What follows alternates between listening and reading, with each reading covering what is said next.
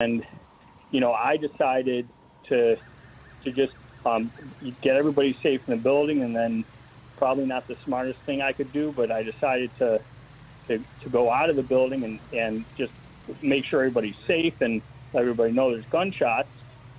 And that's when you saw the video I took, and just carnage everywhere. People getting pulled into buildings. Saw many people getting CPR, tourniquets tied up. It was just, puddles of blood. I had to walk around. It was just complete craziness. And Steph, as you're speaking, we're looking live to the scene right now, and you can see a heavy police presence. As we've been reporting, the shooter still has not been taken into custody. So you see quite a few police officers there kind of going in each one of these buildings, these businesses. You just moved to this area. Tell me about your thoughts on having all of this take place in an area you just moved to. Oh, so I've lived in the North Shore of Chicago, for the 30 years I've been here. My wife was born and raised in Highland Park, and we lived in Deerfield, and just moved over here. And, we're now an empty nest and decided to downsize a little bit, and this is the last thing we would have expected. We're all very shaken up from it, and it's a very tight-knit community. It just goes to show you're just not safe anywhere. Mm-hmm. Yeah, that's a heartbreaking feeling, and especially on the day where we're celebrating America's birthday. You had your family with you, your wife, and did you say your father-in-law's 90? He's in his 80s, yes. So obviously could not move very quickly, and just tell me about the rush, like immediately kind of figuring out what took place, and then, oh wait, we need to get to safety too. Like, how do you maneuver to get him to a safe place when he can't move that quickly? Yeah, that was, we were literally nervous for our lives, listening to the bullets flying everywhere. Who knows where we'd get to? And yeah, that was our first priority, was to just get inside, because we were out on a balcony exposed to, anything coming flying at us. And, once we got inside, we were still nervous because who knew where the shooter was? Who knew how many shooters there were? There was just a lot of confusion. You can tell that, some people were just like hanging around. I couldn't believe seeing that, because there were a lot of people running, some people hanging around looking to see what's going on, but it was obvious that it was gunfire. It was not. You can tell it. I don't hear gunfire that often, if ever, and there's an obvious distinction between gunfire and fireworks. This was a machine gun going off. Yeah, and I'd imagine some people were just in shock out there. We are now looking live from up above, and it's a different vantage point, a different perspective on what's taking place out there. The police have asked everyone to shelter in place, so you don't see many residents like you were seeing a while ago, just kind of standing around, again, maybe just in shock at what had taken place. I think we all kind of feel like when we go out to things like this, it's going to be a great day with your family fun, family festivities. That's what everything is built up as. So you can just imagine the shock for people in the midst of that. And even for you, I can't believe you came down there, but walking through that, what was going through your head when you're seeing what we're seeing right now on the ground, all the stuff that was just laying there on the ground? Oh, it's something that you would read in a fiction book. With empty chairs lining the streets, bicycles laying in the middle of the road, just complete, silence, desolate. But yet it looked like there was a party that just happened, and now everybody left. And just I look at the service people that are getting risking their lives, being in the middle of all this when they don't have the shooter in their control. That alone, I have a great respect for every single one of them doing that. And it's just amazing how they are going to work the way they are, risking their lives, like I said, knowing that this guy's on the loose. Yeah. What do you think, the timing of this happening on July 4th, what does it make you feel about this holiday today and where we are as a country? I'm very sad about it. I'm sad about it. I'm embarrassed by it. This is not an example of our country for everybody else to look at. I think obviously there was motivation, intention, anger from the shooter, and I think this person chose July 4th on purpose. And it's just a sad day for our country. Yeah, so sad. And again, we're glad that you and your family are okay. Just so sad that you all even had to endure something like this, and especially being new to the area. Are you giving any second thoughts to being there? I know this is all still fresh, but giving any second thoughts to where you just moved? I don't think, no, I'm not going to have second thoughts on where I just moved. I think Highland Park is an amazing place. I think it's an amazing community, and this stuff isn't going to scare me out. Yeah. Well, we appreciate your time, and we may need to give you a call again.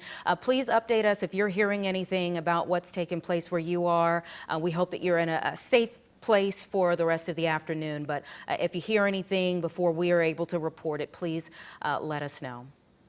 Yeah, the last I'm hearing, and I don't know if the rumors, I'm right across the street from Sunset Foods, and I believe that, I don't know if it's rumors, maybe you guys can affirm it or not, but supposedly he's got hostages in Sunset Foods.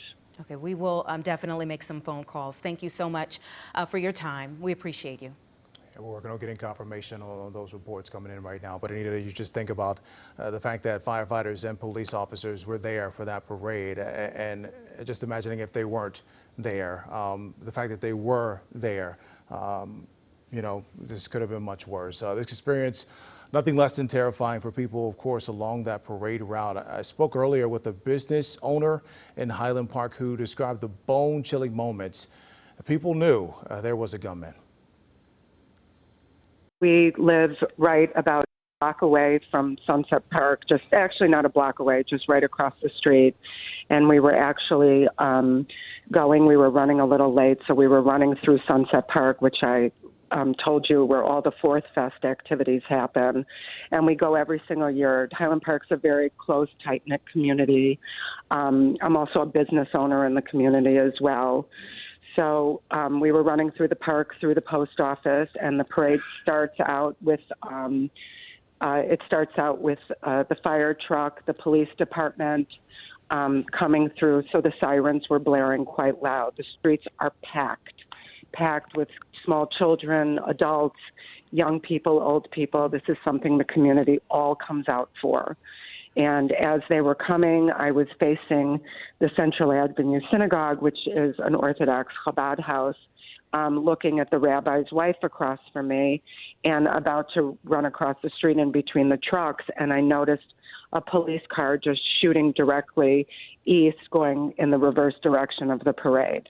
And it was terrifying. So the sirens were blaring. It was very hard to hear, but we heard people screaming, shots fired, shots fired.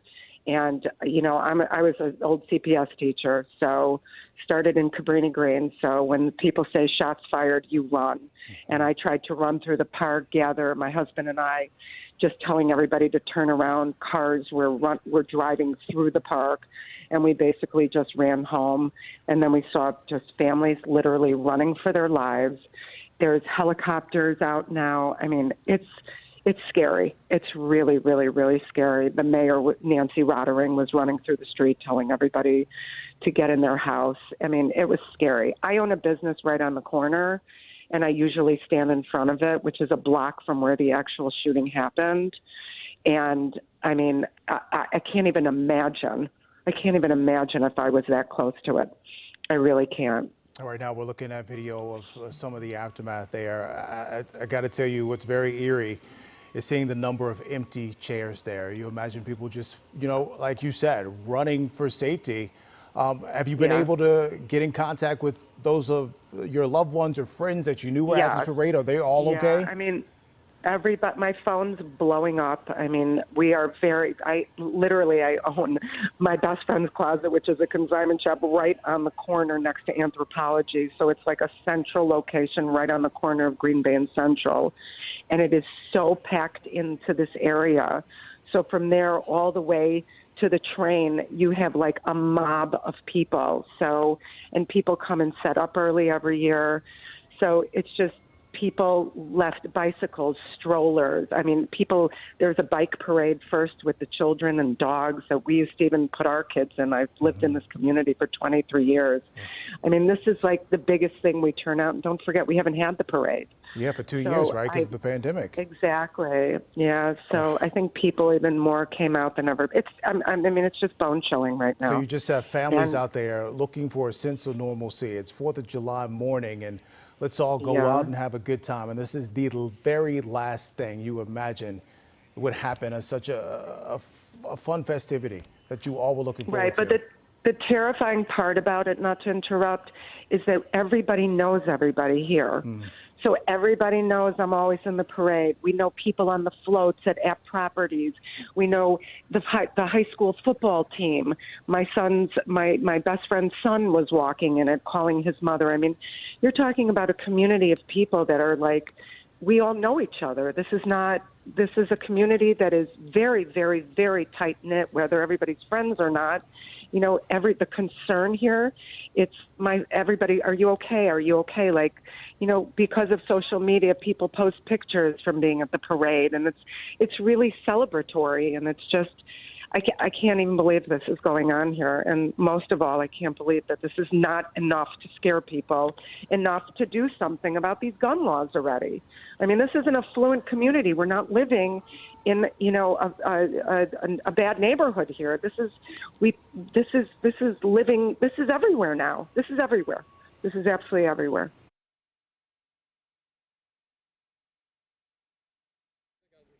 Live to Joni Lum. She just got there in Highland Park. Joni, what are you seeing? What are you hearing?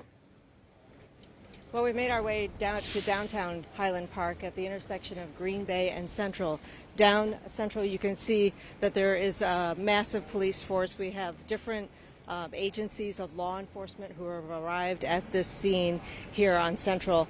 City of Highland Park, along with Lake County and also state police. It seems like they are having a meeting. As I was walking over here, I did see other law enforcement walking through parking lots and knocking on doors, some of these buildings with long guns. Streets are really blocked off in this area, as you know. We have heard that there may be as many as 11 people shot.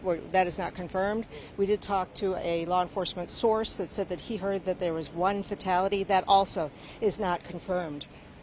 Police aren't saying much about what has happened here, but they are warning the public to stay out of the area. And you've been talking about the scene and how baby strollers and lawn chairs and toys and blankets have been just left behind. Everyone's scrambling for safety after they heard the shots fired in this area and people going down. There were at least 10 ambulances that came in to do rescue and to treat people. But now we have just a massive police presence down at the end of the block here. We did hear a report that something was happening at Sunset Foods. That's at the corner here at Green Bay and Central as well. It's quiet there, so there's no activity, but we do hear sirens all around the neighborhood, police responding to different clues, different tips, but right now we just have a quiet scene here where apparently the shooting started. Now back to you. Joni, I was going to ask you about that because, you know, we see from Sky Fox here, and we saw from earlier video as well, live shots as well, officers going in and out of buildings. But are you getting a sense of some urgency here? Very much so, because I keep hearing sirens going in different directions. It's not clear to me which direction that they're going. They've been west of us, east and north.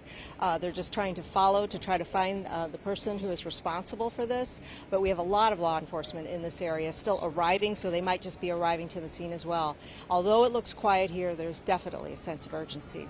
And as we said, people have been told to shelter in place, so I'd imagine you're not seeing many residents out there. But just just talk to the scope of those empty chairs and those strollers that are being left out. And, you know, it's grim, but it's the reality. We saw earlier from the Skyfox shot, I could see blood there on the sidewalk. Just paint the scene for us there, Joni. Well, you heard some of the witnesses and neighbors talking about how this is the event for Highland Park, how the entire town comes downtown, prepares early, gets their space so that they can enjoy a piece of Americana. It was to begin at 10 o'clock. The shooting was at 10:30 or 10:45. You know, Highland Park is known as a quiet community, a small town community where kids can ride their bikes by themselves, where everyone feels safe until today. And as you see, the signs of people who were out here at this time, a lot of small children, because we're seeing strollers and bikes and bike helmets, parasols, the remnants of people who just got out of here in a hurry, and now they don't know if they're safe where they are right now. Police have this area covered, a wide area covered. Streets are shut down all over Highland Park. There's a big staging area just off of Central near Beverly that is crowded with media and with first responders and law enforcement. East of here, the streets are shut down. It's difficult to get in. People are advised not to get in. And still, we don't know whether someone has been taken into custody. There have been rumors. Police are trying to check those out. And again, there have been rumors about where the suspect possibly could be and possibly holding people hostage, but none of that has been confirmed right now. So yes, there is a lot of hearsay on Twitter, Facebook, social media, but we are working to get you some concrete information right now. Joni, this is the 4th of July. This is a parade, and I just read someone on Twitter say that they were hoping for a sense of normalcy today, but sadly, shootings have become normalcy here in our country. Just chills when you read that, and chills when you pair that with the images that we're looking at right now and the images you're seeing right there in person right now too. Shocking, horrible, people coming together to enjoy each other's company, a gathering that they haven't had in 2 years, a simple, free form of entertainment where people are celebrating independence, an American holiday, now shattered by gunfire. And we're getting reports now too that several neighboring suburbs are sending assistance out there as well. So there will be several different law enforcement departments out there right now. They're trying to find this shooter who just terrified families, terrified children, had people running for their lives. Several injured at this point, and a law enforcement source is telling Fox 32 at least one person is dead. Joni, I know in your long storied career, you have covered a number of mass shootings. From your experience, what is happening right now with law enforcement? What are they going through? What are they walking through? What are they dealing with at this time?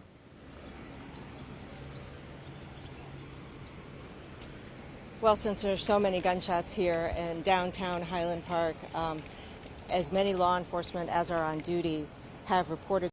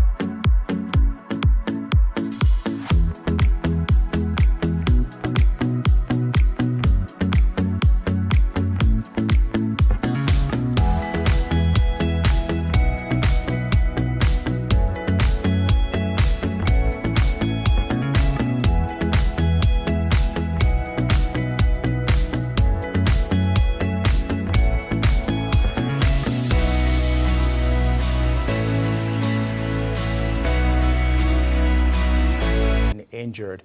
And according to our sources, at least one dead. It's not a matter of will I know who this person is. I will know who this person is, because that's how tight-knit this community is. We have more witnesses. Just want to recount this chaotic scene. We're joined on the phone now by State Senator Julie Morrison. She was there. She joins us now. Walk me through what you saw, what you heard. And first things first, though, are you okay? I'm fine. My family and all my volunteers who are in the parade are all fine. Thank you. Walk us through what happened the moment you realized this was a shooter, this wasn't a drum line or anything else, that you knew this was gunfire. We had just finished decorating the car.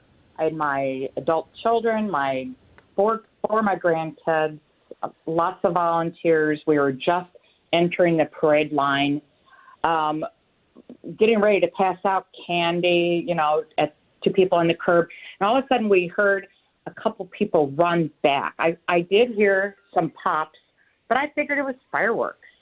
We're in downtown Highland Park. It's the 4th of July. A couple people ran back, really hysterical, saying, there's a shooter, there's a shooter. And we kind of froze in place, like that doesn't sound right. Someone's overreacting.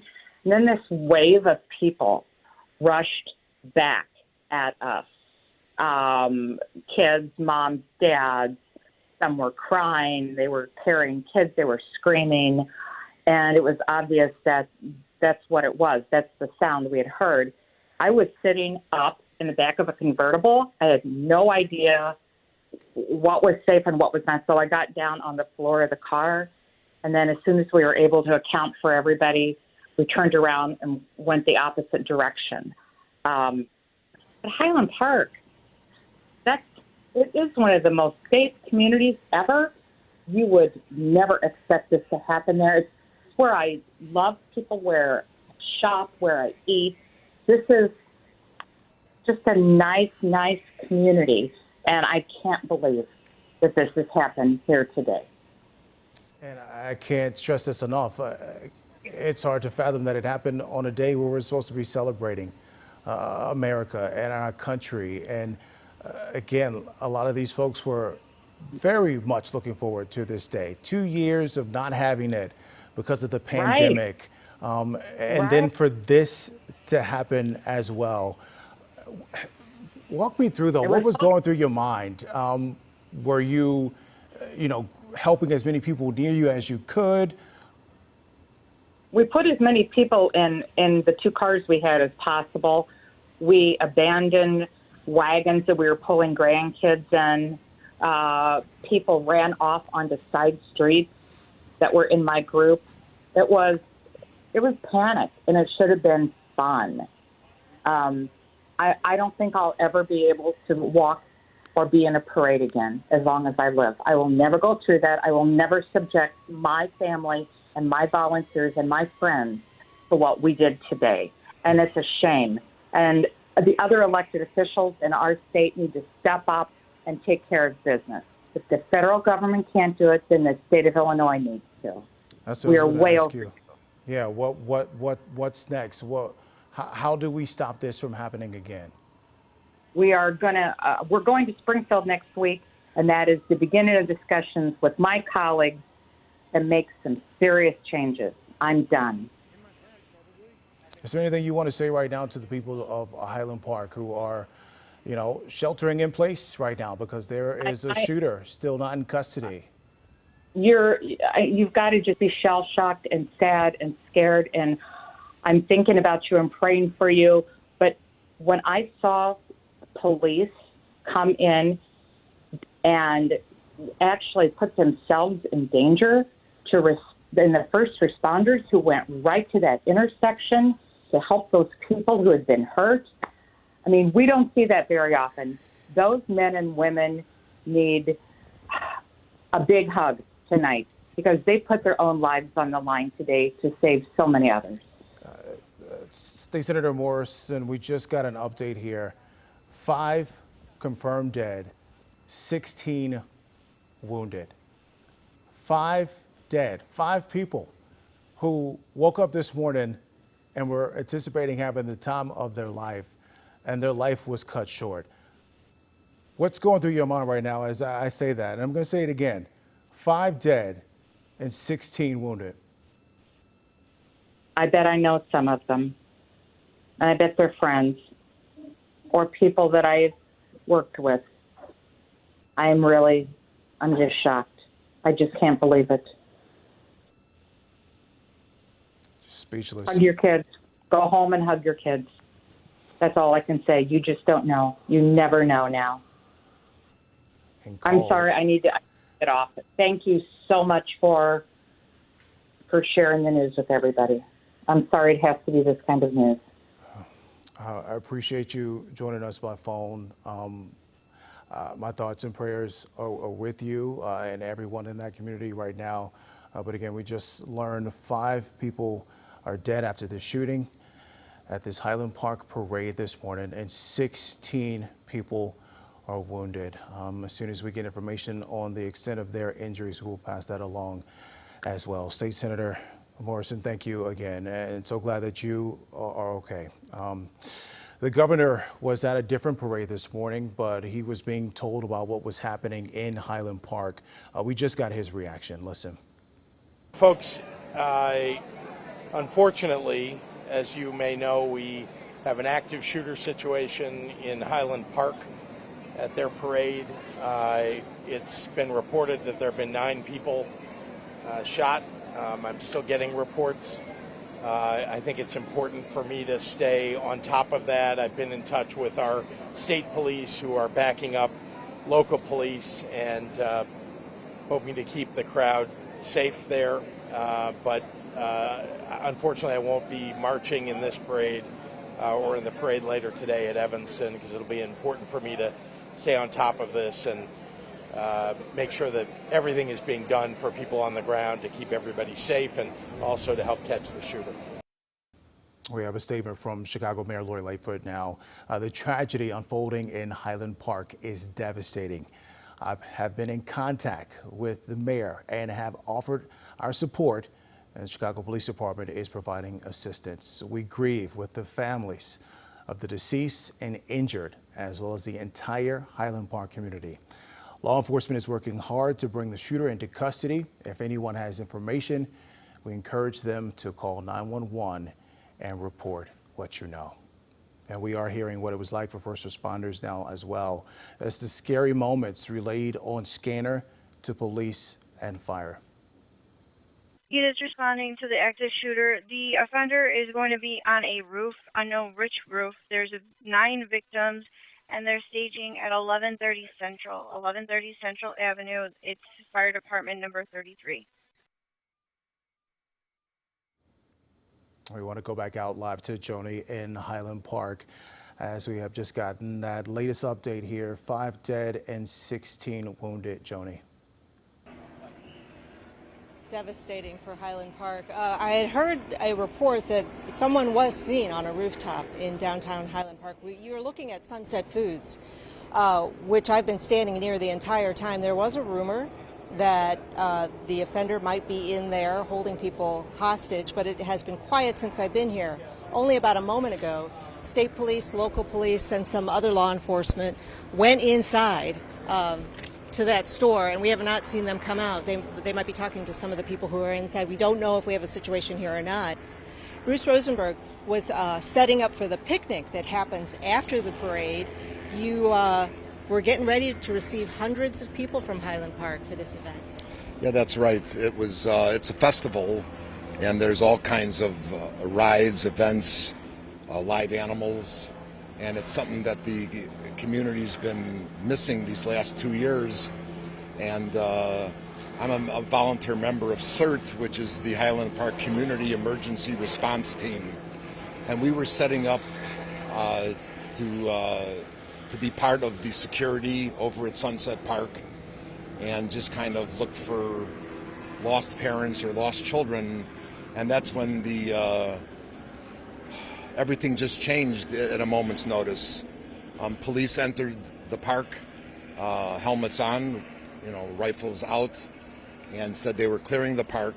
and all the only information I was able to get at that point was a vague description of who the perpetrator may have been, someone in a white shirt. And the main intersection, the main area of the carnage was at Central Street and 2nd. And I know there have been different reports as to where the perpetrator may have been launched his attack from. I'm hearing now that it may have come from the roof of a building on the northwest corner. And there are going to be multiple fatalities, I think is just the saddest thing about this. It's a tight little area. It's a sweet downtown area that would have been right where people would have been gathering for this parade. And you know someone personally who was injured. Yes. They, when everything kind of erupted and then your phones erupt, and our son spoke to a couple of his friends who were watching the parade standing in front of Walker Brothers, the pancake house on the south side of Central. And they were kind of helping to protect a couple of kids who were crying, and they were in fear that their parents may have been shot. And we have a family friend that we understand was wounded. It's just an unbelievable and awful situation. There's just an abundance of law enforcement around here, all throughout Lake County, the Lake County Sheriff's Department, the other suburbs in Lake County, and I'm sure that those wounded have been taken to trauma centers, Lutheran General, Evanston, and all I can do now is pray for the survivors and for their families. As is customary in a small town parade like this, people who live here also participate. That means that some families were separated. Some children probably were queuing up, getting ready to march. Some parents might not have been with their children at the time. You're 100% right. I mean, our son, when he was small, he was part of this parade with his Little League team. And the little kids kind of lead off the parade, and they throw candy at those who have their chairs set up on both sides of the street, sitting at the curb. And if you were to venture either east or west on Central Street now, there are hundreds, if not thousands, of abandoned chairs, blankets, some band equipment, because my wife said that the band ran down our street, as we only live a couple blocks from here. It's a surreal situation that it's just extremely unfortunate, and I really don't have much else to say. Yes, I'm sorry you had to go through this. Now, we're standing outside Sunset Foods, where we did see a number of police go inside. On the outside, it appears to be quiet, but you too had heard about 20 minutes ago that there might be a situation at that store. Yes, I had heard, and again, there are an awful lot of rumors, speculation going around. But yeah, we had heard that possibly the shooter had gone inside Sunset and might have had a hostage or some hostages. There was a heavily armed group of state police, along with Highland Park police, that entered Sunset between 20 and 30 minutes ago, and we've not seen them exit. But there's so many nooks and crannies in that big store that I'm sure they're checking everywhere. Bruce, I know you know this community well. You live close by. You've seen generations grow up with this parade as their tradition. I'm sorry to break to you that police have now confirmed that 5 people have died and 16 have been injured. And we're seeing other people in the area looking like they are also going through some trauma. Yes, I wasn't. This interview is not to make speculation, but I had heard from one of my co-workers with CERT that in fact he had witnessed and covered up 5 or 6 victims, and so You were aware. I was aware. That's horrible. I'm so sorry, but you're such a good observer and hometown resident. You've given us a good report, and I appreciate you volunteering to keep everyone safe. Right now, we have no idea where the search might be. No, that's correct. I mean, we've never seen so many helicopters. I mean, they are in the sky all over, probably operating anywhere from a half mile to a mile south of downtown Highland Park, as well as hovering over the Sunset. And, but as of this moment, as far as anyone knows, this individual has not been apprehended. We had heard that he was described as carrying a yellow backpack. You had heard that he was perhaps on the roof of one of the downtown stores, that he was seen. Yes, there was a report on one of the networks from a gentleman who was standing in front of Walker Brothers, which is on the south side of Central, just east of 2nd Street, and he was with his wife and a young toddler in a stroller. He said he got a good look at the man, and he claimed, this is what we heard, he claimed that the shooting came from the roof of the Ross discount store, which is on the northwest corner of Central and 2nd Street. Earlier, I had heard reports that he had been located on the roof across the street on top of Uncle Dan's, which would have been on the northeast corner.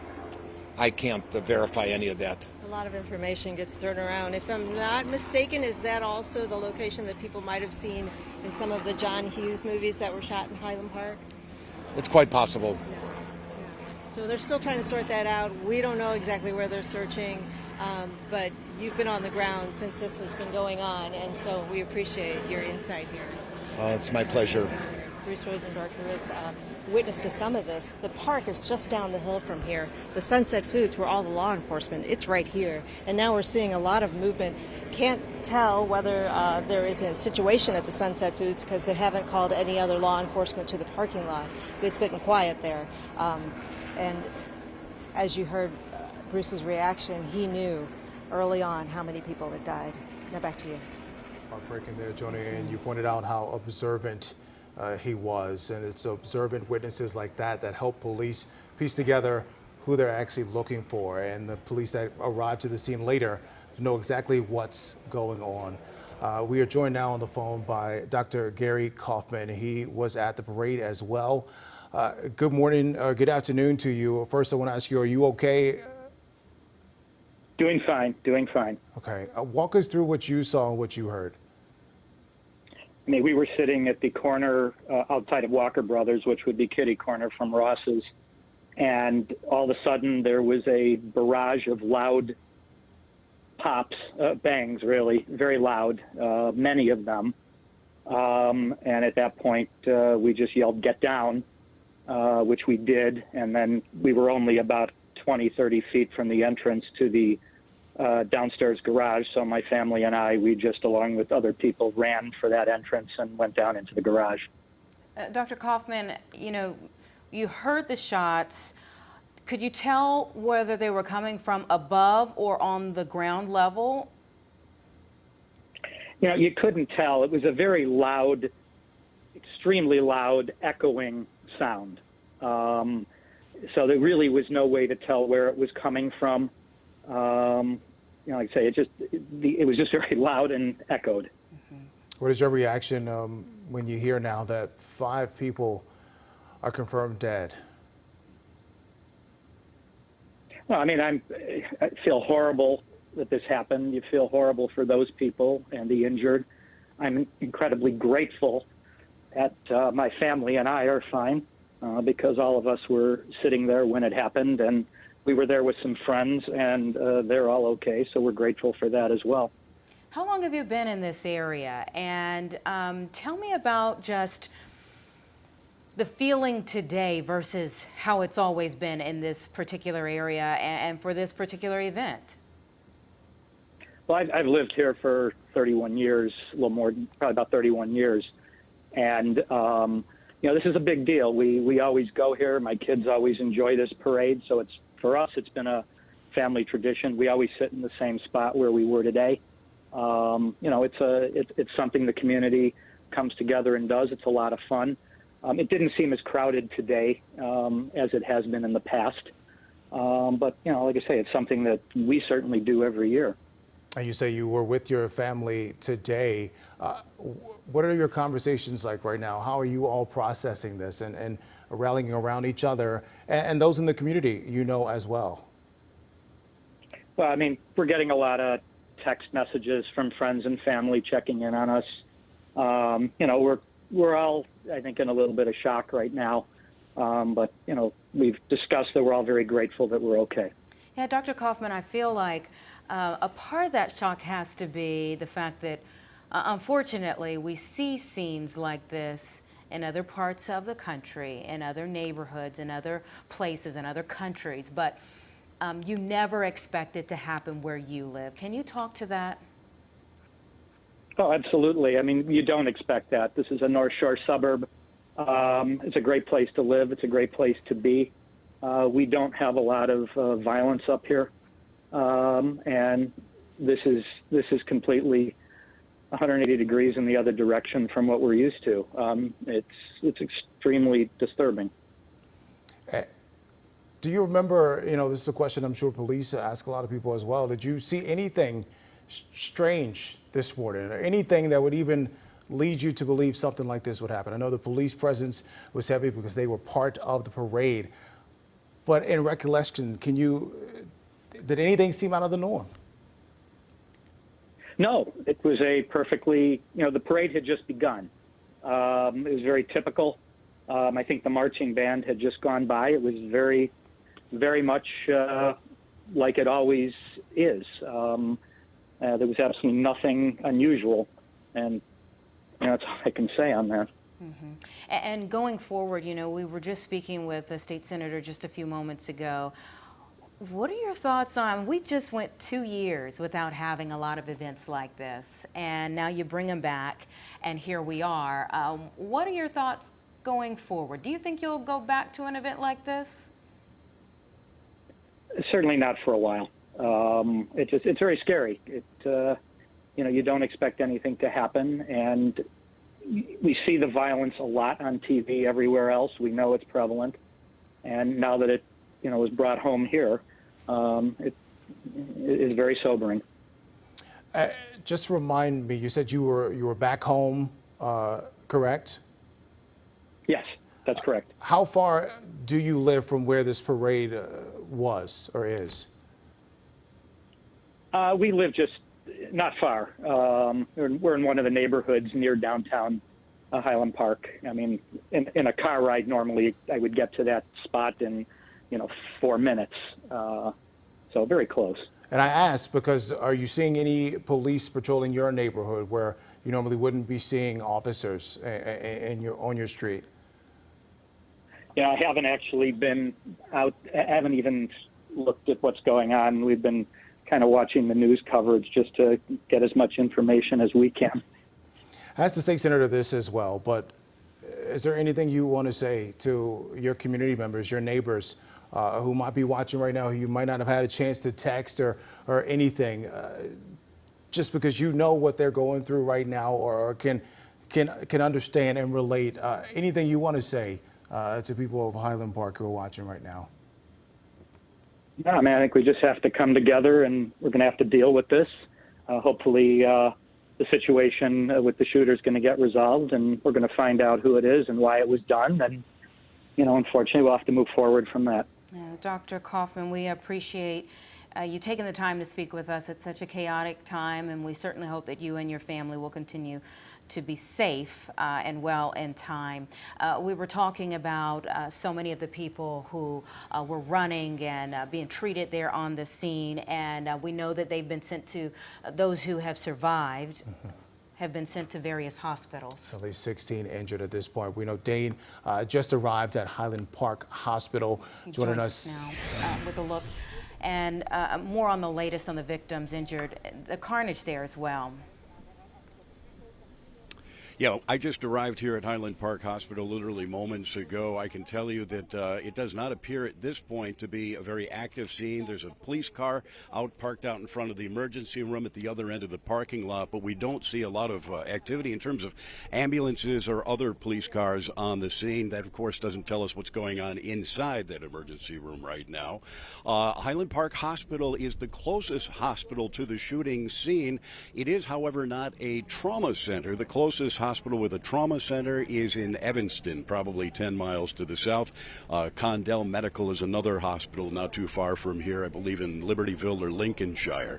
I can also tell you that on my way here, just moments ago, driving northbound on the Edens, I was passed up by a number of very fast-moving black sedans with their lights flashing and their sirens going. Clearly, cars from the ATF and FBI in downtown Chicago responding to this scene. There is one witness, one woman who was at the parade scene when this happened, who is here at the hospital. She's being interviewed by some other media right now. We will try to talk to her in a couple of moments and bring that to you live, but all I can tell you at this point is we don't know how many people were transported here. There is a Highland Park police car sitting in front of the emergency room entrance, but again, it does not appear there's a great deal of ambulance activity here, at least at this point. Back to you. Dane, are you hearing anything? We were just hearing moments ago that there's going to be a law enforcement press conference coming up. Have you heard anything about what may take place at the hospital or any updates that may be given?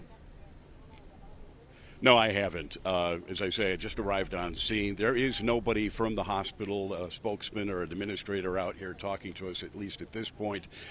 Typically, in having covered these types of situations, unfortunately, in the past, I can tell you that there will be a coordinated effort in terms of media and delivering the news, usually led by the local police department. One would imagine the Highland Park Police Department will be taking the lead on any press conference that's held, and that other agencies involved in the investigation, and perhaps even somebody from the hospital here, will be present at that news conference.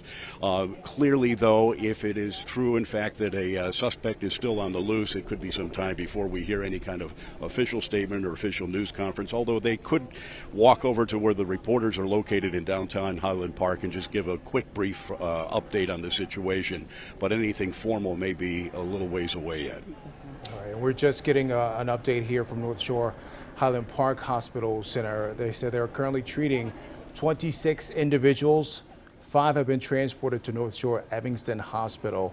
It goes on to say a vast majority suffer gunshot wounds. The remaining sustained injuries as a result of the ensuing chaos at the parade.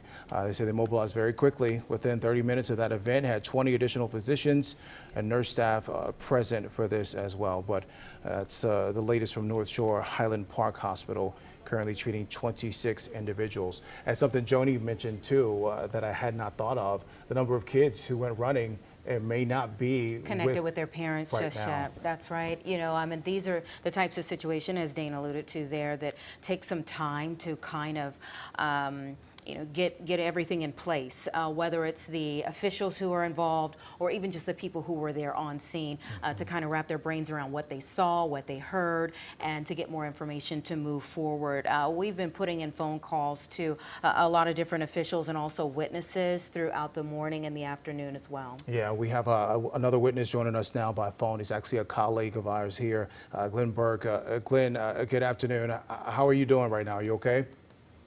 Yeah, we're doing fine. The family is safe and home, and grateful for that. It was a pretty scary scene.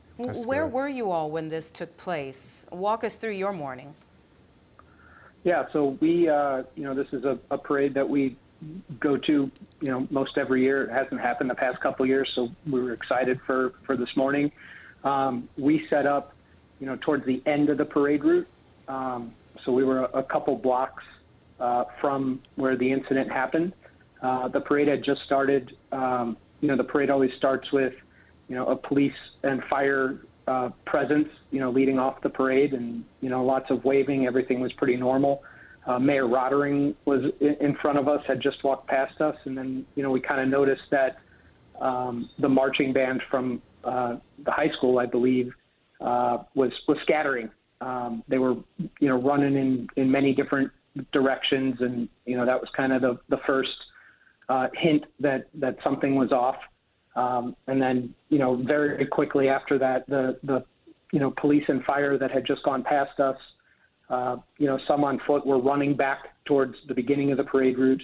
The fire trucks and ambulance and police cars also, turned around and started going back towards the start of the parade route.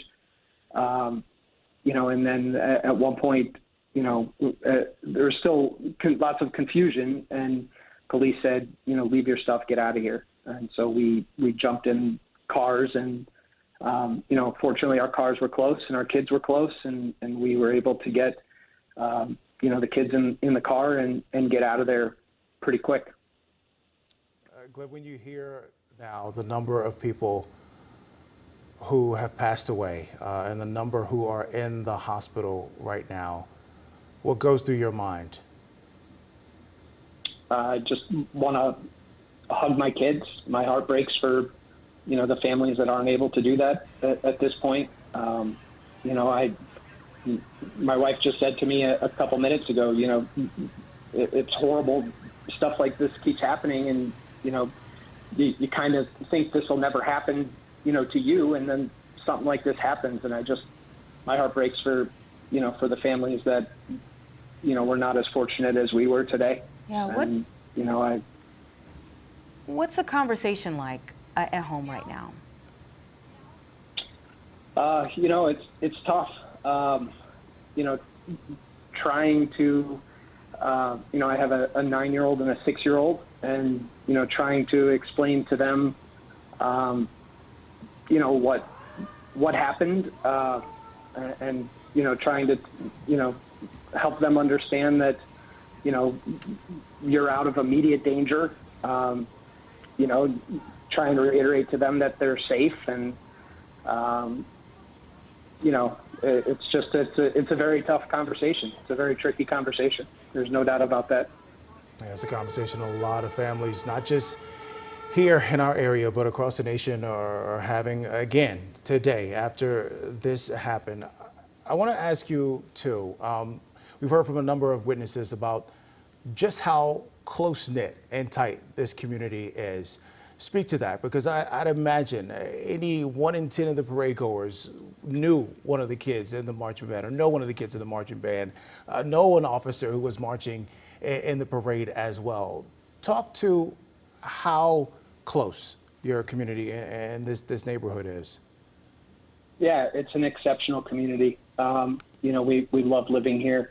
One of the big draws to go to the parade is to see your friends, or in the parade on one of the floats, or riding, involved in the parade in one manner. The parade starts with, lots of small children on bikes and pets, and that kind of goes first. And, that's always a highlight for us. We see people that we know, and then the main part of the parade starts, and we're looking for, friends and whatnot, riding on their floats. But, the community is a wonderful place to live. It is a very tight-knit community. We truly enjoy living here. We love living here. It's wonderful, just between the Ravinia Festival and, the downtown area, which is terrific. And, we've made great friends here. Yeah, do you feel like we've come to a place where we can't have events like this anymore, where people can't feel safe at events like this anymore? I would, it's tough to ask me that in this moment, still trying to digest what we've been through. I certainly hope that's not the case. Like I said, this is something that we look forward to, every year that it happens. I don't want to go there, but certainly in light of what we're all dealing with right now. And Glenn, I'm sorry, I don't mean to cut you off, but there's a news conference going on right now. We're being updated by law enforcement giving us the latest here. Let's listen in. Hello, my name is Commander Chris O'Neill. First and foremost, We're all grieving for the families and friends who lost loved ones today, those injured, and everyone impacted by this horrific, senseless, random act of violence. I served as the incident commander on scene.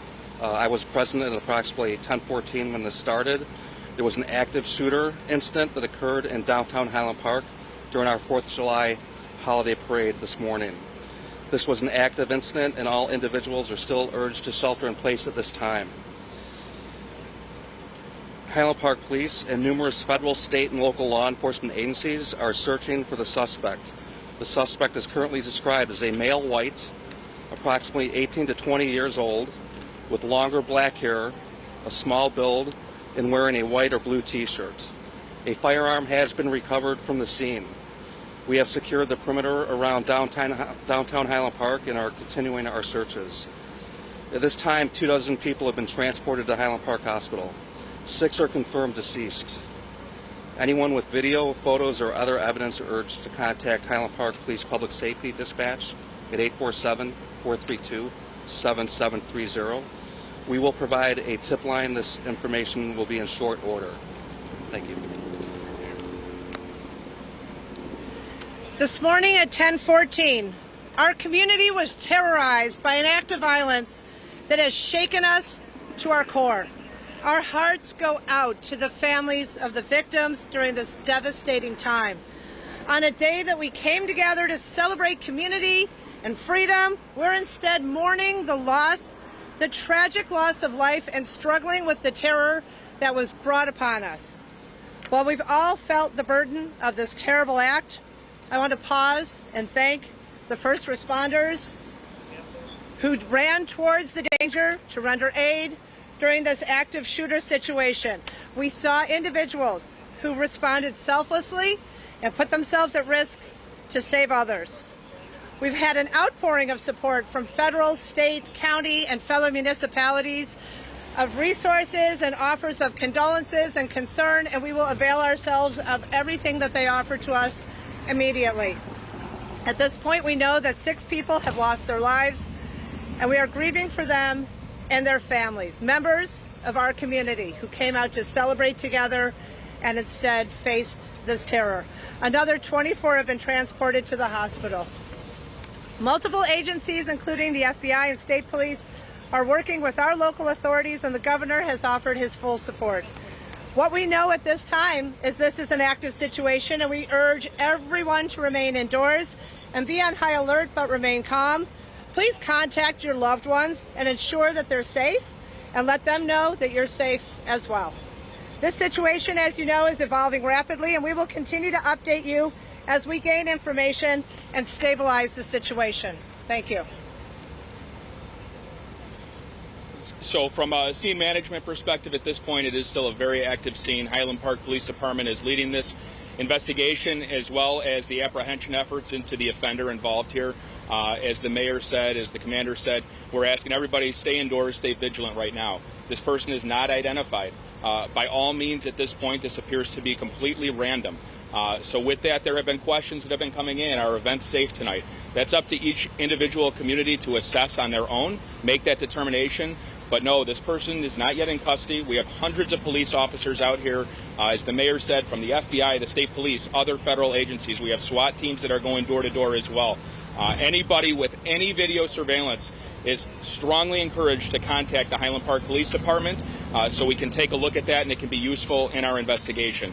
The FBI is working hand in hand with the Lake County Major Crime Task Force right now, processing the scene. It will be a very methodical processing of the scene, and an investigation has commenced and is underway. We're going to do our very best to provide briefing updates every 30 minutes to an hour if we can. We will keep the community informed.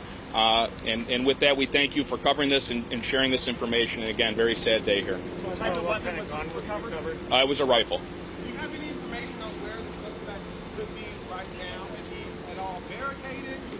There is no indication he's barricaded anywhere or has any hostages. That has been kind of circling around. There is no indication of that.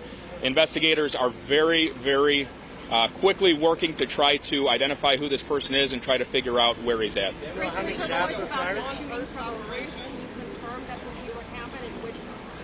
So it does.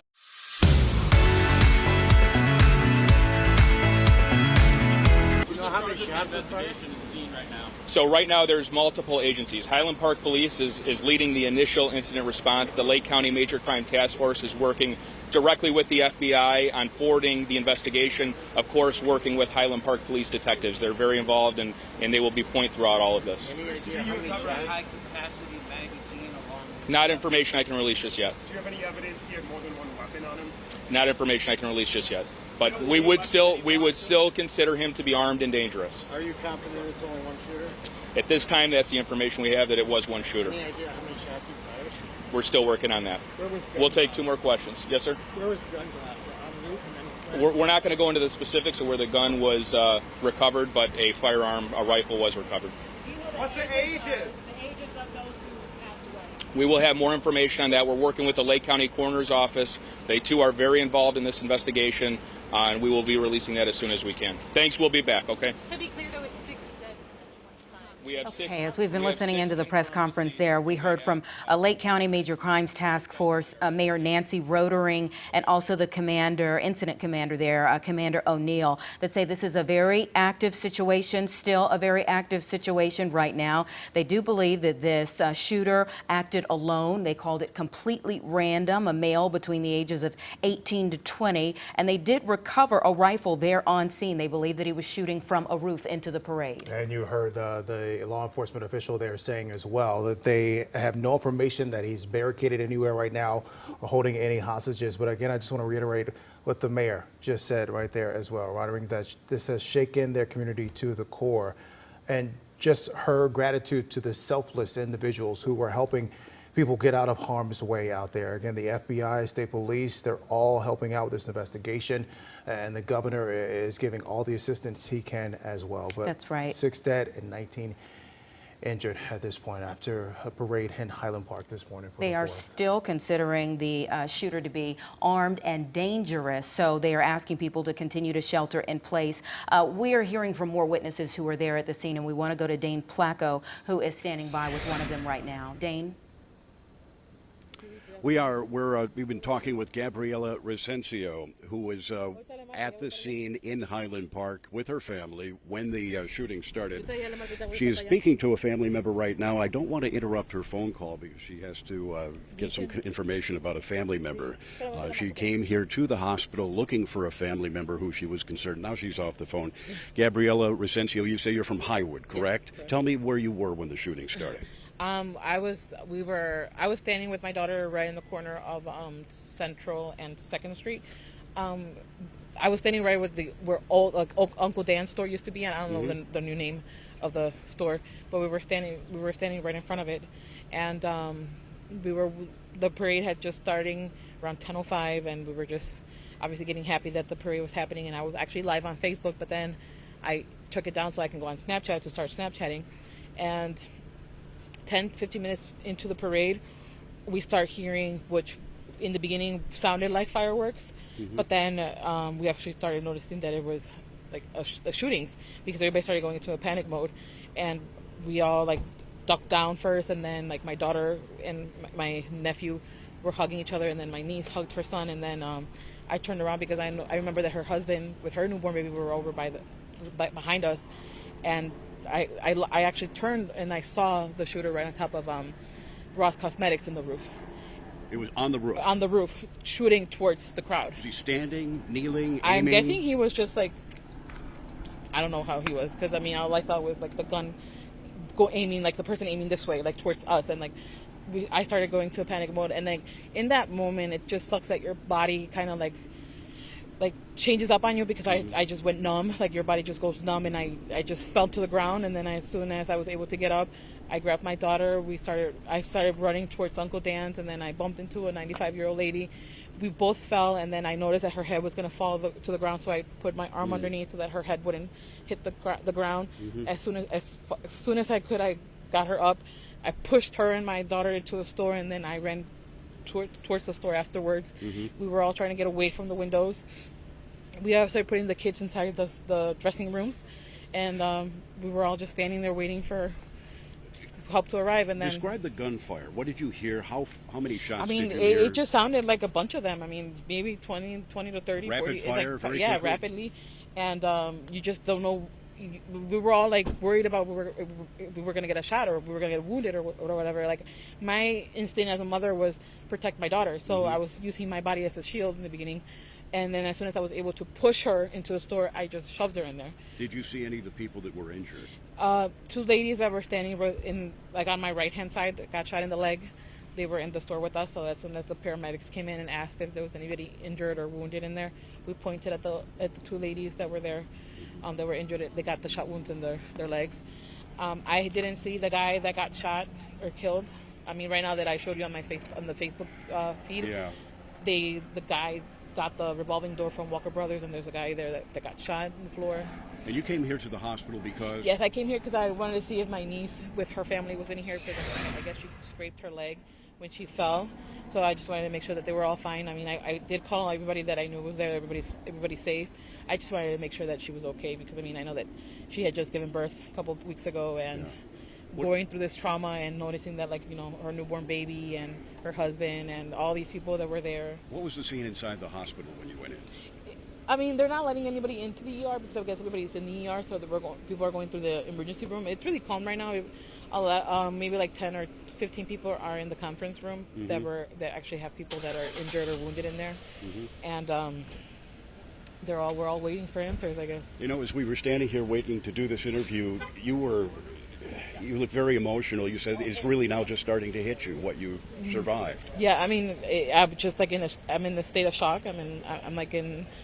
I keep on dazing out because it's so fresh, and I just keep on having all that scene in my head of us running away, getting into safety, and knowing that I put my daughter kind of at a risk, at a dangerous situation. Now I feel guilty about it because, I mean, I never in a million years thought that. I mean, I kind of know that it would happen, but not like this quick or to us. Well, you should never feel guilty about taking your kid to a parade, right? Yeah, true, but I just said the fact that, like, she could have gotten shot, or my son was actually supposed to be in the marching band, and at the last minute he actually decided not to go, in which I'm happy that he didn't, because I don't know what I would have done if one of my child is on one corner and then I have to protect my 9-year-old. Like, as a mother, I wouldn't know how to split myself into two, trying to protect both of them. So I'm kind of happy that my son stayed home, and maybe I should have stayed home with my daughter, but I mean... What does it say about the times we're living in? It sucks. It's scary. You just don't know if you're walking towards grocery shopping, if you're going to get shot, or if you're walking just for a run or a walk, you're going to get shot. It's scary where we're living, especially with COVID and this and the shifting of the universe, and a lot to worry about. Yeah, and like before, we only had to worry about if we had like lice in our hair or little things, and now we have to worry about shootings. And Gabriela Recencio, thank you for talking to us. This has happened. This is just an hour and a half, 2 hours ago. Yeah. It's still very fresh in your mind. It is. All right. Thank you so much. We did get a statement from the hospital, North Shore University Health System, here at Highland Park Hospital. I want to read that statement to you now. They're promising an update here shortly, saying North Shore Highland Park Hospital currently treating 26 individuals, and 5 have been transported to North Shore Evanston Hospital. That is a trauma center, so presumably those 5 are suffering more serious injuries. A vast majority suffer gunshot wounds, so the remaining sustained injuries as a result of the ensuing chaos at the parade, as she was just speaking about. We mobilized quickly, and within 30 minutes of the event had 20 additional physicians, surgeons, trauma surgeons, orthopedic specialists, etc., and nurses and other support staff present. We have both crisis and social workers available on site to assist with family and friends of the individuals who were injured.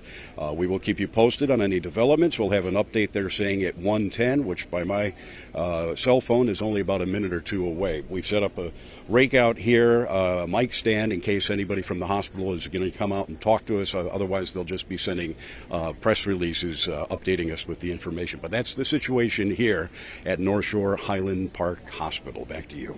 Dane, we're hoping that they will have a press conference, hopefully in the next hour sometime. We'll stand by for that as well. Keep us updated. We want to share a photo with you right now, because we were just talking about the number of kids possibly who were separated from their parents. And we know this young boy here was in fact separated from his parents. We got an email into the newsroom saying that he is too young to know their names because, of course, at that age, you know, they're just mom and dad. So they are searching for his parents right now. This photo is all over social media, Facebook right now. Groups are trying to reunite this boy with his parents. And part of this email saying, too, his parents may be in the hospital. So that, again, is just adding to the urgency of reuniting him with someone in his family, a loved one out there. I believe the number here to contact, if you know any information, you recognize this young boy here, it's 847-612-7358. I'll read that one more time, 847-612-7358.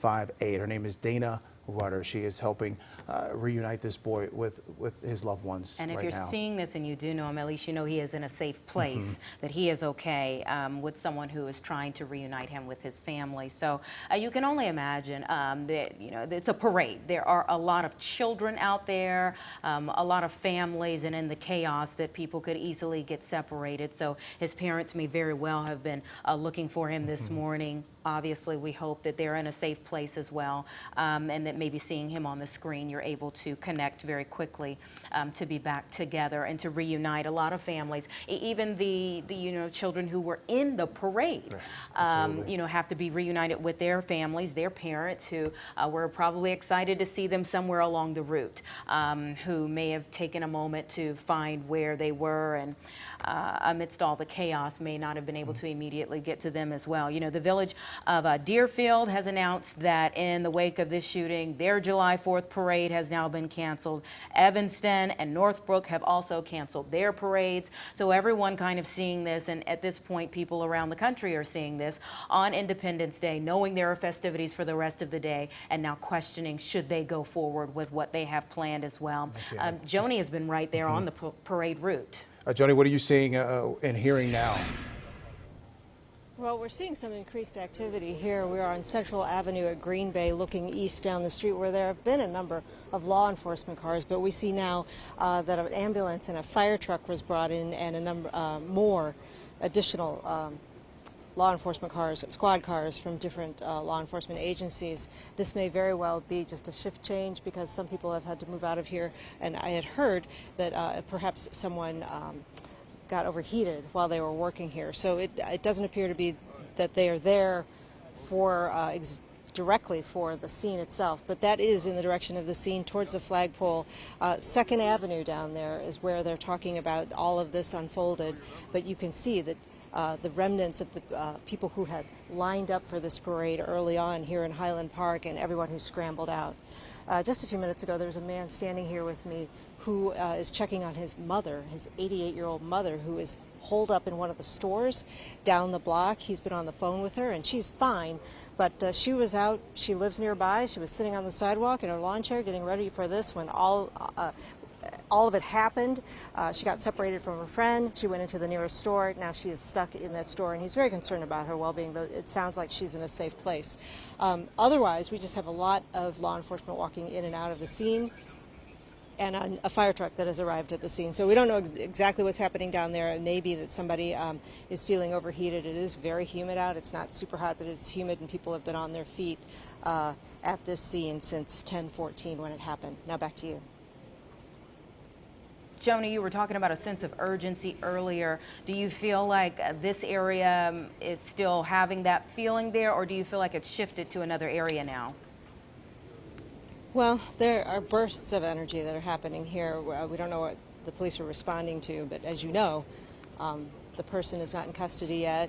Everyone is told to stay indoors. Some people have been sheltering inside places here on Central Avenue since 10:14, and it's quiet right now, but more law enforcement has shown up here to aid in the investigation. So there is urgency, there's intention, and there's a lot of law enforcement, not just on this block, but for many blocks, spreading out from downtown Highland Park. Yeah, something we heard from the witness I spoke with earlier, who lives about 2 blocks away from where the parade is, and she was saying that there were police patrolling her neighborhood as well. So you have to imagine they have widened their search area as well to try to get this shooter into custody. They're on the move too. I'm standing, as I said, at Green Bay and Central, and in both directions, as far as I can see, the streets are blocked off. This is where the most activity is, and we're told that it's down at the end of that block, maybe into the next block, is where that shooter was seen on a rooftop. The stores that people might be familiar with down there, Walker Brothers Pancake House, Uncle Dan's, which is an outdoor outfitter, and the Ross discount store. So in that area is where the shooting started, where the victims may have been hit. We're told that he was on the northwest corner on a roof shooting toward the southeast. That's past all these law enforcement and squad cars. Joni, you started off the morning talking about a weekend of violence that had already taken place leading up to today. Can you even just talk from your perspective about the job that you've had today, switching from what's taken place at this point, 9 people that have been shot and killed in Chicago over the weekend, 57 wounded, and then having this happen? Well, it's a holiday, and in Chicago, we anticipate gun violence during a holiday. This is a horrible thing, but as you just said, so many people have already died over the 4th of July holiday and been shot and wounded, and it is very difficult to believe that anything like this could happen in Highland Park, which is not a naive town, but it had a measure of innocence about it, and that's why people enjoyed this event so much. The thing that they haven't been able to enjoy in a couple of years, among others, just gathering together and being with neighbors. And once they did that, the violence breaks out in their charming downtown area. So it'll never be normal that these things happen. It is horrible, but now Highland Park can be counted among the locations where these mass shootings have happened. And Joni, we just got word of another local town and city canceling their 4th of July fireworks in light of what Highland Park is dealing with right now. Lake Forest has now canceled their fireworks. A number of communities have done so as well. So it's just hard to, really, it is hard to wrap your head around the fact that people were looking forward to having the time of their lives today. So it's 2 years of waiting to get together as a community, celebrate the 4th of July, celebrate Independence Day, and now 6 people have lost their lives on a day where we're supposed to be celebrating freedom, celebrating community, and celebrating independence. I don't think we can stress that enough right now. Well, there are those who did not survive. There are those who are wounded physically who are at the hospital, and we just got an update that that's now about 26 people who are at the hospital. But then you think of how many other people are wounded emotionally and mentally from having been at something that, as Joni said, is so innocent as a 4th of July parade. And you would think if you hear a pop, it's a firework. And you will never look at that the same. You will never hear that sound the same now that you've been at something like this, for something like this to take place. And many of the videos that you see on social media, you see that you heard many of our witnesses say here too that the marching band had just started. A lot of people were thinking it was an instrument that was making that noise. And you see on so many people's faces the minute they realize that no, this is not a drum, this is not a firework, this is not a firecracker. This is gunshots. 20 shots, one witness said he heard. Just unreal, just unbelievable that we are having to go through another mass shooting right now. We are hearing from a number of different mayors in neighboring suburbs and cities. I want to play for you a statement from Evanston's mayor. This is Daniel Biss, mayor of the city of Evanston. We received word that this morning at the Highland Park Independence Day parade, there was a mass shooting incident, a terrible, terrible tragedy. In a situation like this, it's hard to get a hold of accurate details, and the last thing I want to do is spread unsourced rumors, but it does seem as though the situation there was quite dire, and I just want to, first of all, let the people of Highland Park and all those who were there and may have been hurt or otherwise harmed, that our thoughts are with them in this terrible moment. As a result of this episode, the city of Evanston is canceling our July 4th parade and other festivities this afternoon and evening. I want to be clear about this. We do not know of any threat to the people of Evanston. We're doing this for two reasons. One is out of just an abundance of caution. In a situation like this, it's really important to be careful. The other is to ensure that all of our first responders are available to assist our friends in Highland Park in a situation that, as I understand it, is still developing. So I'm wishing everyone my best wishes for safety. My thoughts are with everyone. I'm asking everyone to be careful and cautious and safe. But again, reiterating that there is no known threat, I'm encouraging folks to be measured and not to panic in their reactions. Hold those who you love close to you. Be careful, be safe, and we'll be in touch with further information as it becomes available. Thank you, and I'm sorry to have to deliver this very painful news of a tragedy that occurred this morning. If you're just joining us too, we would just want to give you an update about what we know at this point. The gunfire started about 10 minutes after that parade kicked off in Highland Park at around 10 a.m. That's when the parade started.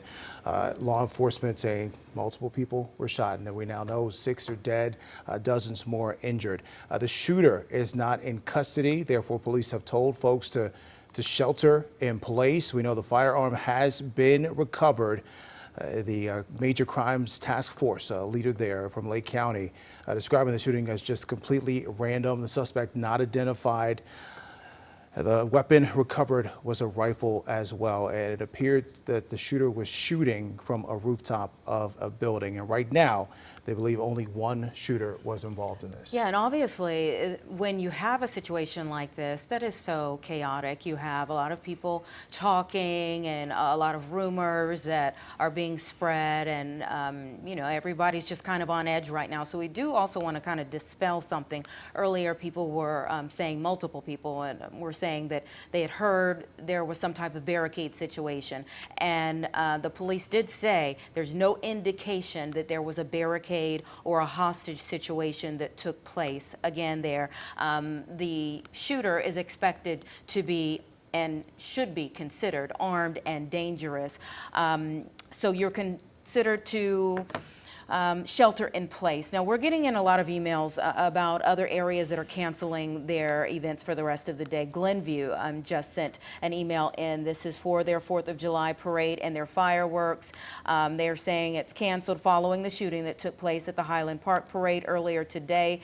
The decision was made just out of an abundance of caution. And you heard there the mayor of Evanston saying, hey, we don't have a threat. We don't have a known threat. But given what's taken place, we are acting out of an abundance of caution there. So they've coordinated there in Glenview to cancel their events for the rest of the afternoon and evening, as well as several other locations. Glenview has closed all of its facilities and canceled all programs through Tuesday now. Glencoe also canceling their 4th of July parade out of an abundance of caution. Northbrook as well on this list. They had a number of different activities planned today, a bike ride, a mile-long parade, fireworks show. That's all been canceled, and they say our thoughts are with our Highland Park neighbors. Wilmette, another area around here, canceling some of their activities as well. They're closing the beach, the Gilson Beach and the Centennial Aquatic Center. Being evacuated right now, too, as a directive from police. They say no incidents or active threats to Wilmette at this time, but they are just acting out of an abundance of caution. And you can even think, I mean, probably a lot of people would have gone ahead and left or reconsidered their plans for the rest of the day seeing this. You know, obviously at this point, it's not just our area that's watching this unfold.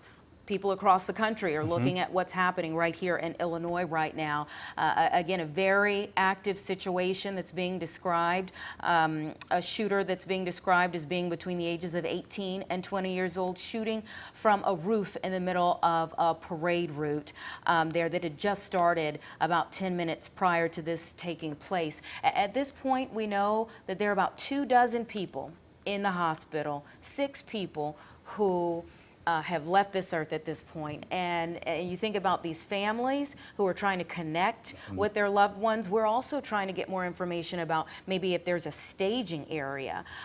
We had a picture of a young boy on the screen just a short while ago who's been found, and people are looking for his parents. So maybe if there's a staging area, we'd like to know more information about that, where people can go and find out about their loved ones who maybe they have not heard from. It could be as simple as they're just in different areas right now. We hope that that's all it is.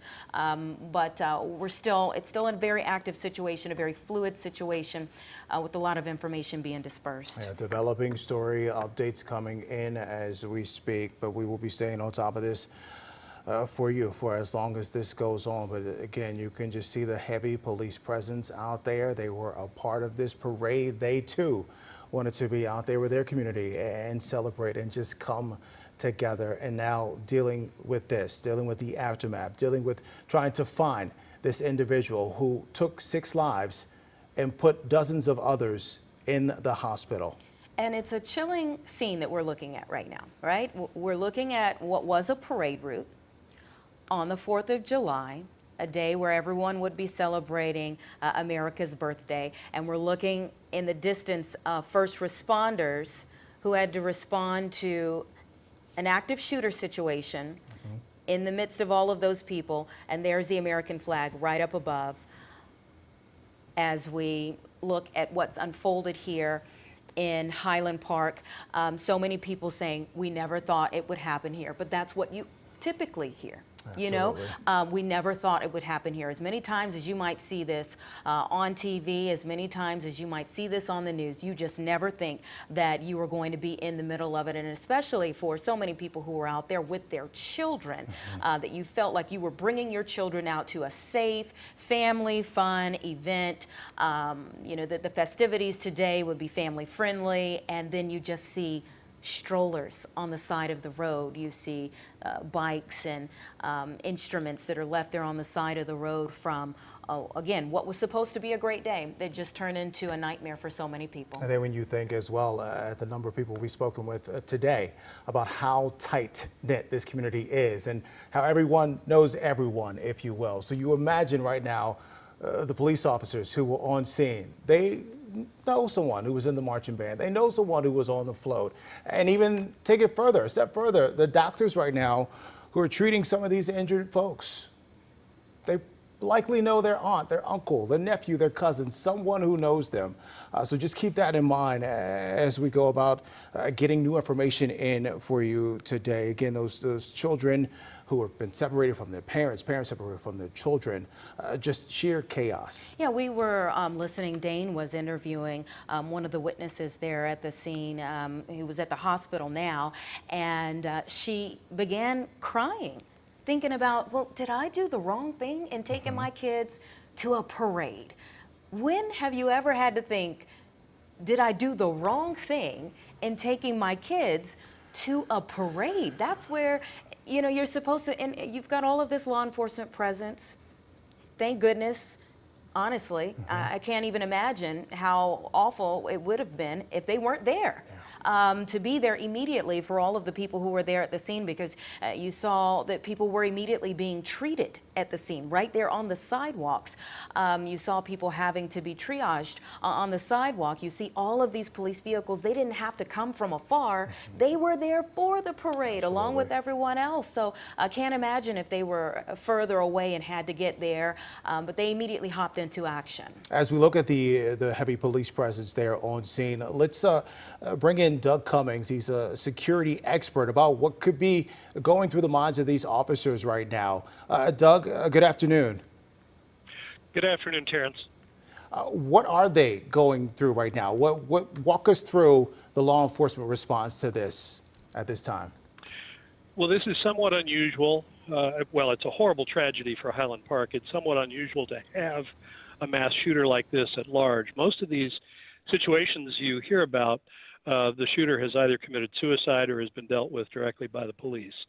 But to have a shooter at large in a suburban community like this, the first thing that the cops are thinking about is, let's get people to stay in their houses, let them sequester inside buildings, businesses, restaurants, wherever they happen to be, and not be out on the street.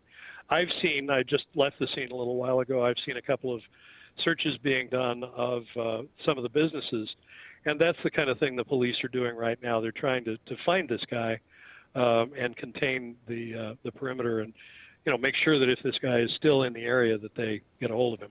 Doug, will you talk about the preparation for events like this? I mean, anytime, especially in this day and age, that you're having a large-scale event, which everyone has described this event in Highland Park as the event for Highland Park, the preparation that goes into securing events like this, that this would happen. Well, and this is somewhat unusual, too, because several witnesses who were leaving when I was getting there were telling me that this is the first time since COVID that this has been held. So I'm thinking that the police were aware of a certain situation might happen. It's got to be in the back of their minds. They're preparing to have enough officers. They're blocking off streets. But basically, most times the police departments in cases like this are working on traffic and crowd control. They're not thinking, well, we could have a sniper from the roof shooting at our people. I don't know Highland Park particularly. I know other departments would, the larger cities would probably have an eye toward terrorism and active shooters and that kind of thing. But you put on extra people, you have them be extra alert. But in this case, unless they had some kind of a thought that there was going to be a threat, my guess is that they were mostly working on the crowd control and the traffic. That was their primary responsibility. For people going to a thing like this, you mentioned, people thinking, well, should I take my kid to a parade? I had thought, a couple of days ago, I might go. I live in Highland Park. It was one of those, shall I go or shall I not? I generally don't go where there are big crowds. It's just been my experience that's a good idea to stay away. I am a little paranoid. I'm very security conscious, so I don't go to these things. But what I was thinking of is the kind of thing that I would do to go to a parade or any kind of large event is you always want to find an exit. And if you're lining a parade route, you don't want to get crushed in the middle of the crowd. You want to stay near, if there are cars parked on the side, you want to stay near the cars if you can so that you have some cover if something happens. But you also, if you're in a downtown area like Highland Park, you'd want to be near the door of a local business. And there were businesses on both sides of the street. A restaurant and other businesses were there and open. But you always want to know where you might have an exit, whether you're inside, checking the exits of the building that you're in, or on the outside, you want to make sure that there's a doorway, a car, if you can make access to a low area where, there's cover on both sides, or as much as you can anyway. That's the kind of thing you should be thinking of. I don't know that it's something to say that, no, I shouldn't take my kids to a parade, but it's always a good idea to have good situational awareness. Now, on today, as you mentioned, I think, fireworks are the thing. And if you hear pops, they're going to think, yeah, it's fireworks. My rationale for that is that you think in terms of gunshots. If I hear any kind of pops at all, my situational awareness gets turned on even more. And I'm looking around, I'm making sure that it's not the worst case scenario. A lot of great things to think about there, Doug. What would you say to the people listening right now who are sheltering in place? What should they be doing right now and not be doing? I would imagine probably not looking out the windows right now, even though intrigue would set in, right, to look out and see what's going on. Yeah, that's not a good idea. I saw many people standing in their front yards, even downtown. People were walking up to the police barrier where a block from where the building searches were going on. Never a good idea. The media gets paid to do that. You don't. And a stray bullet can hit you just like it can hit anybody else. Stay inside, stay away from windows. And if they're watching this right now, they're doing the right thing. They're getting as much information as they can. Yeah, and as we're kind of looking around here, you see some of the police with the dogs, the canine units, but you also see where this media is staging, but you see some people just kind of standing along with the reporters there. Doug, thank you so much for lending your expertise to us. Is there anything else that you would add about this event or where we move forward from it? Well, I think that going forward, obviously, people need to take away from this that it can happen anywhere. You know, it's often said, I didn't think it could ever happen here. Well, you know, my neighbors have always said that, and obviously it has. But the one thing I would say in this incident, particularly right now, in addition to staying inside, if you happen to want to go out or are curious about something and want to go up to a cop and ask him what's going on, don't do it. They're too busy. It's not a good idea to, unless you have a particular reason, you're looking for a loved one or something like that, don't bother the cops. They've got something else on their minds. But as far as going forward, I think the best thing to know is that as you go out into things, if you're going to some kind of a celebration, always have your situational awareness turned on, know what's going on around you, listen for changes in the sound that's going on around you, the ambient noise, and of course, if you hear what you think are fireworks, think first instead that they may be gunshots, and just be aware and look around and make sure that you're not in danger. Yeah. And as Doug said, if you are sheltering in place right now, do just that. Shelter in place. Don't look out the window. You shouldn't be in your front yard. And you hear police say in cases like this too, if you see something suspicious, call them immediately. Do not try to be a hero. If you spot someone you think might be the suspect, call police, call 911 immediately. Don't try to take action yourself. The safest bet is to call the authorities. You see some movement here. It looks like maybe either police and fire are going in the opposite direction, maybe to stage at a different location, or that they have cleared this area. I'm not sure, but again, they have not given the all clear for people to come back out. Do want to just make that clear to you, even if you see them in our live picture here moving around and out of our vantage point from where our camera is, that's not saying that they're out of that area or that it's safe for you to come back out of your homes. We were listening just a short while ago into a press conference where the Lake County Task Force for Major Crimes was giving us more information about what took place today. In case you missed it, we want to play that back for you. The suspect is currently described as a male white, approximately 18 to 20 years old, with longer black hair, a small build, and wearing a white or blue t-shirt. A firearm has been recovered from the scene. We have secured the perimeter around downtown Highland Park and are continuing our searches. At this time, 24 people have been transported to Highland Park Hospital. 6 are confirmed deceased. Anyone with video, photos, or other evidence are urged to contact Highland Park Police Public Safety Dispatch at 847-432-7730. We will provide a tip line. This information will be in short order. Thank you. This morning at 10:14, our community was terrorized by an act of violence that has shaken us to our core. Our hearts go out to the families of the victims during this devastating time. On a day that we came together to celebrate community and freedom, we're instead mourning the tragic loss of life and struggling with the terror that was brought upon us. While we've all felt the burden of this terrible act, I want to pause and thank the first responders who ran towards the danger to render aid during this active shooter situation. We saw individuals who responded selflessly and put themselves at risk to save others. We've had an outpouring of support from federal, state, county, and fellow municipalities of resources and offers of condolences and concern, and we will avail ourselves of everything that they offer to us immediately.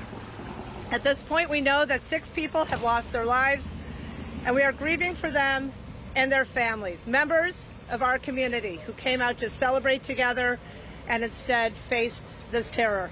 Another 24 have been transported to the hospital. Multiple agencies, including the FBI and state police, are working with our local authorities, and the governor has offered his full support. What we know at this time is this is an active situation, and we urge everyone to remain indoors and be on high alert but remain calm.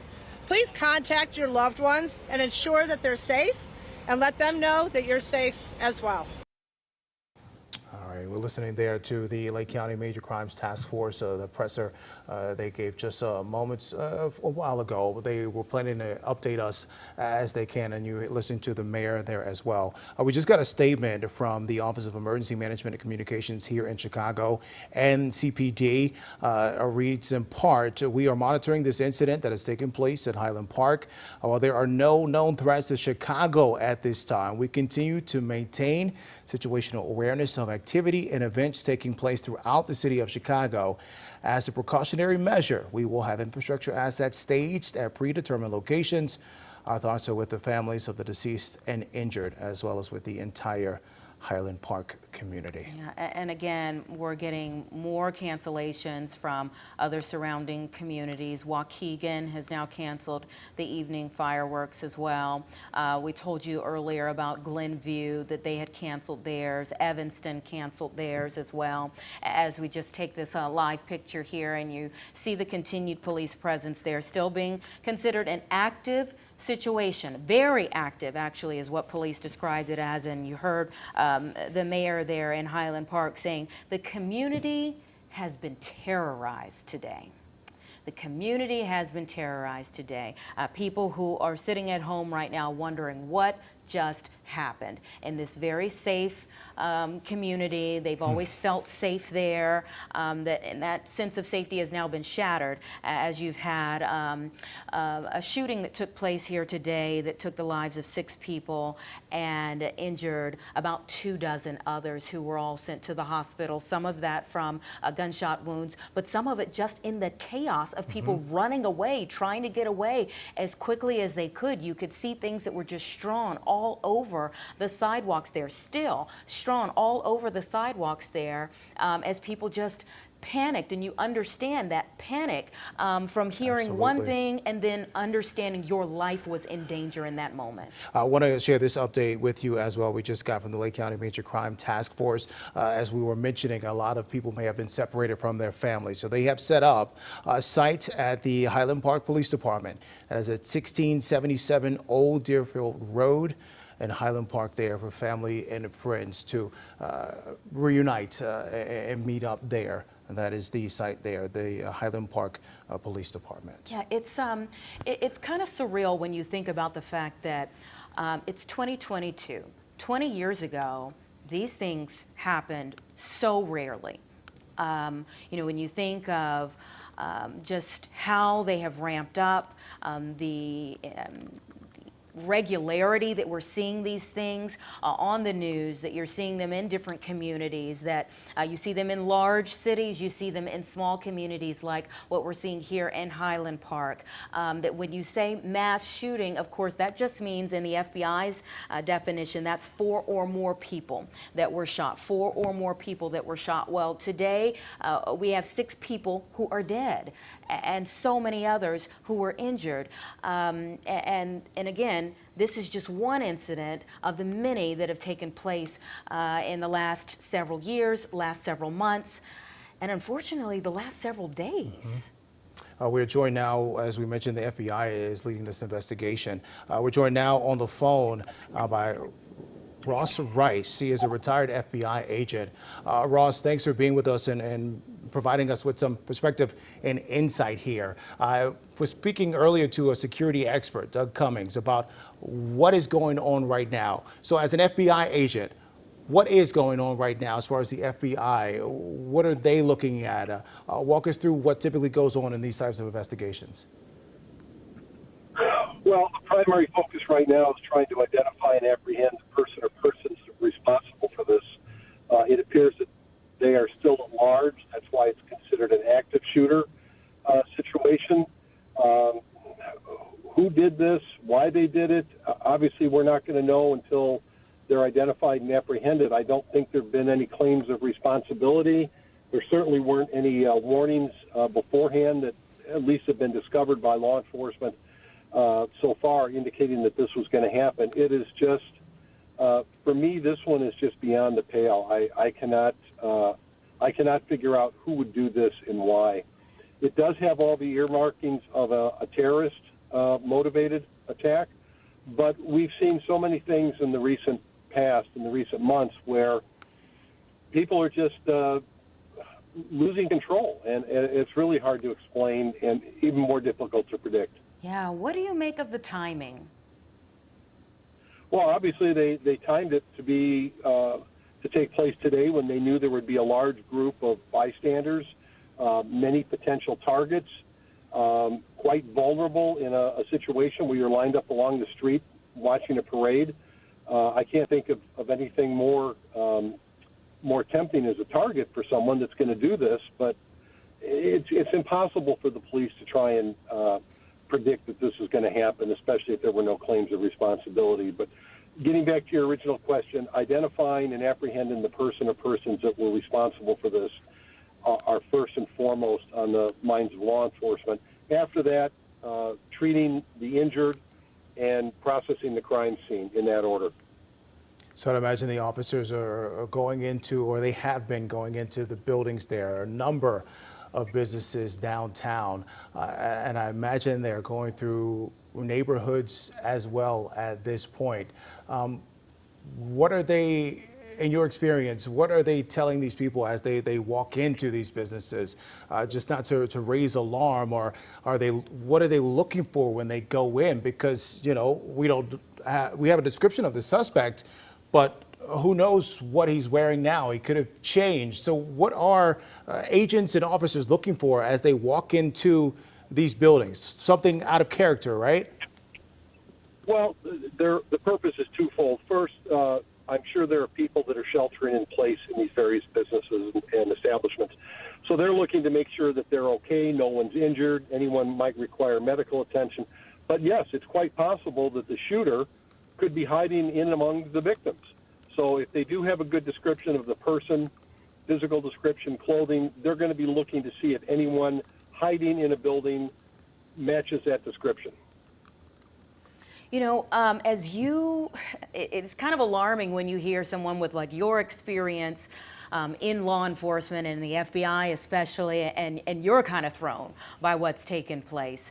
I imagine that doesn't happen very often.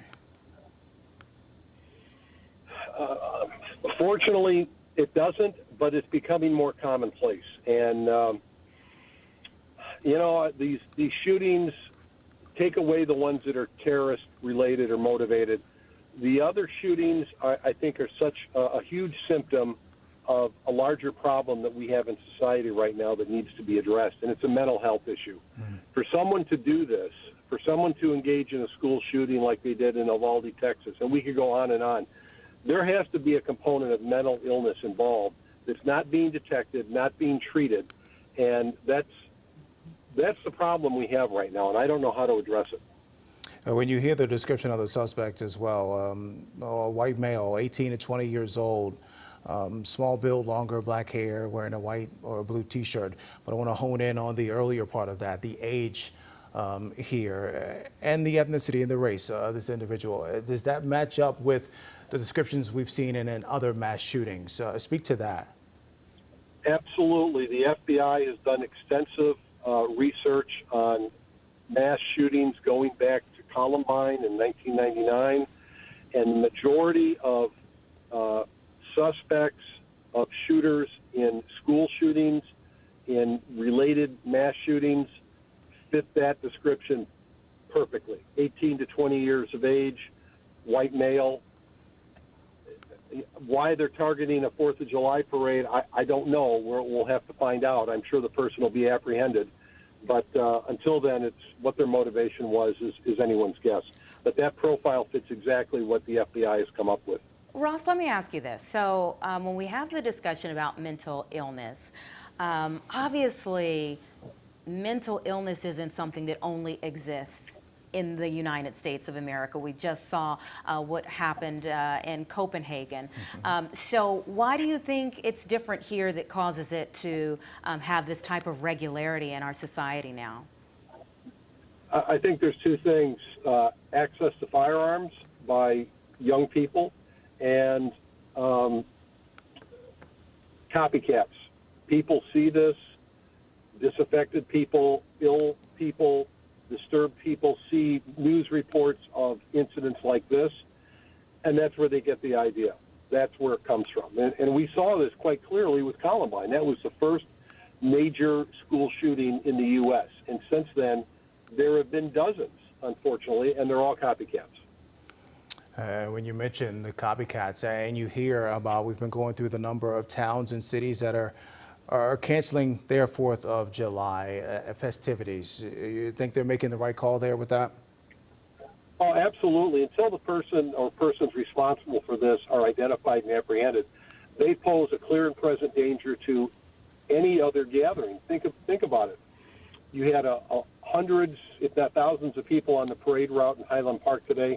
You're going to have an equal number, if not more, at fireworks celebrations tonight. And again, now you have cover of darkness that you can work under. So, yeah, absolutely, it's the right thing to do. It's so unfortunate that this is happening, but kudos to the law enforcement authorities in Lake County and the FBI for taking that step. Yeah, how frustrating is it for those of you all who have been or are in law enforcement to see these things continue to happen? And do you ask yourself, well, what are maybe like the blind spots that are allowing these young men between the ages that we talked about, 18 to 20, to get these firearms and to carry out these types of acts? That's a great question. I wish I had an answer for you. There are usually signs, even with the shooting that we had in Uvalde recently. People that knew him knew he was disturbed, knew there was an issue. He wasn't living with his mother. He was a threat to, and actually, I believe, shot his grandmother, who was living with him. So I think we tend to discount as people and as societies that someone is capable of this and they're going to do it. And that is the biggest problem. I don't know how we can address it. And then you have the whole issue of individual liberties. Having somebody involuntarily committed in this country is next to impossible. And I don't know if or how that can be changed, but some people need medical attention, they need psychiatric care, and they're not getting it. And who among us is going to step forward and say, yeah, I have a problem, I think I need help? No one is. We mentioned, a lot of cities and towns are canceling their events. Not all have at this point. So to any families who are watching, we don't want to live in fear. Absolutely not. But any families who are watching who maybe still plan to go to something today, anything they should be aware of about a plan to keep their families safe. God forbid anything happens or arises at an event they may be going to. I think it's always good to keep in mind safety tips. So are there any common safety tips or advice you would want to share with families and people today? The most important thing is situational awareness. Know where you are, know your surroundings, and unfortunately you have to be alert. Look for someone that's out of place. On a warm day like this, if they're wearing a heavy overcoat, possibly to conceal a weapon, that's a clue. And we can't discount those anymore. Have a method of escape. Know how you got into the venue. Know how you're going to get out of the venue if something should happen. And it's unfortunate beyond words that we're even having this conversation right now. But unfortunately, it's become a fact of life in the United States in the 21st century. Yeah, Ross, will you kind of just talk to the difference in the law enforcement that's there, police officers versus what the FBI's exact role would be in this? Well, the Highland Park police obviously were on scene. They were providing crowd control, traffic control. How many officers they had, how they were preparing for it, I don't know. I'm sure it was fine. I know the chief in Highland Park, very competent professional individual. But who's going to expect something like this? No one. If they had reason to believe it was going to happen, they would have canceled the parade. So right now, the Highland Park police are helping within the community, helping to manage the crime scene, helping to get medical attention to those that need it, and they'll be doing some initial processing of the area. But the FBI has far more resources locally and nationally than the Highland Park Police Department. And they're going to be bringing those resources in mass to Highland Park to do a thorough canvass of the neighborhood, securing video evidence, interviewing witnesses. I'm sure there's scores of witnesses, of people that were near the shooter when this happened. They saw something. The amount of evidence that they're going to collect, both testimonial and physical, I'm sure is going to be overwhelming. And then more importantly, as I said before, the search for the suspect. My guess is they're no longer in Highland Park. They fled the area, but who knows? But the FBI has the resources locally and nationally to try and find this person. And another key component of this investigation is going to be the digital footprint that this person's left behind, checking social media, emails. And the FBI is as good as anyone at doing that. Ross, before we let you go, I want to ask you too, you just talked about the digital footprint. I'd imagine so many people had their cell phones out, and we know the Major Crimes Task Force is asking people with surveillance video in that area to share their video with them. But I imagine folks with smartphones captured some fantastic video of what happened too. Talk about the importance of video surveillance for officers and the FBI agents in an investigation like this as well. Oh, in solving this case, in identifying the shooter, there is nothing more valuable than video evidence. That's how the Boston Marathon bombing was solved, from cell phone video of people who were watching the race, and they inadvertently caught the bombers as they were planning the devices. The same thing is going to be true here, and I'm sure people that were filming the parade, filming their loved ones as they were watching it, inadvertently caught images of the shooter or shooters as they were engaged in shooting or preparing to, or fleeing from the scene. And those images are going to be so valuable to law enforcement. So I hope anyone that was there, once they're in a safe place and they have the wherewithal to check their phone and take a look at it, don't assume that it's a benign video. Share it with authorities. Every little detail matters at this point. We appreciate your insight and your perspective, Ross. We, as we continue to cover this very tragic situation that's taken place there, we're also calling in more resources on our side as well to make sure we give you the best coverage possible. So yes, it is a holiday, but a lot of people are coming in to make sure that we can cover this. Anthony Ponce is here now. Yeah, he's at the Highland Park Fire Department. Anthony, what's the latest there? Yes, Anita and Terrence, let me just comment on a couple of things Ross Rice mentioned. He said the Highland Park Police Department is not going to be dealing with by themselves, and that there would be other law enforcement agencies responding en masse. If anything, that was an understatement. I've been a reporter in this market for many, many years. I don't think I've quite ever seen the law enforcement response that we are seeing up here in Highland Park this afternoon. Dozens of agencies, a lot of them in SWAT gear. I've seen a number of these armored vehicles like the one you see behind me. Again, the Lake County Major Crimes Task Force assisting Highland Park and many other jurisdictions in this response.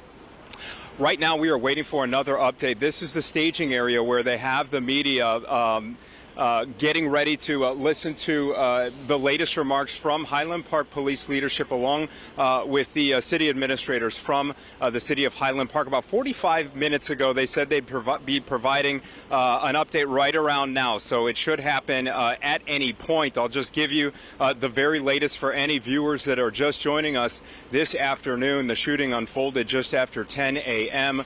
during the Highland Park 4th of July parade. Reportedly, the gunman between 18 and 20 years old was up on a rooftop when he started opening fire, killing 6 people, injuring 24 others who are right now at area hospitals as the manhunt for this shooter continues. It seems widespread. I myself live in the northern suburbs, and I can tell you on my block, even 5 or 6 miles south of here, nobody was outside. The Highland Park authorities here have placed the community here, ordered them to shelter in place. There's not many people outside other than members of the media and members of law enforcement. As this manhunt continues here this afternoon, I just saw another team of SWAT deploy. Again, we are a few blocks west of downtown, west of the scene where this happened. So teams are still deploying. They're in full tactical gear. Ross Rice would be able to comment in a more educated way than I can about the nature of the exact search. But again, the latest we're hearing is that the suspect is still on the loose. He's to be considered armed and dangerous. The other thing that Ross mentioned that I want to elaborate on is he mentioned the need for any of those surveillance videos or photos. This happened during an event where a lot of people were at. 1-800-CALL-FBI is the number that you need to keep in mind if you think you have anything that might help out the search for the suspect. The latest description they have released is that he was a white male between the ages of 18 and 20 with a small build and long black hair, longer black hair is how he is described. Again, Terrence and Anita, we are waiting any moment for an update from Highland Park police authorities to give us the very latest on this manhunt and more details about what exactly transpired during the 4th of July parade earlier. One thing we are waiting on is the ages of the victims who are deceased at this hour on this 4th of July celebration that has turned into a tragedy. That is the latest from right outside Station 33 here on Central Avenue in Highland Park. I'm Anthony Ponce. I'll send it back to you in the studio. Anthony, we'll come back to you just as soon as we have more information coming from that staging area. And as you were talking about the ages, we were looking at a stroller that was there on the ground. You know, it's a parade. It's a family event. You have children of all ages who are there, who are both on the side, just waiting on someone to toss them out some candy or something like that, and also children who are in the parade as well, who have now all experienced this, and you just wonder how that's going to stay with them for the rest of their lives, having been a part of this in some type of way, seeing it, experiencing the terror of running away from something like this. Again, just seeing that stroller there is chilling. Very chilling. And again, you imagine, you know, little brother, little sister watching their big brother, Yeah. big sister Yeah. in the parade. And we can't stress enough, too, that a lot of families were separated and are trying to reunite. So the police department, the Highland Park Police Department, that's on Deerfield Road, 1677 Old Deerfield Road. That is where they have set up a site for families to reunite there if they were separated. Yeah. We want to go back out live to Joni. She has been on the scene for us this morning.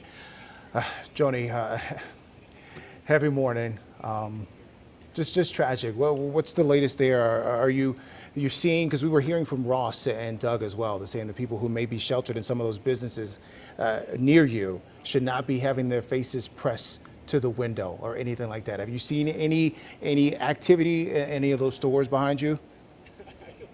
I have seen some people on the upper floors in the apartments looking outside.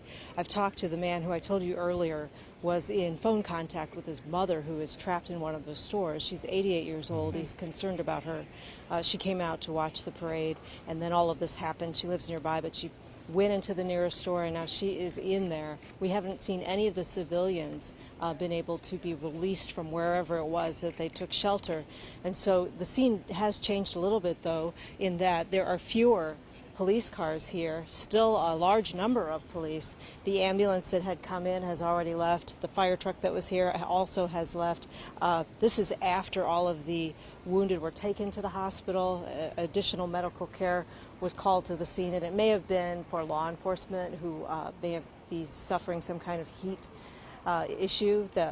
Another police department, the Northbrook Police Department, came in and brought some water to the scene.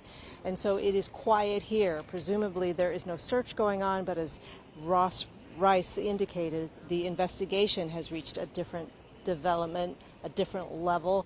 I saw an FBI evidence team walking in as well, and big vehicles carrying police officers who appear to be wearing military-style uniforms. They have also arrived on the scene. So it looks like we're looking at a crime scene investigation, a big scene. In the direction of that flagpole is 2nd Avenue. You're looking east down Central Avenue. We are at Green Bay, which is blocked off. And we're told that the shooting took place in the following block, down where Walker Brothers Pancake House is, Uncle Dan's Outfitter, and also that we're told that the gunman may have been standing on one of the roofs of one of those stores, shooting into the crowd. We've also seen some armed police on top of one of the taller buildings, walking around with their weapons, taking a look upstairs up there too. But right now it seems very quiet at this scene, and we have not seen any of the civilians who took shelter in the stores come out just yet. Now back to you. All right, thank you, Joni. And we know it has been a heavy morning for you, both on what you were covering early this morning and then now coming to this. And we know it's a heavy morning for so many of you all who are watching right now. Either you're watching because you're sheltered in place somewhere, or you're watching because you've heard about what's taken place there in Highland Park, and you're here to get more information about what's happening. And we do want to let you know that we're about 5 minutes or so away from another press conference. This will be with the Lake County Major Crimes Task Force. This is the staging area. You can see there are quite a few mics there, and that is because there are TV stations from all over the state, the city, and at this point now the country that are following this story that's taken place in Highland Park, a small community here in Illinois, right outside of Chicago, where people have talked this morning about the friendly nature of everyone there, how everyone knows each other, how this was a major event for the city that everyone loves to come out to. Generations of people that have come out to this event that has now changed forever. You didn't even have it for the last 2 years because of COVID. You brought it back this year, and on a day that we should be celebrating and only hearing pops from fireworks, they heard gunshots that rang out from a rooftop there and took the lives of 6 people and changed the lives of so many others forever. Yeah, when we say 6 people, it's just someone's mom, dad, brother, sister, uncle, niece, nephew, you name it. And one of the witnesses I spoke to earlier said it's not a matter of will I know someone who has died or been injured. I will know for sure someone who has passed away and have been injured today. So that just goes to show you just how tight this community is. You heard the mayor say just the number of heroes that stepped in to help each other, the selfless individuals who help get kids out of the way, help get kids to safety, help get elderly to safety as well. And the number of those stores and businesses that were a safe space for people to evacuate to and flee to. Yeah, and so the last time that we were listening into this task force, the commander, Commander O'Neill, the incident commander there, he said this is still being considered an active shooter situation. Let's go live and listen into their news press conference now.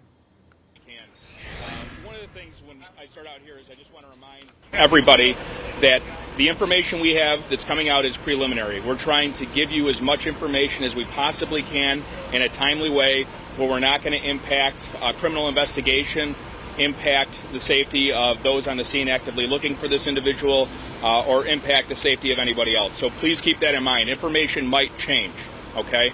I'm going to turn it over to the commander. He's going to go over and talk about the initial scene response, what that sounded like, what that looked like. Greetings, Commander Chris O'Neill, Highland Park Police, last name O'Neill. This morning at 10:14 a.m., Highland Park Police and Fire Department units were on scene for the 4th of July parade that started at City Hall at St. John's by the train station which ran to Central Avenue and then west to Sunset Park. Around 10:14 p.m., we heard loud reports, which we perceived as gunfire. Highland Park Police parade units immediately ran to the plaza area, the source, to locate and identify the source of the noise and the gunshots and gunfire. We immediately identified that people were down, that we had numerous people injured and shot. We communicated that information with our police dispatch, coordinated a medical response with the fire department, and began setting up a inner and outer perimeter, and also requested additional outside resources.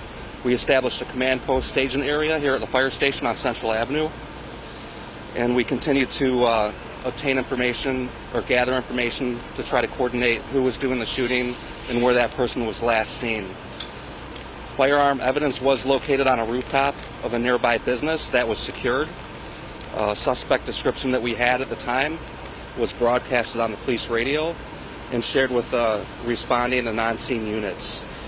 Highland Park Police and fire personnel began transporting injured parties to the Highland Park Police Department. and additional resources helped us at the scene.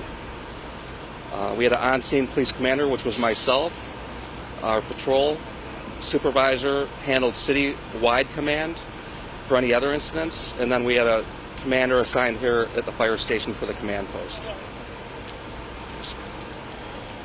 Most importantly, as far as the investigative aspect goes of this, and this is two-pronged at this time. Number one, we are aggressively looking for the individual who's responsible for this shooting. Number two, we have the criminal investigation that is occurring simultaneously. We're asking anybody with any video surveillance that they may have, please review your cell phones if you were snapping pictures in the area of 2nd and Central today. That could help investigators. They may see something in there that may be useful and allow them to proceed further with the investigation. Any business owners in that area, we're asking please review your video surveillance. If you have any video surveillance of that area at that time, even if you don't see anything in there, we would love to be able to take a look at that so we can further our investigation. Again, the FBI is working in conjunction with us. We have well over 100 law enforcement officers out here on the scene doing the investigation on one side and doing the apprehension efforts on the other. So this is very active. It's going to remain very active for the time to come. I'll try to answer some questions that I can, but again, please understand we can't give away certain aspects of the investigation. We don't want to negatively impact. We want to arrest the offender and hold him accountable for his actions. Was the building sealed where the rifle was recovered and the witness statements? I'm not sure of that right now. Are there any threats online or on social media against the parade at all? None that I am aware of. Certainly investigators are combing through social media to see if there's any clues or any information that they can uncover through social media that might help them with the investigation. Do you have any updates on the victims? So as of now, we have approximately 24 victims that were transported to area hospitals. There's a number of hospitals. Some hospitals did require going on bypass due to receiving traumatic victims and such a high number of them. So hospitals throughout the region, both Lake and Cook County, received patients from this. And their conditions range, some critical, some serious. Was there any point when officers had sight of the suspect or made any contact with the suspect? My understanding as of now is they ran for the gunfire, however, the suspect ceased firing right around that point when they got close. And on top of the building, is this a building where he's able to discreetly or hide himself during the shooting, or was he just on top of a roof and plain sight? All indications is he was discreet and he was very difficult to see. Any information on the ages of the victims? Some witnesses thought he might have stopped to reload. That's something we're looking at. Certainly evidence technicians are going to collect the rounds that were discharged from the firearm. Another thing to remember, this is what is being considered as a very massive scene. It's very large. You have where the shooting took place at 2nd and Central, but as people fled from the area, there's evidence and other things that may have gotten caught on their shoes, kicked around. So it's a very large scene. We're very fortunate to have the support of the FBI, but we're not going to leave any stones unturned. We're going to look at every angle of this throughout the investigation and try to figure it out. As far as ages of the victims, the Lake County coroner will hopefully be here for our 3 o'clock press briefing, and we'll be able to provide some information. What I know as of now, several of the deceased victims unfortunately perished at the scene, and it sounds like one of them was transported to an area hospital where they perished. Again, this is preliminary information changes, especially when there's close to 30 people transported to various hospitals. About the type of rifle that was recovered? What I'll say right now is it was a high-powered rifle. I can't go into details just yet. We will release that information as soon as we can. We walk a fine line with any criminal investigation where we don't want to provide too much external information that could negatively impact what our detectives are doing. Do you know if the targets were, the people targeted were marching in the parade or spectators or a specific group? Yeah, it's a very sad situation where it sounds like spectators were targeted and even those that were marching through. The parade was approximately 3/4 of the way through when the shooting occurred. So very random, very intentional, and a very sad day. Can you tell us anything more about the effort? We are working really hard to try to pinpoint where they could be. It's I don't want to give bad information. He could be in the city, he could be somewhere else, but we're looking into it. Memphis, the county's office. Yeah, it's a very large conglomerate of law enforcement that's working together hand in hand. The Lake County Major Crime Task Force and the FBI are leading the criminal investigation into this, along with Highland Park Police. They are very involved.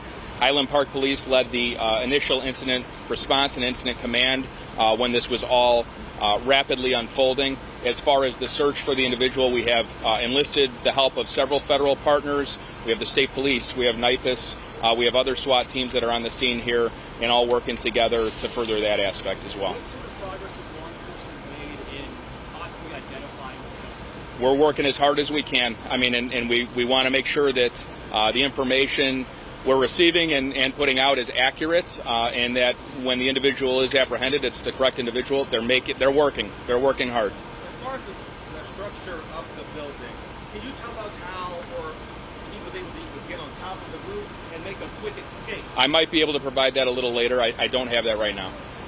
Let's do a couple more questions. Sure. My name is Christopher Covelli, Covelli, and I'm the spokesman for the Lake County Major Crime Task Force. You said earlier that it was up to individual communities to decide whether it was safe for them to hold gatherings today.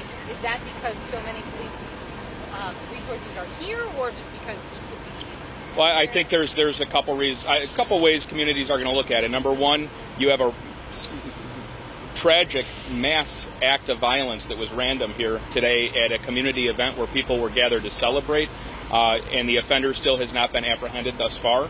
So, could this happen again? We don't know what his intentions are at this point. So certainly we're not sure of that. And on the other hand, I think there's a lot of communities that are not looking forward to celebrating after something like this happens right in their backyard. As of right now, the information I have is there are 6 deceased. 6. Do you have any reports of people in the crowd helping those who are injured? There were, and I'm sure they will come forward in the days to come, but there were a number of heroic actions by members of the community, by police, by first responders that rushed in and immediately tended to the victims, tried to get them help. More to come on that later. Right now, our focus is on the investigation and catching this guy. There was a report of a child separated from his parents, I believe.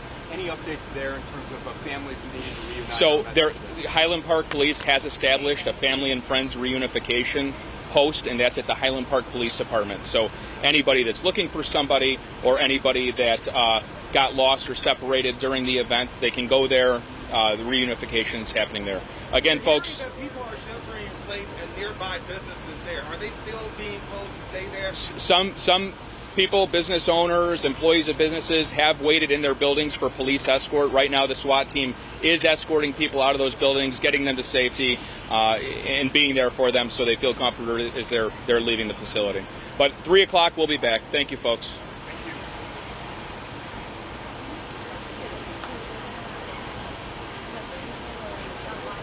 Just getting an update there from the Lake County Major Crimes Task Force.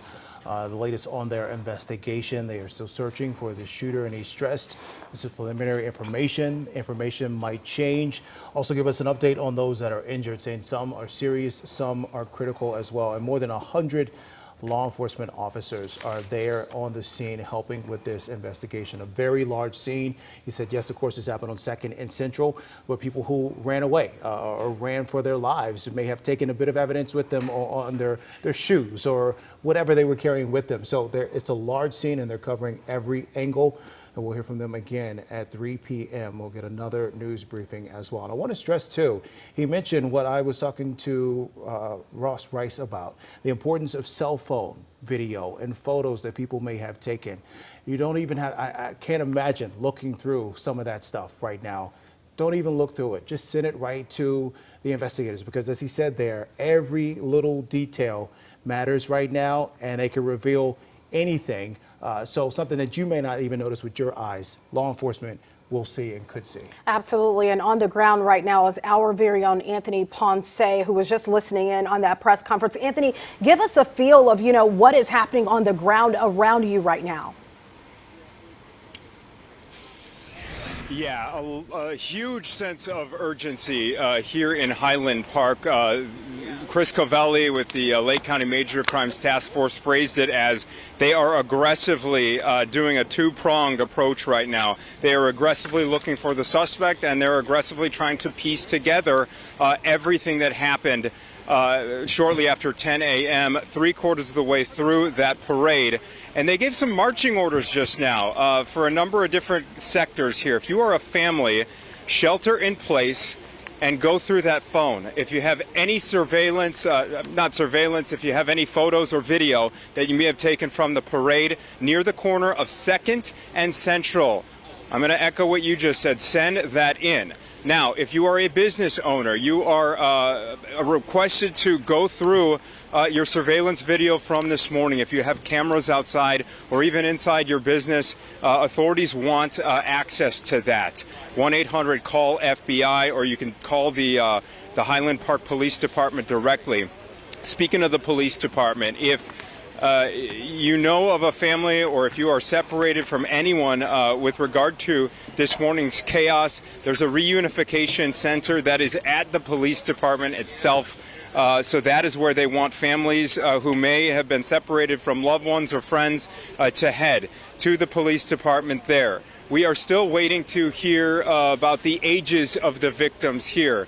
Mr. Covelli a short time ago said that 5 out of the 6 deceased were pronounced at the scene, and 1 was pronounced later at the hospital. There was such a capacity issue because of the mass scale of this event that they actually had to spread out victim transports to a number of hospitals throughout this region.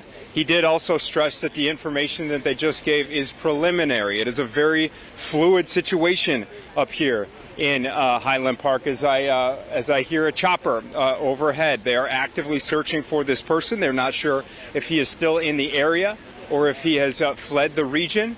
But as Mr. Covelli just said, a number of nearby municipalities have had to cancel all their festivities that were originally scheduled for tonight. There's been a tragedy, as he phrased it, right in their backyard. So not only is it a situation where there's a perhaps armed and dangerous person still on the loose, but given what happened this morning, it's not exactly a time where these nearby municipalities are going to want to move forward with the celebration. I mentioned to you guys earlier that I don't live too far from this area, and I didn't see one family outside on what is supposed to be a holiday. A couple other details they just said is that the suspect ceased fire once he was approached by law enforcement responding officers, and a weapon was recovered on the roof of that building on the parade route. 3/4 of the way through that parade. He characterized this gunman's actions as random in the sense that it didn't appear initially as if a certain group or float was targeted. He said the victims are comprised of both marchers in the parade and spectators that were just along the parade route. Again, it happened about 3/4 of the way through the parade itself. Finally, before I toss it back to you in the studio, he mentioned that they don't know anything about this. They don't know anything about this young man's intentions, which is another reason everything's being canceled tonight. And again, if you are still separated from a loved one or a family member, you're advised to just head over to the Highland Park Police Department. We are here outside Fire Station 33 where the media are staging.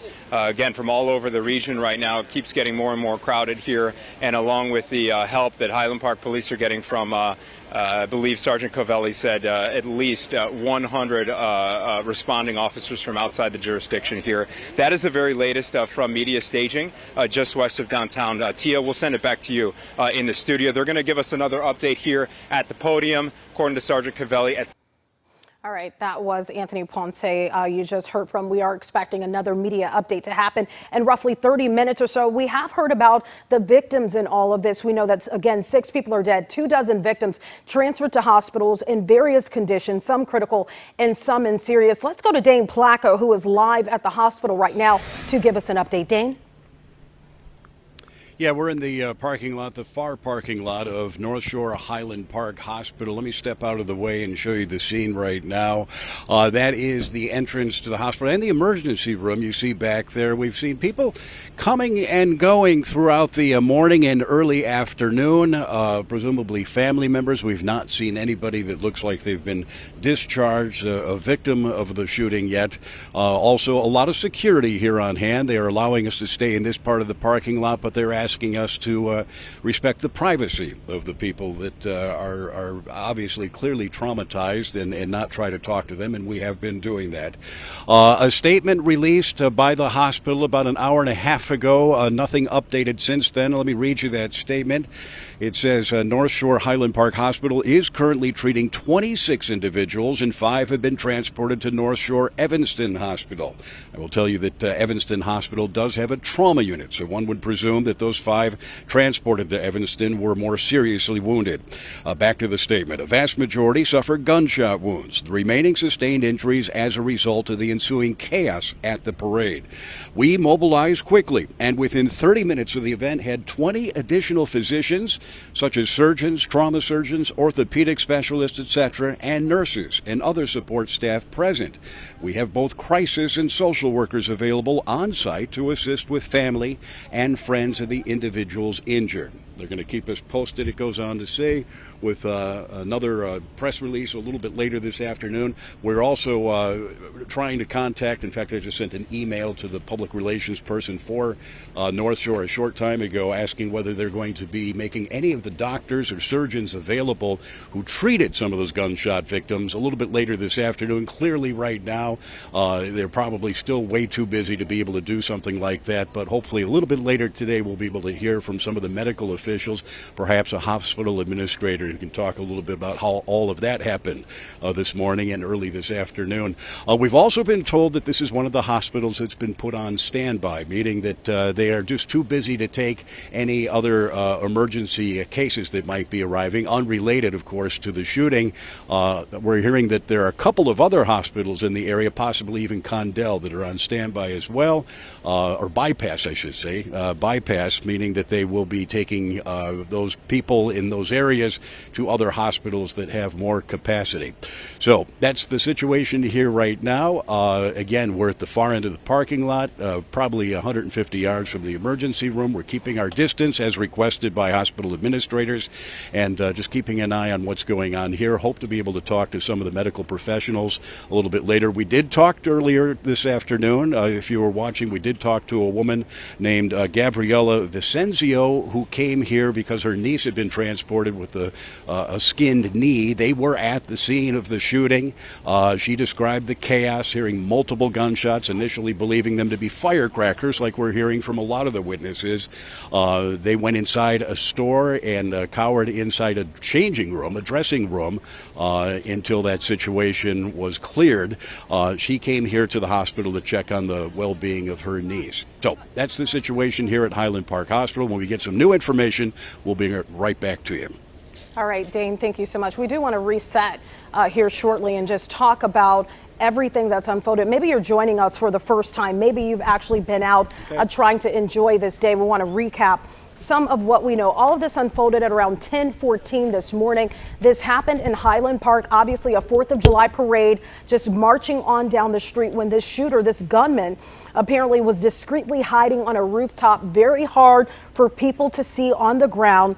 We know that he did use a high-powered rifle, and the search is on for that gunman right now, and police are on the scene actively looking for him. Over 100 law enforcement on the ground, making sure that they find exactly who this person is and uncover exactly what their motive is. That's something that they're still trying to get to the bottom of. We know 6 people are dead, 26 people have been hurt, and as you heard from Dane, the majority of them were shot. You know, this is not something that was expected. This is a parade where people go innocently, you know, just to enjoy themselves. Even some of the video that we've seen strollers left behind. We've seen people have to leave their shoes behind as this investigation continues. Of course, we have Anthony Ponce. We also have Dane Placco that will continue to give us live reports throughout this newscast. We're also expecting another update to happen at 3 o'clock this afternoon as we find out more about exactly what was going on. Several areas have now canceled their events as a result of this shooting. They're also telling people in Highland Park right now to shelter in place and any other surrounding areas because, again, they don't know exactly where this gunman is and they are actively looking for him. We know the FBI has also stepped in. There's also a reunification center. So if you're watching and you haven't had any correspondence with your loved one, but you know that your loved one was at that location at the Highland Park parade today, you can go to 1677 Old Deerfield Road. That is where the reunification center is located right now. So again, 6 people dead and 26 others hurt.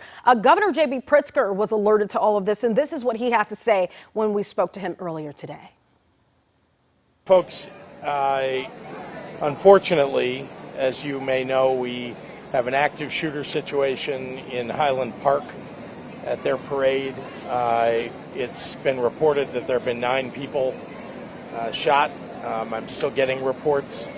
I think it's important for me to stay on top of that. I've been in touch with our state police who are backing up local police and hoping to keep the crowd safe there.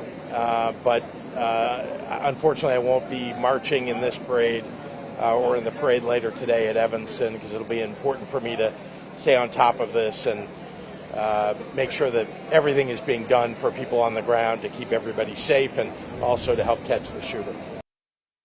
Right there, hearing from the governor, we did actually hear from someone else that is a part of Springfield earlier today. And she said that next week they're going to have a special session in Springfield. And she wanted to make sure that she brought up, gun control in our state. So we'll have to see how that unfolded. Let's go to Casey Cronus now. She is live at the scene and will give us an update on exactly what's unfolding there. Casey? Tia, I want to give you a look right away at what's going on behind us here. FBI SWAT members are on the ground at Renaissance Place and Green Bay Road. We see several members here of this tactical team with FBI on their vests. They just gathered here outside of a construction site for what looks like it is going to be an apartment building. Earlier, we saw a SWAT member up on the top floor of this construction site, walking around, monitoring the downtown area from above. We are just about a block from where all of this unfolded earlier today. These SWAT members now dispersing throughout the area. And we want to let you know that when we got on the ground here, there are checkpoints at every single intersection in the downtown Highland Park area. One of the officers told us that SWAT members are actively searching these buildings right now. As you know, they are still looking for the shooter. We do know from that 2 p.m. press conference that the gun was some type of assault rifle, some type of military rifle is what officials said. We want to give you a look here. It looks like several more police SWAT members are just getting to the area. It's unclear if they are, going into more buildings or if they just left from searching buildings, but there are several here on the ground right now. You'll see in just a second here, 2 members on the back of a truck heading toward this scene here. Very, very active scene, lots of businesses. People are asked to shelter in place. We are seeing several people in their apartment buildings looking out the windows. Police are asking not to do that, just stay inside. They just want to make sure everyone remains as safe as possible as, again, the gunman is still on the loose. Tia?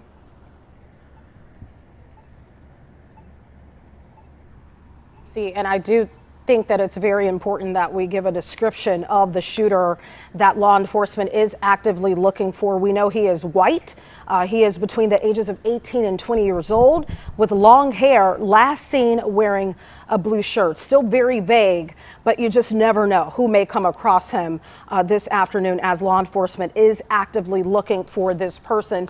Again, what we've learned since all of this has unfolded, that gunman described as being discreet on a rooftop as this parade was just passing on by. They said it was very hard to see him on the ground, and we know a gun was recovered. Again, law enforcement working through a massive scene of exactly where this shooting happened, a massive scene in that location. All right, we're going to get a quick break here.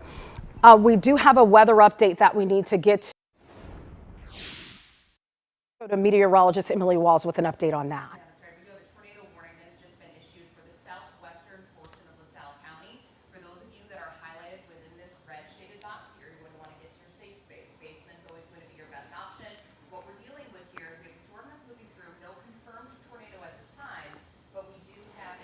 Okay, we'll get back to that in a minute. We're having some issues with actually hearing Emily Walls. But again, let's go back and talk a little bit about this Highland Park shooting. This happened at 10:14. And, you know, this is not something that people expected. People out there with their entire families, with their children. This is a really sad day, not just in our state, but in the country, considering all that has been going on a consistent basis. Again, a massive police presence, police actively looking for the shooter. I want to give that description one more time, just in case this person is spotted in the area. Again, we know that the shooter is considered to be a white male, 18 to 20 years old with long hair, wearing a blue shirt. And we do know that several communities surrounding Highland Park have been told to just stay in place as police actively look for this shooter. Let's try Emily Walls one more time and get an update on these warnings that we have in the weather department.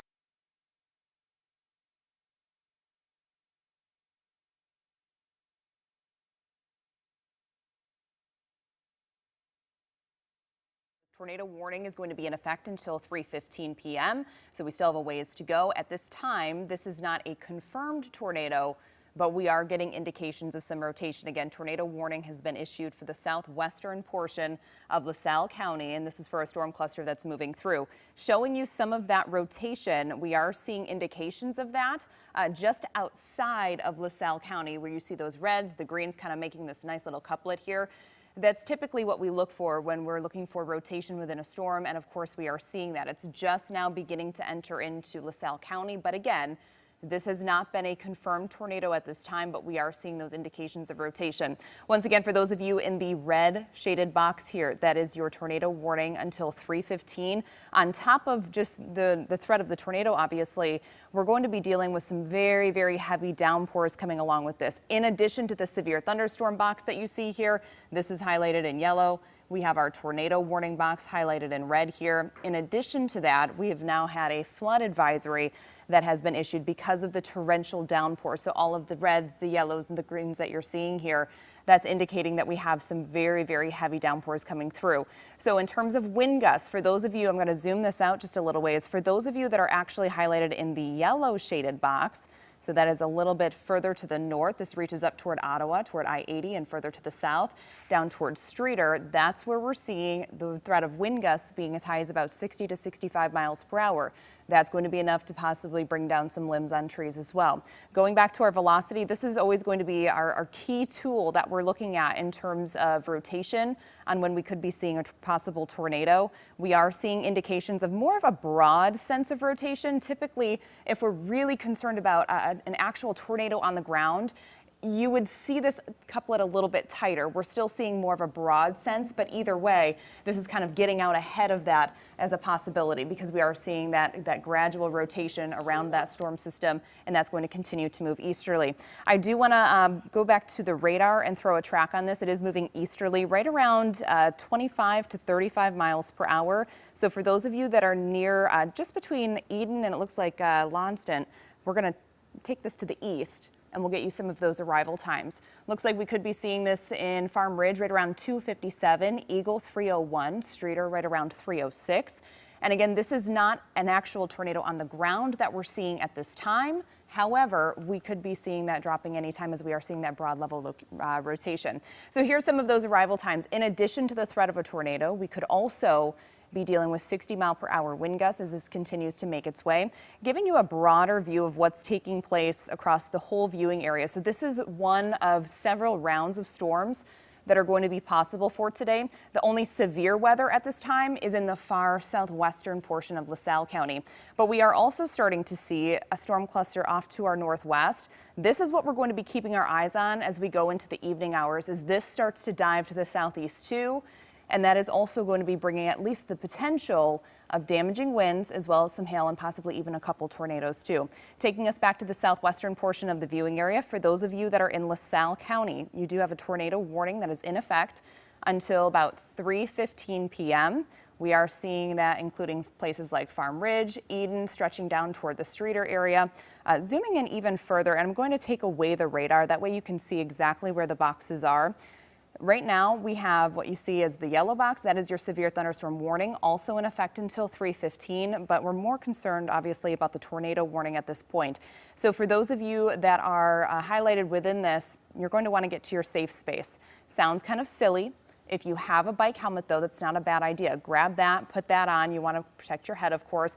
Basement's always going to be the best option. If that is not an option for you in your home, you're going to want to get to an interior room where you're away from windows, hallways, things like that is always a good option. And also bathrooms. If maybe you don't even have an interior room to go to, a bathroom is typically a good choice as well because you have that piping in the wall to kind of give you some of that, that extra protection from things that are flying through the air. So again, tornado warning is in effect for southwestern LaSalle County. This is through 3:15 p.m. In addition to the possible tornado, we are dealing with the threat of some torrential downpours coming too. So a flood advisory has been issued. We're seeing rain rates in excess of 2 inches per hour. Low-lying areas likely going to be seeing some localized flooding with this. Getting a storm track on where we're seeing that rotation, dragging it out to the east. Again, this is in southern LaSalle County. Take a look at some of these arrival times to see if you see your town on here. It's moving easterly at around 25 to 30 miles per hour. The biggest threat at this point is that rotation that we're seeing. So we have the threat of possibly a tornado. At this point, we have not gotten a confirmation that it is on the ground, but we are seeing some rotation. Getting a look at velocity. What we're always looking at here is for that red and green couplet. That gives us an idea that we have air that's moving away from the radar and then toward the radar. So we're getting this signal here that we're seeing some of this rotation just south of Eden, between Eden and Hope. This is where we're seeing those signals. I'm going to step away and also keep talking to you.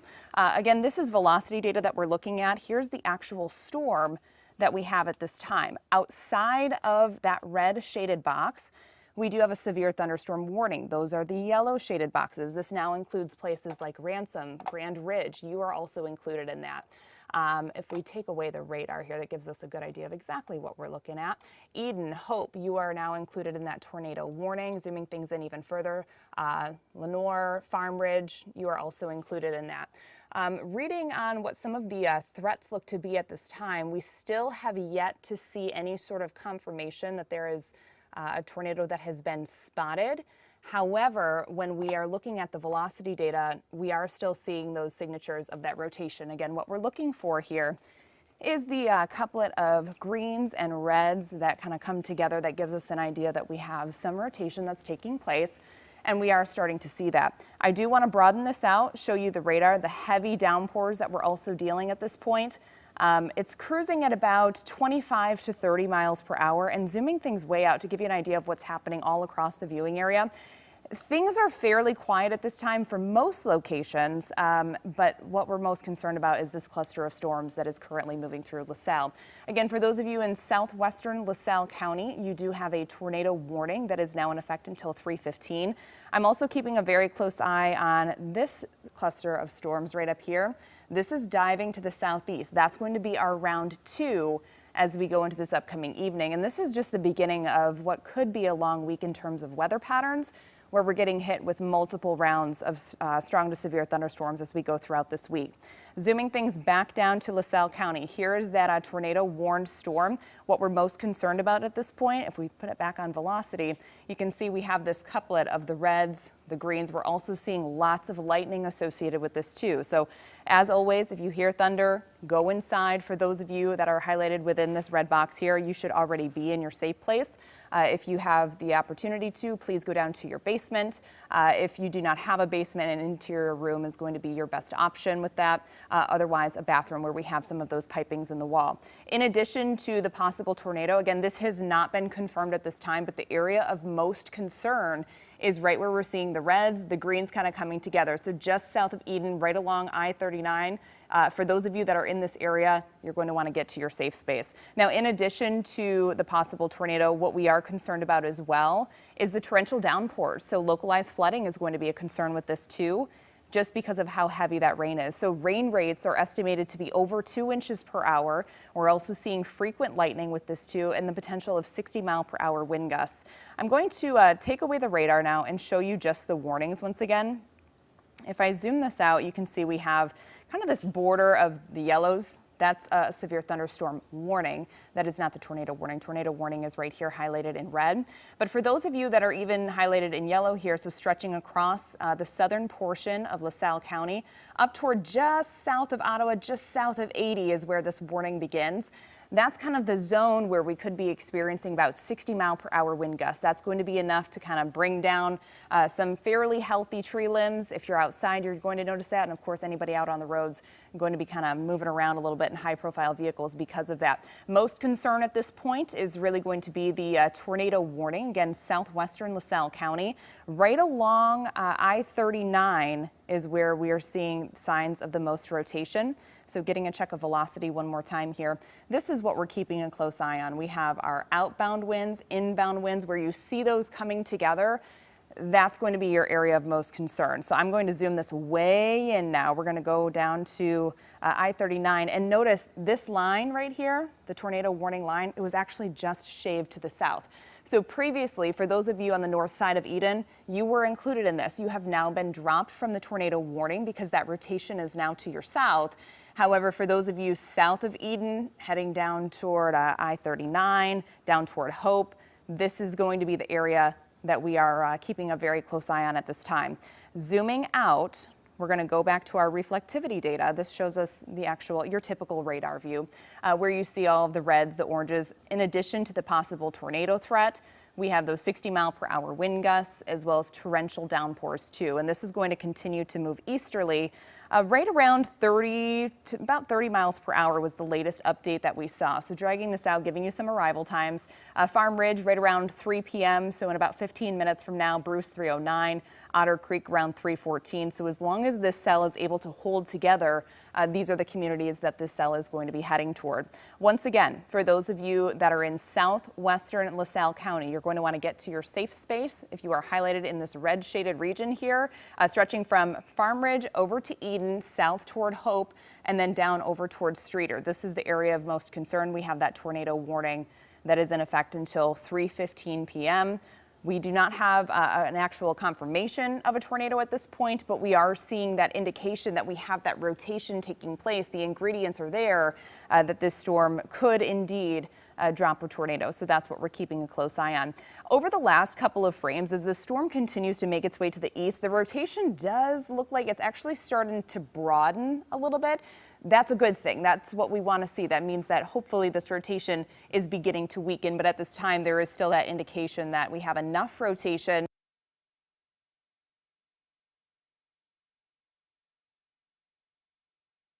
LaSalle County. I'm going to zoom things way out. We're going to get you back to the radar view to give you an idea of what we're looking at all across the viewing area. Things are actually fairly quiet for a lot of us. Main concern, though, of course, down in LaSalle County. Moving things to the north and the west, this line that you see in southern Wisconsin, this is diving to the southeast. So this is really only about probably an hour to hour and a half away from the northwestern portion of McHenry County. So this is going to be the beginning of round 2. Right now, we're already dealing with round 1 down in LaSalle County. This is round 2. We're likely going to see another round as we go into the overnight hours tonight. So we're at the beginning of this weather pattern that's really going to keep us busy throughout this work week. We're going to have multiple chances of strong to severe thunderstorms, not just tonight, but again tomorrow night and probably also into our day on Wednesday night and then Thursday as well. Zooming things into LaSalle County, again, the area of most concern at this point is our tornado warning that we have in southwestern LaSalle. This includes places like Hope to the south side of Eden. I'm going to actually take away the radar here. It's kind of hard to see that the red line.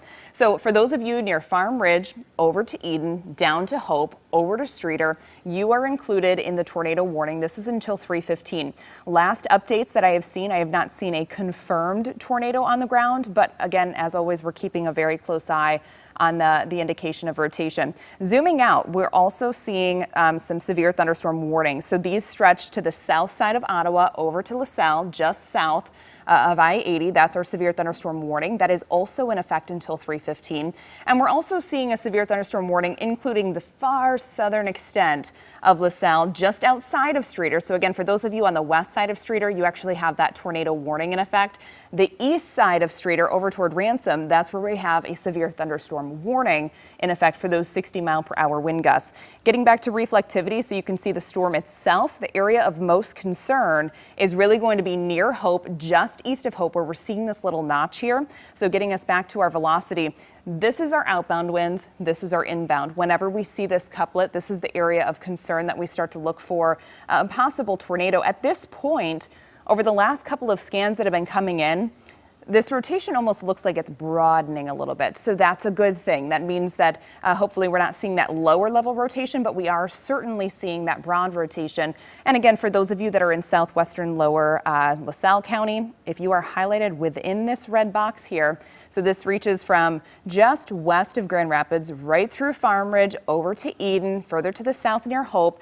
Area of most concern right now is between Eden and Hope, where we're starting to see those reds and greens sort of coming together. This storm system is going to continue to make its way to the east, right around 25 to 30 miles per hour. So if we zoom out, and I want to put a track on this for you so we have an idea of some of the communities that it's going to be headed to.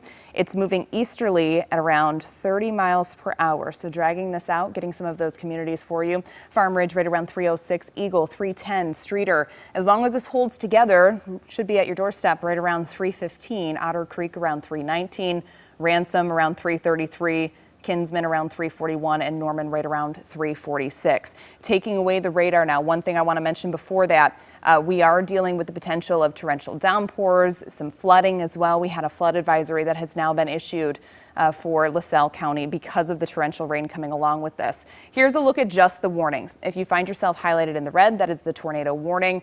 All of the yellow kind of orangish color here that you see along the southern base of LaSalle County from Streeter over toward Ransom, that is our severe thunderstorm warning until 3:15.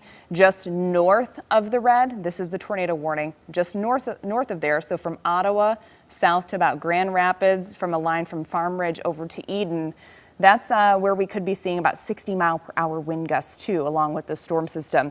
For those of you that are highlighted in red, that tornado warning remains in effect until about 3:15 p.m.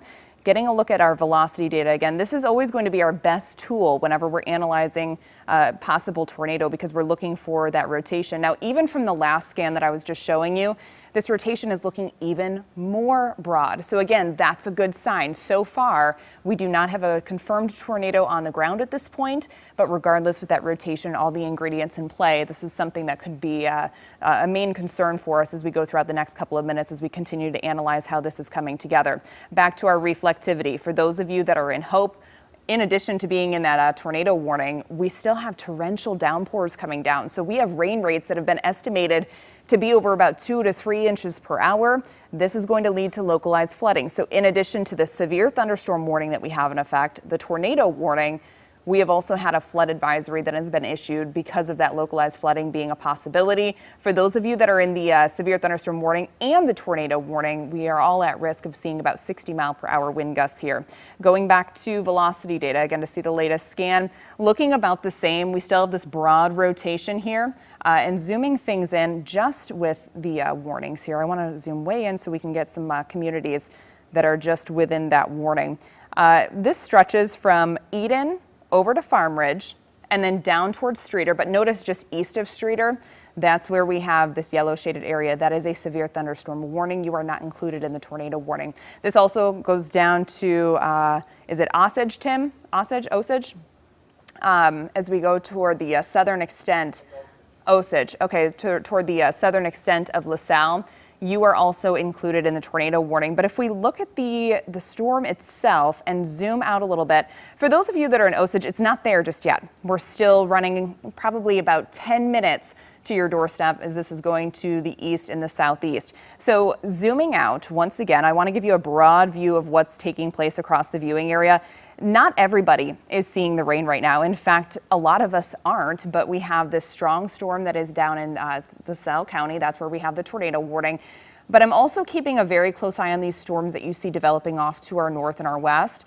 These are going to be diving to the south and the east. So this is going to be round 2, and then we're potentially looking at a round 3 as we go into the overnight hours. Once again, checking out warnings. The only warnings that we have in our area at this time are down in LaSalle County. We're starting to see those warnings very close to us on the northwest side toward Rockford, but it is not yet in our viewing area. However, we will continue to monitor that very closely.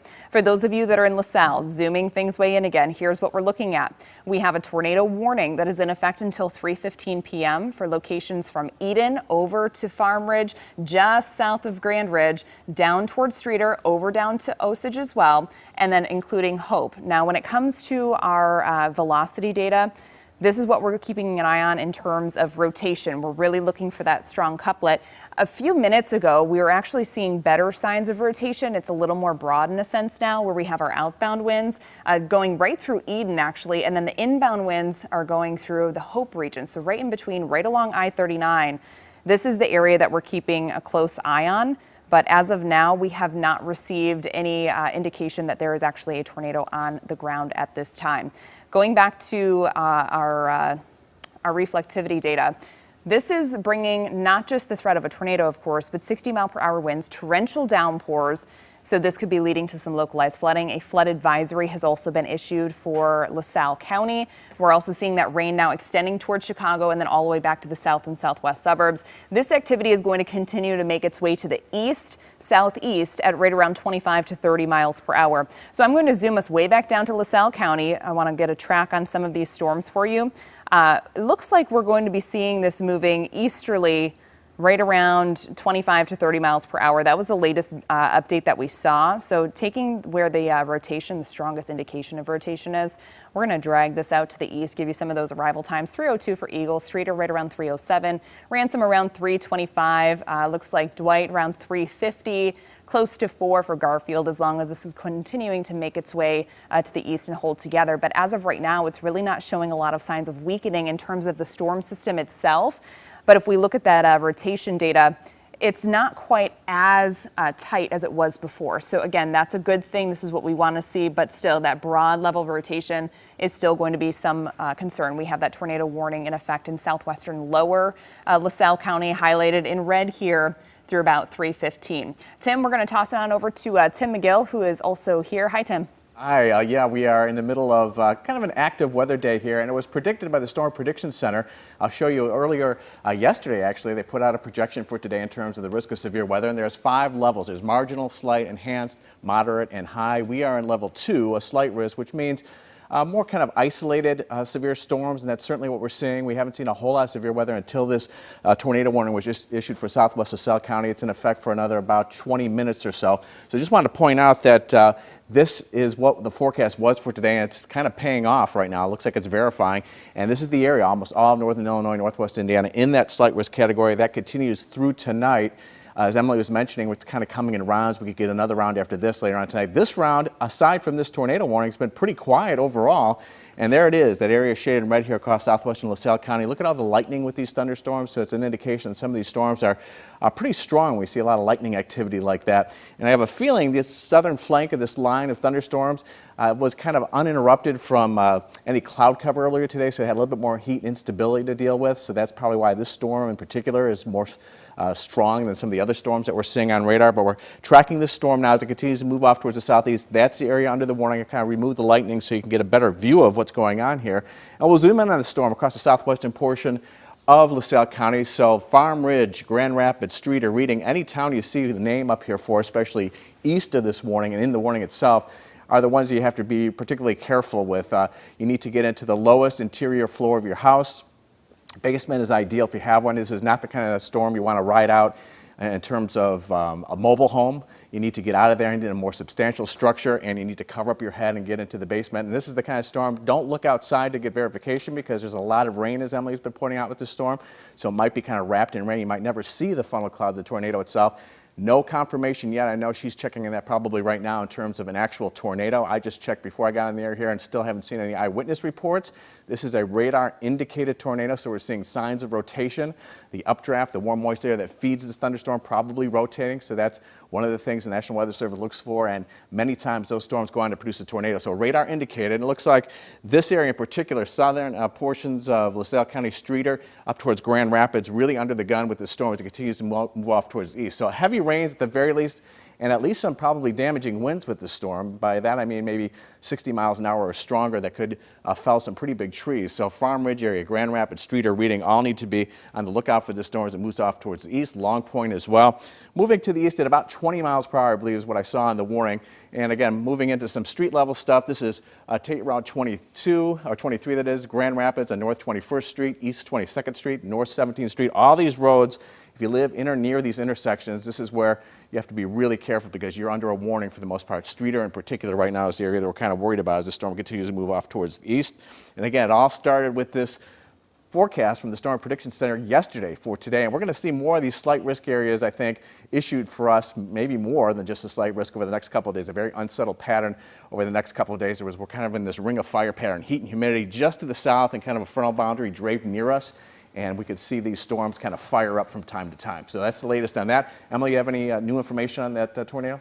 No new information at this point other than it is still an unconfirmed tornado, but this is another unique view of this. This is kind of a 3D view. It's stretching up to around 40,000 feet. So in terms of hail core, not entirely concerned about super large hail with this. Main concern is really going to be damaging wind gusts. And of course, we're going to keep an eye on that tornado warning in southwestern LaSalle County. This has not been a confirmed tornado at this point, but we have a tornado warning in effect until 3:15. We're going to toss it back on over to Tia Ewing, who is here with an update from Highland Park. Thank you so much for that, Emily. Yes, we do have an update from Highland Park, and we want to go to Casey Cronus. She is live on the scene right now. Casey, I understand you actually got an interview with an eyewitness who was out there when the shooting unfolded. Can you tell us about it? Tia, it is an extremely eerie scene out here near Green Bay and Central. We want to give you a look down the street. This is where that witness was when this horrific shooting unfolded. He said he came to the parade. He lives just a couple of blocks away. He was going to come with his grandson, but he said thankfully his grandson's mom has COVID, so they stayed home, and he said he's so grateful for that because, as we now know, minutes after this parade started, gunfire erupted. He said he ran into a nearby BP gas station here at the corner of Green Bay and Central. He was inside with about a dozen to 18 other people. The clerk at the gas station locked the door. He said that everyone inside was extremely distraught. There were moms with kids, and he said the kids were having a really hard time with this, not knowing what just unfolded.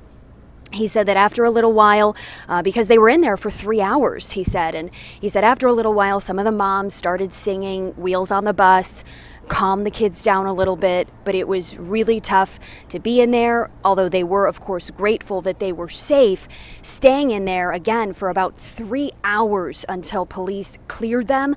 Tactical teams have been going from business to business, clearing buildings, again, looking for that gunman who is still at large.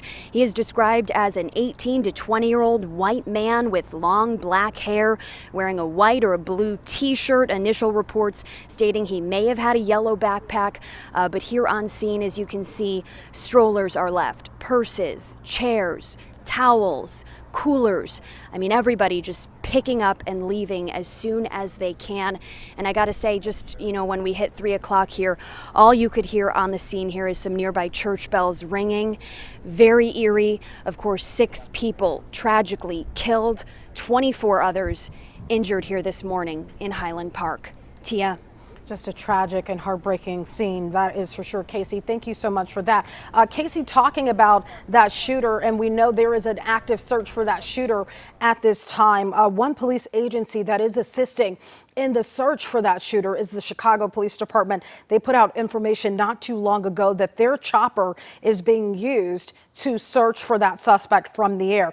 Let's talk about that suspect a little bit, at least what we know at this hour. We know that that person, that male described as being white, 18 to 20 years old, as Casey Cronus just told us, with long dark hair, last seen wearing a white or blue shirt, did use a high-powered rifle, randomly shooting at spectators and also parade participants.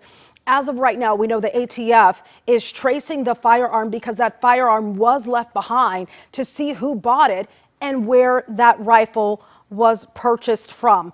Of course, we're going to continue to update you on this story. We are expecting an update sometime within this 3 o'clock hour, another update from police from the Highland Park community. Of course, we'll get to that. We want to go back to weather now and check in and see the very latest as we continue to follow these warnings. Emily? Yes, so we are dealing with a severe thunderstorm warning that has been issued in LaSalle County, but also more importantly, the tornado warning.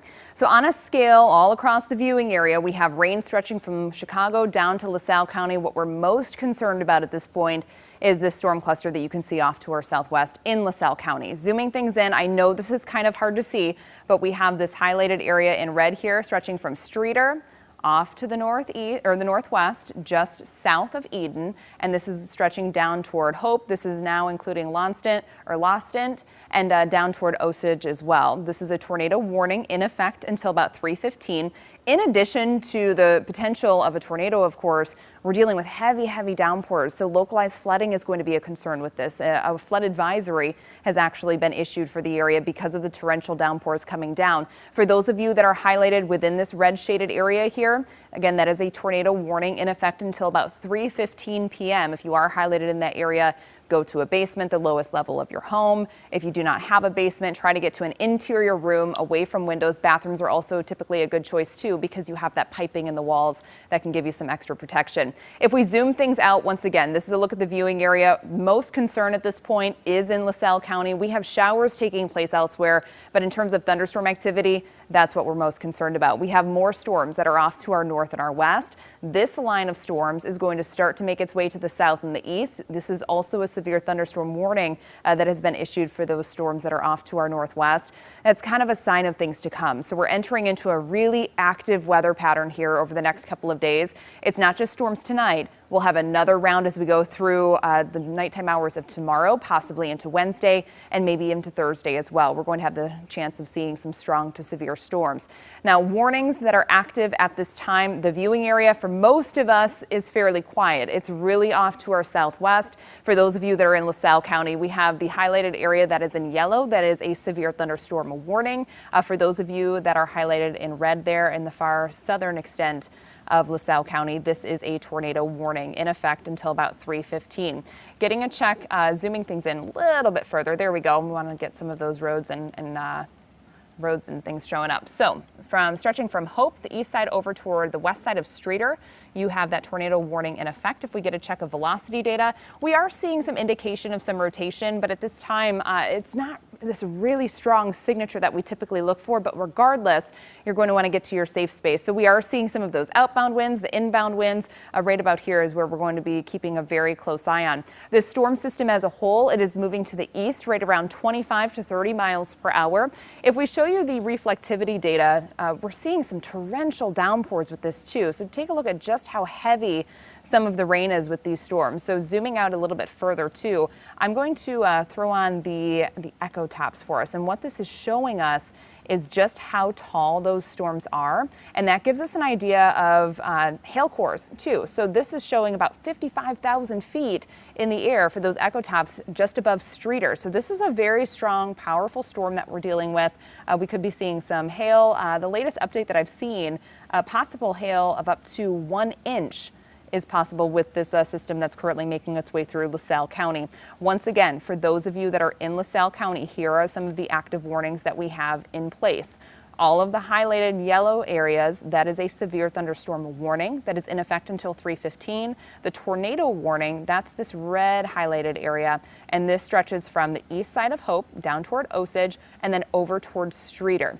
getting a check of that velocity one more time. We are seeing some indication that there is some rotation. It's not very strong at this point, but regardless, the ingredients are there. If you are highlighted within this red shaded box here, go to the lowest level of your home, which is a basement. If you don't have that, try to get to an interior room, a hallway, somewhere without windows. We're going to toss it on over to Tim McGill with an update. Hi. Hi, so a lot of the stuff I'm going to say is going to be kind of repetitive, but we want to keep you updated throughout the entire length, the entire duration of this tornado warning. That's kind of our policy here. We still have another, about 7 minutes or so. It's in effect until 3:15. The storm, according to the National Weather Service, is about 8 miles west of Streeter in Winona and moving off towards the east at about 25 miles per hour. The storm that has prompted the tornado warning, that's in this red area you see down to the southwest. Now it gets covered by lightning. I left the lightning on here to kind of show you where we're seeing the strongest storms right now. Emily pointed out there's a line of storms coming in out of southern Wisconsin, looks like near Janesville, south of Madison, moving towards the Rockford area. We've got some warnings in effect for those, so we'll have to watch out for those for our northern suburbs. But this is the most dangerous storm. We've got, in addition to the severe thunderstorm warnings, that area in red is the tornado warning, again, in effect until 3:15 this afternoon. No confirmation of an actual tornado on the ground so far. It's a radar indicated. That's why we look at things like velocity. We look to see which way the winds are blowing within this storm, within its circulation, if there is one, to determine whether or not this is the potential for producing a tornado. Certainly does. So this is the area outlined here in red that the tornado warning is in effect for another 6-7 minutes or so. Streeter should be on the lookout, Reading as well, just south of Farm Ridge. I'm going to try to zoom in here a little bit, show you some communities that could be impacted by the storm and some streets. Again, here is the storm itself. The heaviest rain seems to be concentrated just south of Farm Ridge. As Emily told you, the storm is reaching up to over 50,000 feet in height. So it's a pretty impressive storm system. This is where we're seeing a little bit of that inbound versus outbound wind. So a little bit of circulation indicated here. It doesn't look like ideal conditions, what you'd see for a tornado, but the Weather Service is concerned enough. There's enough of a little bit of shear there going on that there could be a tornado here. And again, it's just east of Lastant, I believe, if I'm pronouncing that right. I'm going to zoom in here on the northern part of this warning. So East 950th Road here, just south of Leonore, East 12th Road. All these intersections here, if you see your road, if you see your town, you should be taking precautions right now. You should be seeking shelter in the lowest floor, interior floor of your home. Basement ideal. If you're in a mobile home, you really need to get out of that into a safer shelter for sure. But cover up your head. You need to do all the precautions you would, because this is an actual tornado warning, even though it's not confirmed yet in terms of an actual tornado. But this is a warning. So East 12th Road, North 14th Road, near Milla, you are under the warning as well. Anywhere within this area shaded in red, this is a tornado warning, and it continues for about another 5 or 6 minutes or so. Hopefully what we're seeing, the indications out of the storm is kind of weakening a little bit, at least getting a little bit less organized, so that could be a good sign, but we still have to treat it like a tornado is going on here for at least the next 5 minutes or so. And the Storm Prediction Center gave us a heads up about this really a couple days ago, looks out 3 or 4 days in advance, saying there's a slight risk today, level 2 out of 5, for some severe storms. And usually slight means more kind of scattered severe storms, not a widespread big tornado outbreak. And we're certainly seeing that. Most of the area has been pretty quiet in terms of severe weather today, but it's this area in southwestern portions of LaSalle County that's really under the gun with this tornado warning that we've got another, 4.5 minutes left to keep a close eye on the storm. Back to you, Emily. We just got an update from the National Weather Service that they are expiring that tornado warning. So again, for those of you that are in southwestern LaSalle, we are seeing that tornado warning now expiring. This is still a dangerous storm. We're keeping a very close eye on it for those signs of rotation. But again, that tornado warning that has now been expired. So we are going to toss coverage back on over to Tia for more coverage on what happened earlier today. All right, thank you so much for that, Emily. Yes, we have been hearing from politicians all across the country, including our very own President Joe Biden. We'll get to his statement a little bit later on in this newscast. Actually, I'm being told that we can read some of what the president had to say, and this is just some of it. Jill and I are shocked by the senseless gun violence that has yet again brought grief to an American community on this Independence Day. As always, we are grateful for the first responders and law enforcement on the scene. I have spoken to Governor Pritzker and Mayor Rotering and have offered the full support of the federal government to their communities. I also urged and surged federal law enforcement to assist in the urgent search for the shooter who remains at large at this time. That's just some of what President Biden had to say. But of course, we are hearing from politicians all across the state as well. This obviously doing what happens across the country time and time again when there is a mass shooting, igniting the debate for gun control. That is for sure. We're hearing a lot of those statements this afternoon. Again, I want to recap exactly what we know. This all happened around 10:14 this morning. That's when the parade was stepping off in Highland Park. And about 10 minutes after it had just started, that is when those random shots were fired at spectators and also parade participants. We know that unfortunately and sadly and tragically, 6 people are dead and 26 people have been hurt. Majority of them were shot, taken to North Shore Hospital in Highland Park, and we know 5 had to be transferred to Evanston, presumably because they have a trauma center there. Of course, we are still getting updates on their condition. It's been described that many of them are in serious to critical condition at this point. And let's talk about the search for the gunman as you look at that helicopter on your screen right now. We know that police are actively searching for the shooter. The FBI has stepped in. The ATF is actually tracing that firearm that was left behind on the scene to see where it was purchased and who purchased it. Maybe that will link them back to this shooter. This is what we know about the person that fired those random shots, described as being a white male between the ages of 18 to 20 years old with long dark hair, white or blue shirt, and at last check did have some sort of a yellow backpack. Of course, all of those details I'm sure will change as this investigation and as this breaking news continues to evolve right now. Also want to point out, because there's so much video out there on social media, on TikTok, on Instagram, on Facebook, maybe you were there. Maybe you were just capturing the parade going by and had no idea, what may have been captured on your lens. The FBI is asking for videos, for pictures from the area at the time. Whether you got fire or shots being fired or not, your video may have something in it, some type of clue, some type of link back to this shooter. They're also looking for surveillance video. Maybe you have surveillance cameras on your home or business, and maybe you caught something at the time you didn't think it stuck out, but maybe it does now. You can call the FBI and give them the information that you may have. That number is 1-800-CALL-FBI. Again, 1-800-CALL-FBI. Also want to point out the fact, because of how serious this is and how tragic this is, this has impacted a lot of different communities surrounding Highland Park as a result of this shooting. We know that there are fireworks shows canceled in several communities. That includes the city of Rolling Meadows, Libertyville, Winnetka, and many more. Also want to point out the fact that in Highland Park right now, this is a time where you may be in your backyard with your family. This is a time where you may be out, having fun with the kids, barbecuing, but they are telling residents to shelter in place. And if you live in a suburb that is nearby, to shelter in place, because there is an active search. You see law enforcement right there on your screen, many with long guns, searching for this suspect who is still out there. We don't know where he's headed next. We don't know where he is, but there is an active search looking for him right now. This is supposed to be a day where we all get together and enjoy each other. And unfortunately, another mass shooting in our country, another mass shooting that hits a little closer to home for Illinoisans. Now, we do also have a statement that we want to get to as well. We just told you what we were hearing from President Joe Biden, but now we want to talk about here at home who we are hearing from. We've heard from Governor J.B. Pritzker. We got him on camera a little bit earlier, but now we are hearing from Lieutenant Governor Juliana Stratton. And this is some of what she had to say. The pain that we are feeling today is not normal and never should be. My family and I are praying for the Highland Park community and all who attended the 4th of July parade today to celebrate our country, only to have that celebration turned into tragedy. Our state is saddened and stunned by this horrific act of gun violence. She said much more than that, but I'll leave it right there. Let's go to Anthony Ponce. He is live at Highland Park right now. We have been waiting on an update. Anthony, I know we haven't gotten that new update from police, right? At least not yet, but can you tell us exactly what you know at this hour?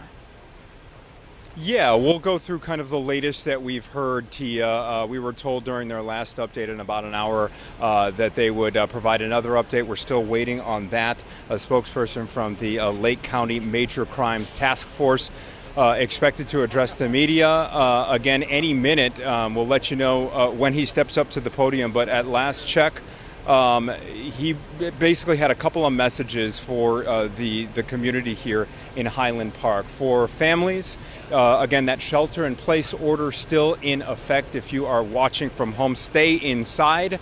And as you mentioned, Tia, if you think you had any photos or videos on your phone, on your camera, on your device from the corner of 2nd and Central from just after 10 a.m. During the parade, you are asked to share that with the Highland Park Police Department, or just call the number you mentioned, 1-800-CALL-FBI. Again, no matter how insignificant you think that video may be, you could have caught this suspect, who again is described as a young man between 18 and 20 years old, white with long black hair, last seen wearing a blue or white shirt. He's said to have a small build.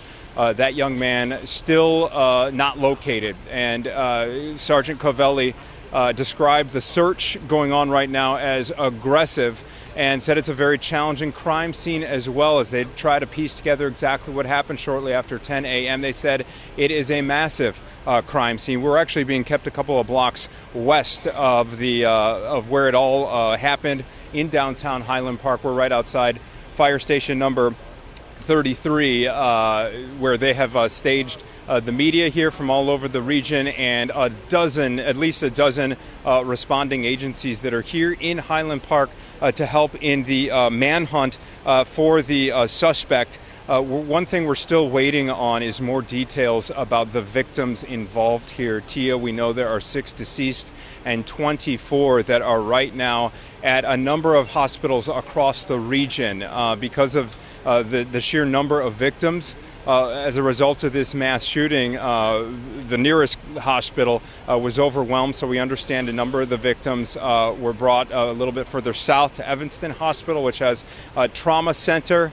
We are told that some of the victims that were shot earlier are in critical condition. So this is a very fluid situation. I also want to mention that Sergeant Covelli said if you are still separated from a loved one, in the resulting chaos of what happened, the Family Reunification Center is at the Highland Park police station. So if we've seen reports on social media of at least one young man, a boy that was located by some onlookers, some fellow spectators of that parade, who they said was separated from his parents.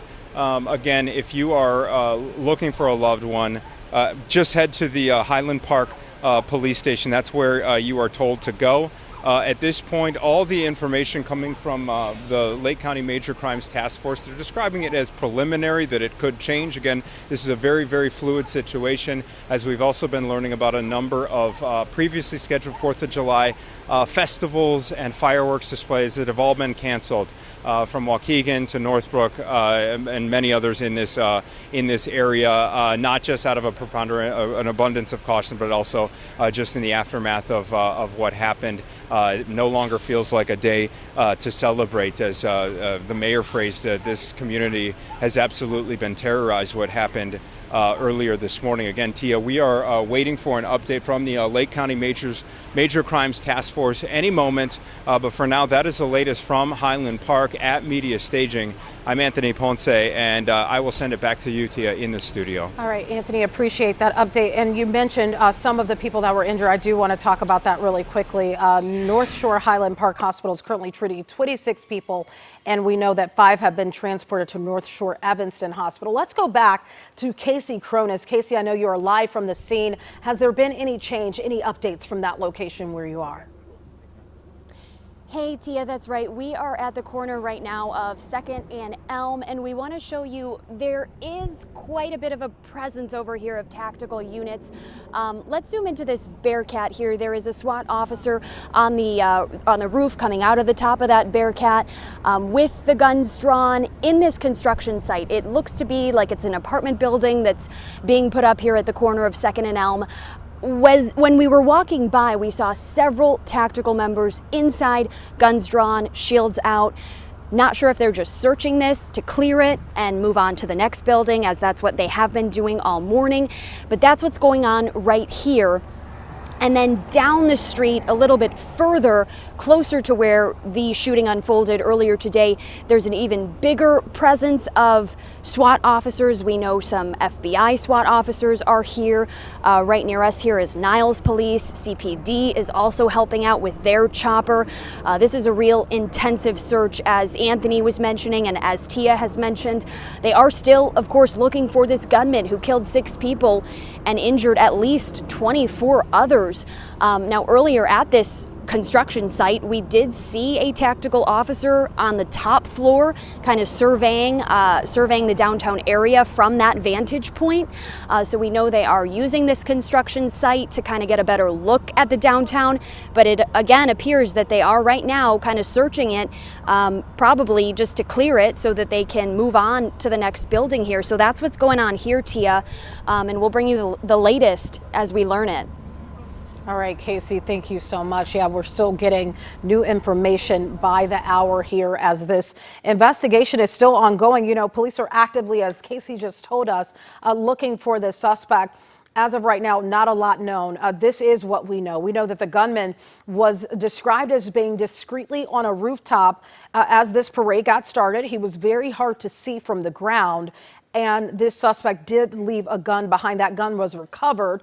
And as a result, the ATF is trying to figure out where the gun was purchased and who purchased the gun. Hopefully, they are at least hoping that that will track them back to whoever is responsible for this shooting. Again, 6 people are dead, 26 people hurt. And we know a vast majority suffered gunshot wounds, and the remaining sustained injuries as a result of the ensuing chaos at the parade. We do have some new videos that we do want to get to from the scene to really show exactly the chaos that ensued as a result of those shots being fired. We saw people just scrambling, pushing strollers. We know that on the scene, shoes were left behind. And let's just watch this for a second. You'll see people start running as that gunfire is then fired off.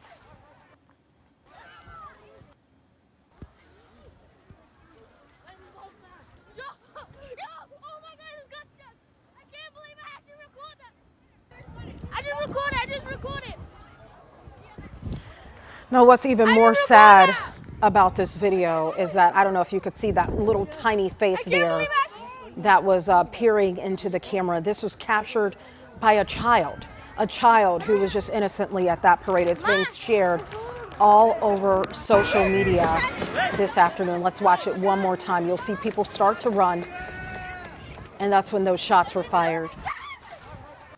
And a child, again, the person capturing just this horrific tragedy unfolding. I'm sure this child will never forget. Many people that were there, adults as well, children will never forget this tragic day in Highland Park. All right, and this is a second video that we have.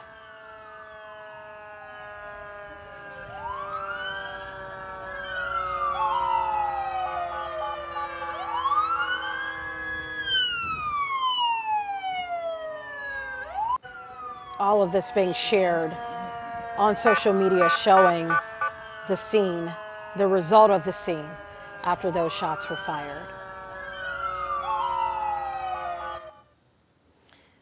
It's just really tragic because it seems like, you know, as soon as we hear about one mass shooting, the next thing you know, we're dealing with another one, and this one in Highland Park. Right now, we want to get back out live in Highland Park, where we are hearing more from police in this update. Let's listen in. We're going to start right away with Commander O'Neill, and then we have some representation. Coroner Jennifer Bannock, Lake County Coroner, is here, and we have representation from the FBI and State Police as well. Commander O'Neill, Highland Park Police Department. Last name is O'Neill. As you know, an active investigation continues into the shooting at the Highland Park 4th of July parade. The parade route in downtown Highland Park and the central business districts remain an active crime scene. Therefore, we highly recommend that individuals living in this area to continue to shelter in place. This area entails Green Bay Road to Laurel Avenue to St. John's Avenue to Elm Place. The investigation and most law enforcement personnel are focused in this area. Individuals outside of this area no longer need to shelter in place. However, we urge everyone and anyone to remain vigilant and immediately report any suspicious behavior in the community. The Lake County coroner is on scene assisting with the investigation. Highland Park Police are collaborating with the Lake County Major Crime Task Force, the FBI, the Illinois State Police, county and local law enforcement agencies throughout our area. While no one is in custody at this time, a very active apprehension effort is currently underway.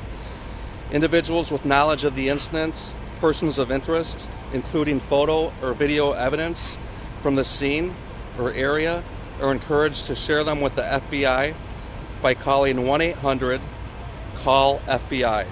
That's 1-800-CALL-FBI. Regular updates are also being posted on the city website at www.cityhpil.com. Thank you. Corner. My name is Jennifer Bannock, Bravo Alpha November Echo Kilo. I'm calling with an update on the coroner's investigation. So far, there are 5 dead on the scene. Those decedents have been identified, and we are working on notification for those families. There is 1 additional decedent that was taken to a local hospital. Thank you. All right, again, very active investigation, and we'll try to answer what questions we can without negatively impacting the investigation. I can tell you our investigators, in collaboration with the FBI and our federal partners, are making significant progress. So we're moving forward, and that's where we're at right now. Deputy Chief, were you able to glean anything off the gun that was left, numbers or anything that leads back to where this might have come from? The gun is certainly being heavily investigated by the ATF, our federal partners, and we are working on that aspect. Can you tell us what kind of gun it was at this point? Right now, what we're saying is it's a high-powered rifle. Beyond that, I'm not going to go into much more. Eventually, we will. When we feel comfortable releasing that information without giving out information we don't want out there at this point, we will put that out. This is a question for Bannock. Yes. Can you tell us exactly, you said you were able to identify them. Are they children? Do the ages range? I can tell you that the decedents on scene were adults.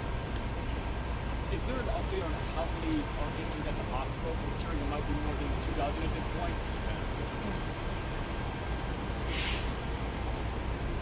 So my name is Joe Schrage. I'm the fire chief for the city of Highland Park. So on scene we transported 10 to Highland Park Hospital, 6 to Lake Forest Hospital, and then 7 to Evanston Hospital. In addition to that, there were walk-ins at different hospitals, people that self-transported and drove themselves, so the numbers are a little higher than the transports by fire. Have you identified the gunman? Do you know who you're looking for at this point? I can't get into that just yet. Are we talking about multiple shooters or one shooter? At this time, we have no indication to believe there was more than one. However, we're only hours after this occurred, so we don't want to narrow in, and we want to be very broad and look at this in totality. Talk about a halted in a search. Right now there's 6 fully manned armored vehicles right down the street. Are they just waiting for tips, or are they going to go door to door? So primarily the SWAT teams and NIPUS, what they are doing is they have been evacuating people out of the buildings that have been in that contained 4 radius. Should the individuals still be there, that is their primary focus at this point. Can you clarify the number? I just want to clarify the number of those who are deceased. You said 5 who were deceased on the scene were adults. And is there one Do you more want to just... There were 5 on the scene, and they were all adults. And then there was 1 that was transported to a local hospital that also died at the hospital. I don't have any additional information on that victim. Including their age? Not right now. Can you go over that perimeter one more time? I think it's a really important piece of information. Perimeter streets. So currently we have an active crime scene in our central business district. The perimeter is Green Bay Road to Laurel Avenue, to St. John's Avenue, to Elm Place. And we have police personnel in that area continuing the investigation and clearing businesses and buildings. Are there people still inside buildings at this hour? Do you know how many more you need to evacuate? Some people chose to shelter in place and continue to do so. We are working with our law enforcement teams in that area to evacuate them. The Highland Park Police Department is the reunification site for family and friends. If anyone is separated parties, they can be directed to the Highland Park Police Department, and that's located at 1677 Old Deerfield Road in Highland Park, 60035. So just to clarify, people outside of that investigation that see right there do not need to shelter in place. That's correct. That's correct. There's a heavy police presence in the area and in the community right now.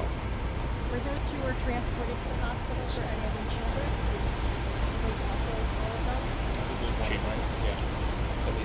children? At least one of those was a child. Yeah. I don't know whether or not we transported, but do not know the outcome. Do you know their condition when they were transported? When they were transported, they were critically injured. All of them? Just the child. The child. I do. No, I was not given the age range. I'm sorry.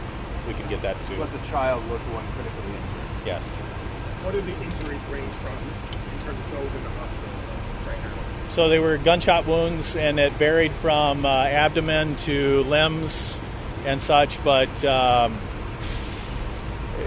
the crews were on scene very quickly. There was bystanders as well that rendered aid as well. They were quick to tie tourniquets and do bleeding control, which definitely assisted the fire department on scene. How long did the incident take place? Do you have any idea how many minutes it was? Commander. I'm sorry, can you repeat the question? How long did the incident take place from the beginning of shooting to the end? It was very quick. Gunfire was recognized in the area. Police units were actually already on scene for the parade in addition to fire personnel. So it was very expeditious. It was pretty quick, and then the offender had fled the scene. Do you have any idea how many shots were fired? I do not at this time. Numerous is what I could tell you right now. Had your departments, in wake of what we saw in Waukesha, Wisconsin, had your departments trained for anything like this or had meetings in terms of parade security after what we saw in Wisconsin? Yes, the Highland Park Police Department has a high level of training. We historically, currently, and in the future will train in rapid deployment, rapid response. Also, rendering aid is a priority for our agency. And this morning that was done quickly. We were able to get medical personnel in quickly to start evacuating wounded parties. And that also included using police vehicles in addition to fire department ambulance vehicles. And many people self-transported too. Just touching on that question, there's a high level of training for all agencies in Lake County, and I think that you're going to hear accounts of how quickly Highland Park Police Department responded and did exactly what they were supposed to do. But right now we want to focus on the victims and ensuring we're catching the offender. Any idea how he got onto the roof? So the roof was a business, and it looks like access to the roof via a ladder in an alley was unsecure. Fire escape? Is it on ladder or the ladder was there already? A ladder that's attached to the building. All right, we can take two more.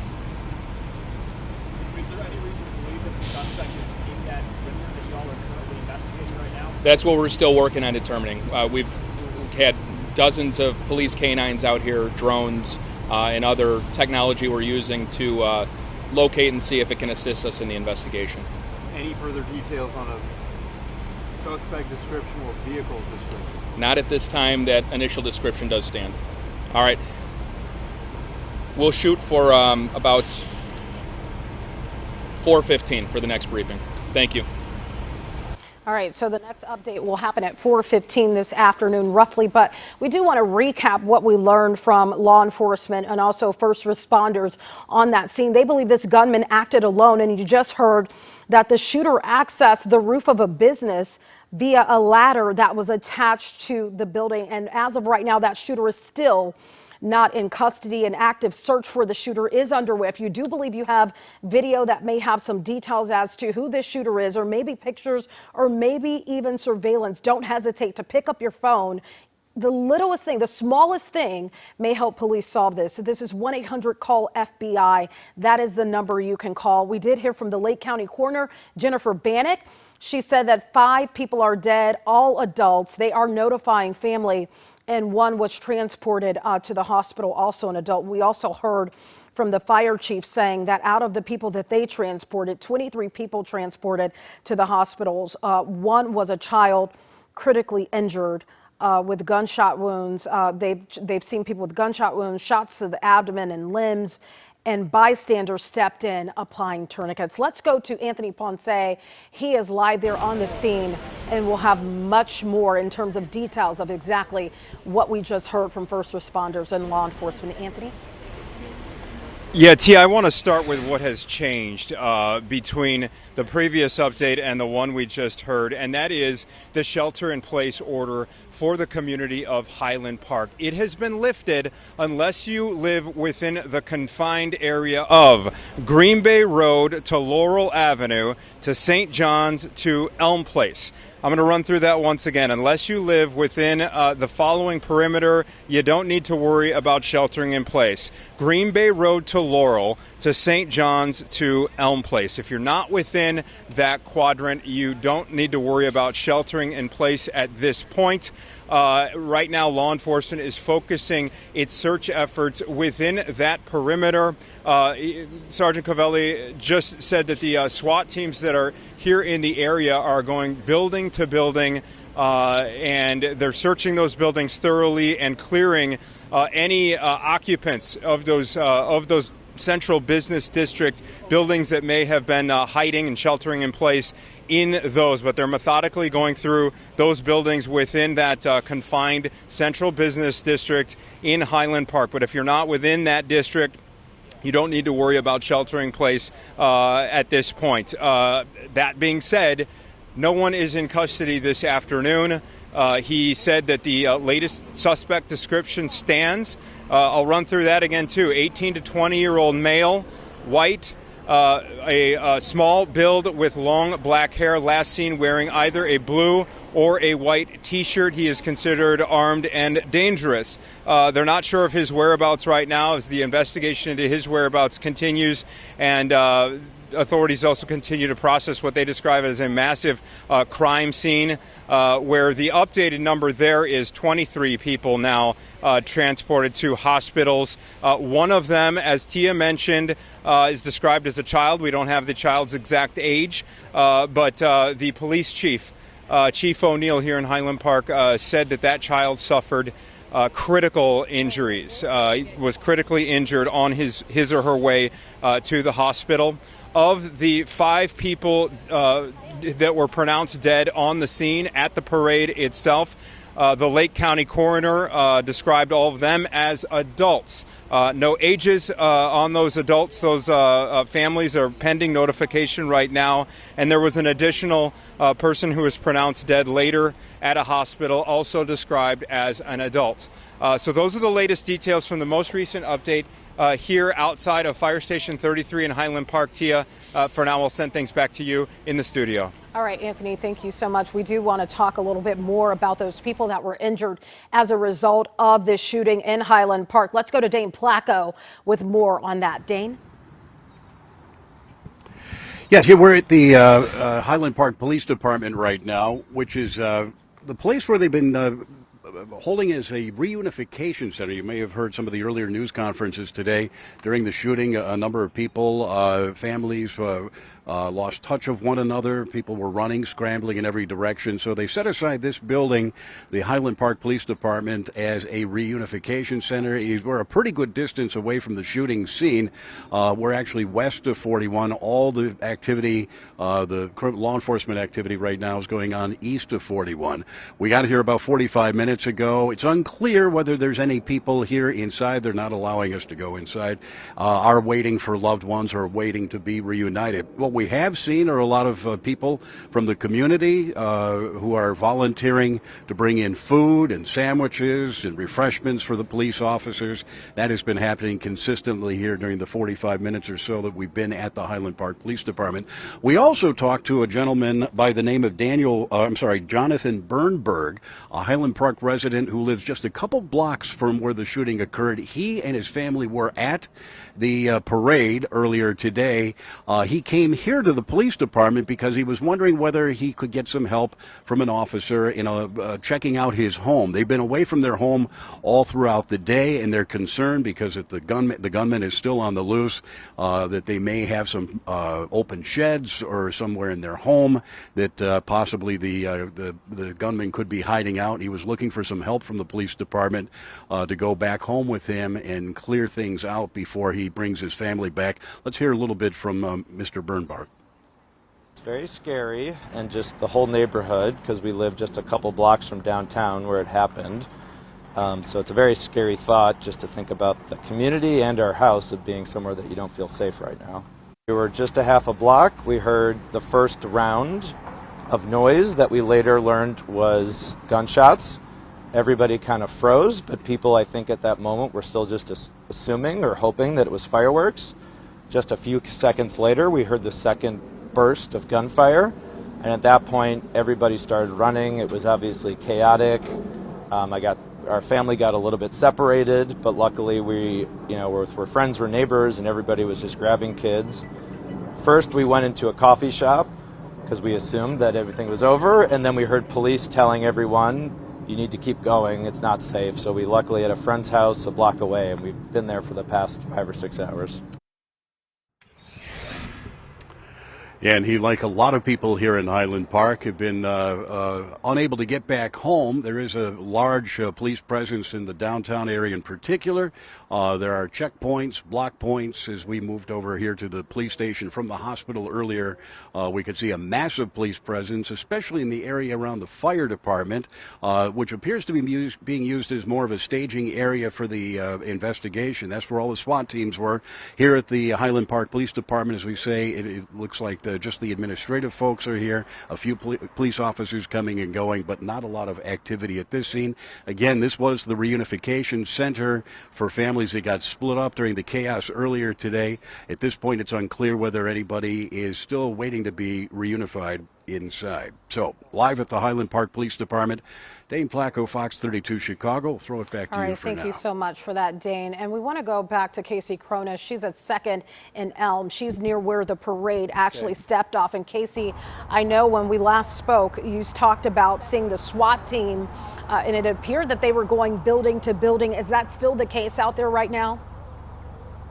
That's right, Tia. SWAT members are still going building to building, searching and clearing those sites and letting some people out who have been sheltering their inside businesses for the last several hours since this shooting all unfolded. We're showing you a shot right now down the street where you see those large tactical units. That is closer to where the parade was unfolding and where that shooting actually happened. There's a group of SWAT members that just came out of a business. They've been kind of going business to business. There is also a construction site here. Looks like this is going to be an apartment building. We have seen some tactical teams inside this apartment building. Just a couple of minutes ago, 2 of those SWAT officers left the building. It's unclear if there are any more officers inside. We know they were using this as kind of a place to have a vantage point to look out from downtown earlier today. But right now, still a very active scene here. And some people are, again, being let out of these businesses now. We've seen some people going back to their cars and, just kind of getting out of here. We do want you to hear from one man we spoke with just a little while ago who was at the parade. He said he was supposed to bring his grandson, but it didn't work out for his grandson to come earlier today because a family member tested positive for COVID. And he's so grateful for that because he was just feet away from where those shots rang out. And he describes for us as he went to a nearby gas station and was barricaded inside for 3 hours with about a dozen other people. We want you to hear from him now. I heard a number of loud sounds that I thought were a car misfiring or one of these kind of circus cars that might have been in the parade backfiring, but it kept on going and going. And then unfortunately from right down the block here, I heard the screams of all the people that were being shot and people frantically picking up their children, their chairs, and there were a lot of chairs left. Most of them just picked up their children and took off. And where the parade was and where the shooting unfolded, there are purses, coolers, bicycles, little children's bicycles, chairs just left because in that moment of chaos, everybody just picked up and ran. Now, that man who you just heard from says as he was inside the gas station, the clerk had locked the door, so they felt secure in the location where they were, but they were in there for about 3 hours, and there were several children inside that gas station convenience store as well. They were absolutely distraught, he says, until some of the moms started singing Wheels on the Bus to try to calm them down.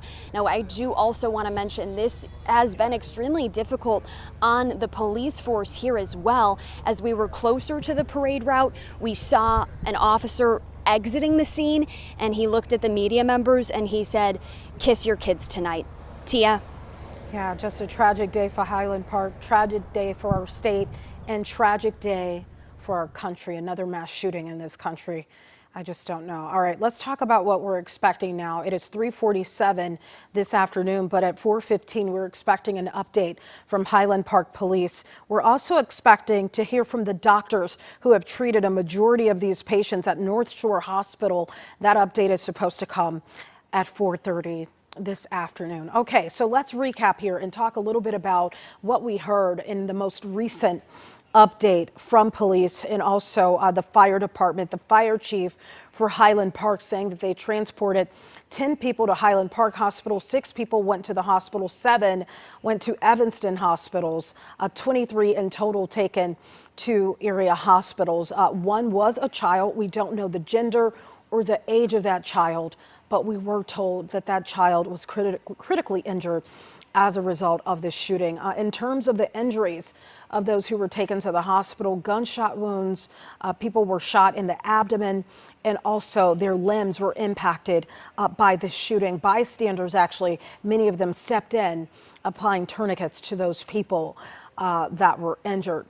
And let's talk about what we know in terms of the shooter. There's still an active search. There is no one in police custody right now, but police are definitely searching for this man, described to be as a white male, 18 to 20 years old, with a small build, long dark hair. Long dark hair is what we keep hearing, white or blue shirt at last check. And we do know that he was discreetly above a business on the business's rooftop, and we were told that he got access to that roof's business as a result of a ladder that was attached to the building. The ATF is searching the gun because it was left behind. It's described as a high-powered rifle, and as of right now, we know tracing is going on right now to determine exactly where that weapon was purchased and who is the person that purchased it. In terms of those that were tragically killed as a result of this parade today, 5 people are dead. We know that families are being notified. They are all adults. Those 5 people died on the scene. 1 was transported to a hospital and died at the hospital. That is the latest information that we have heard from first responders on the scene as of right now. Again, we are expecting another update.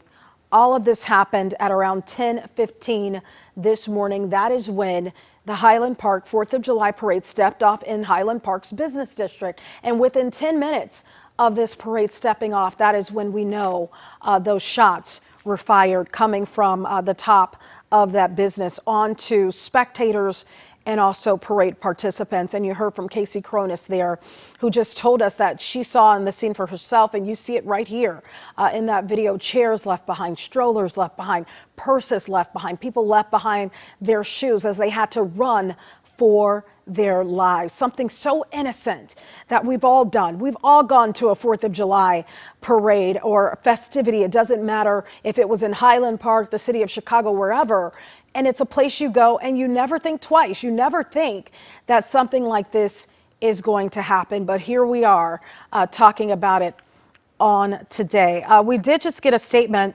We've heard from a lot of people today. We've heard from the governor. We've heard from Lieutenant Governor Juliana Stratton. We've heard from the President of the United States, Joe Biden.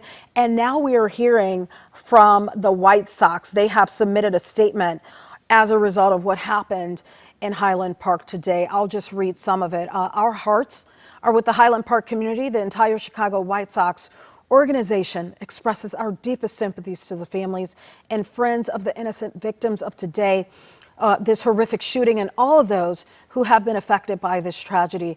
After consulting with Major League Baseball, tonight's scheduled game against Minnesota will take place at 7:10. However, the post-game fireworks celebration is canceled. A moment of silence will be held before the start of today's game. And we have heard that from other surrounding communities, that the fireworks shows that were intended, that were supposed to step off tonight, are canceled. Here's just a list. I don't have every single community, but here's just some of the communities where we know the fireworks shows are canceled. The city of Rolling Meadows, Libertyville, Winnetka, that's just a few. And also Evanston, I believe as well, have canceled their fireworks show as a result of this tragedy. And we're just getting in. I just heard from the newsroom that Oak Park has decided to cancel their fireworks show as well. Just tragic, because, you know, this is a day where we all look forward to having a good time with our families and friends.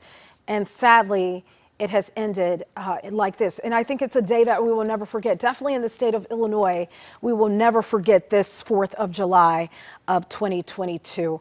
We do have some other news, and this coming from our weather department. Let's get to meteorologist Emily Walsh. She's been tracking some storms that have been brewing in our area. Emily? Yeah, we've been dealing with some pretty strong to severe thunderstorms across portions of the area throughout the afternoon. As of right now, all of the warnings that you're seeing highlighted here, they're just outside of the viewing area. We have some that are just south of LaSalle and Grundy, and then we also have a warning that is just northwest of DeKalb County. So for us right now, no severe thunderstorm warnings. We don't have any tornado warnings, but we're not done with the storms just yet. We still have storms, especially in the far southern extent of the viewing area. Some showers now taking place in northwest Indiana. So for those of you that are trying to get set for any plans that you may have during the afternoon and evening hours, we are still seeing some rain in northwest Indiana. This is going to continue for about the next 2 hours or so, and then we should see a decent break. But notice the storms that are just off to our north and our west. Those are beginning now to move into portions of McHenry County. Some very heavy downpours coming through right now. But again, this is not severe for us right now. McHenry County,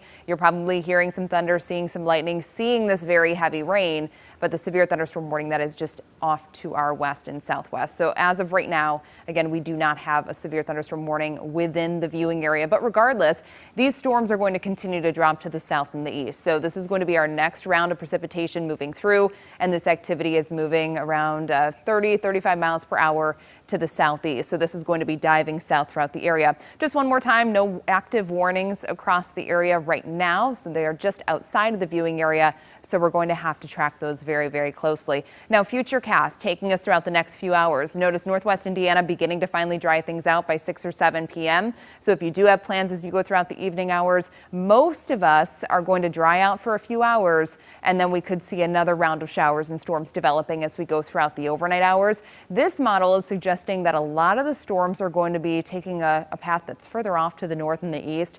But we're still going to have to be on the lookout for some strong to severe thunderstorms as we go throughout the overnight hours. Damaging wind gusts, hail going to be the primary concern, but we can't completely rule out a brief spin-up tornado. So again, we're going to continue to deal with that as we go throughout tonight. By daybreak tomorrow, most of us waking up to fairly quiet conditions. We'll have just a couple showers around, but mainly the cloud cover. So the Storm Prediction Center's severe weather outlook, we have a slight risk for the rest of today and through tonight. That means scattered severe storms are going to be possible.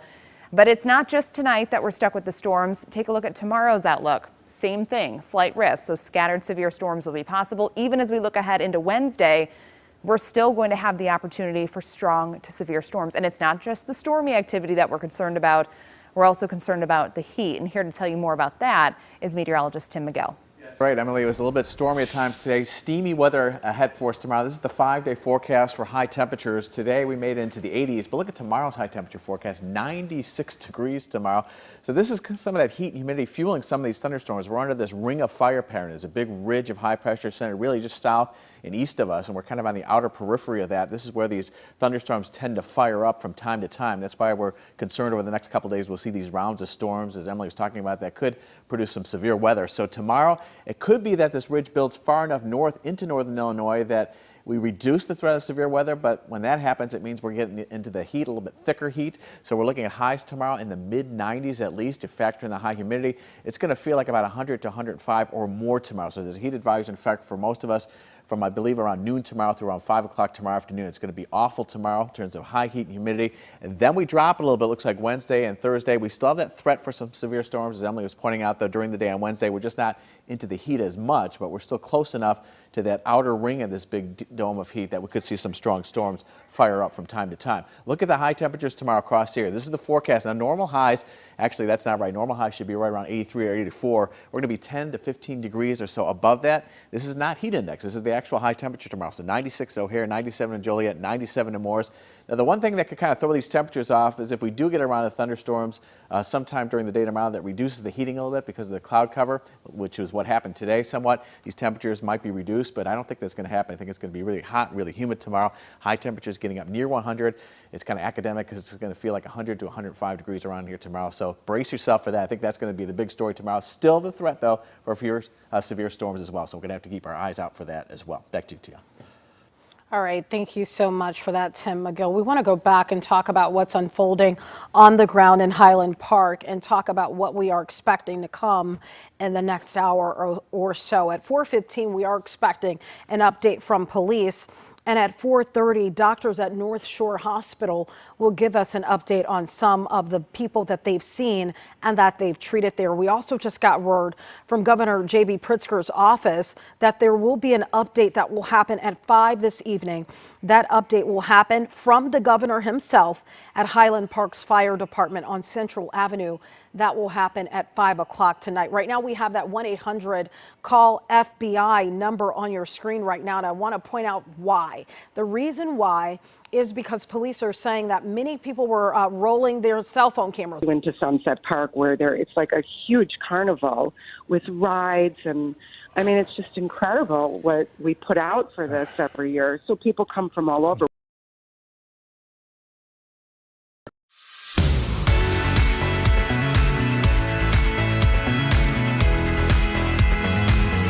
Can you give us the very latest of what's happened at your location?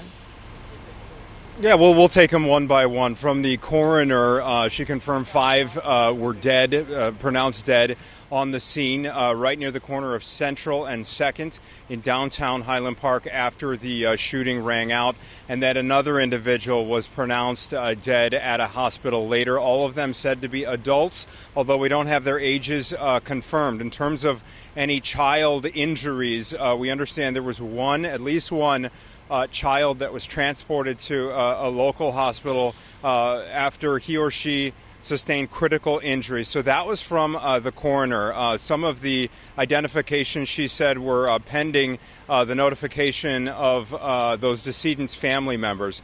As for the fire chief, he specified that the area in which you need to shelter in place has been really confined now, from Green Bay Road on the west to St. John's on the east to Elm Place on the north and Laurel Avenue on the south. That's not a very big area, but it is very dense. It's dense. There's a lot of businesses there. So if you're not within that square that I just mapped out, then you are no longer being asked to shelter in place.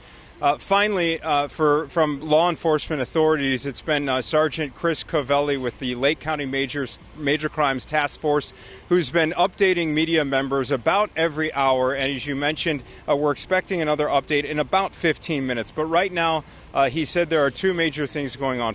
First is the aggressive manhunt that is unfolding up here in the northern suburbs for the shooter. They have still not located the shooter, who they are continuing to describe as being armed and dangerous, or should be treated as armed and dangerous, even though they did locate a weapon on the rooftop from where the shooting erupted shortly after 10 a.m.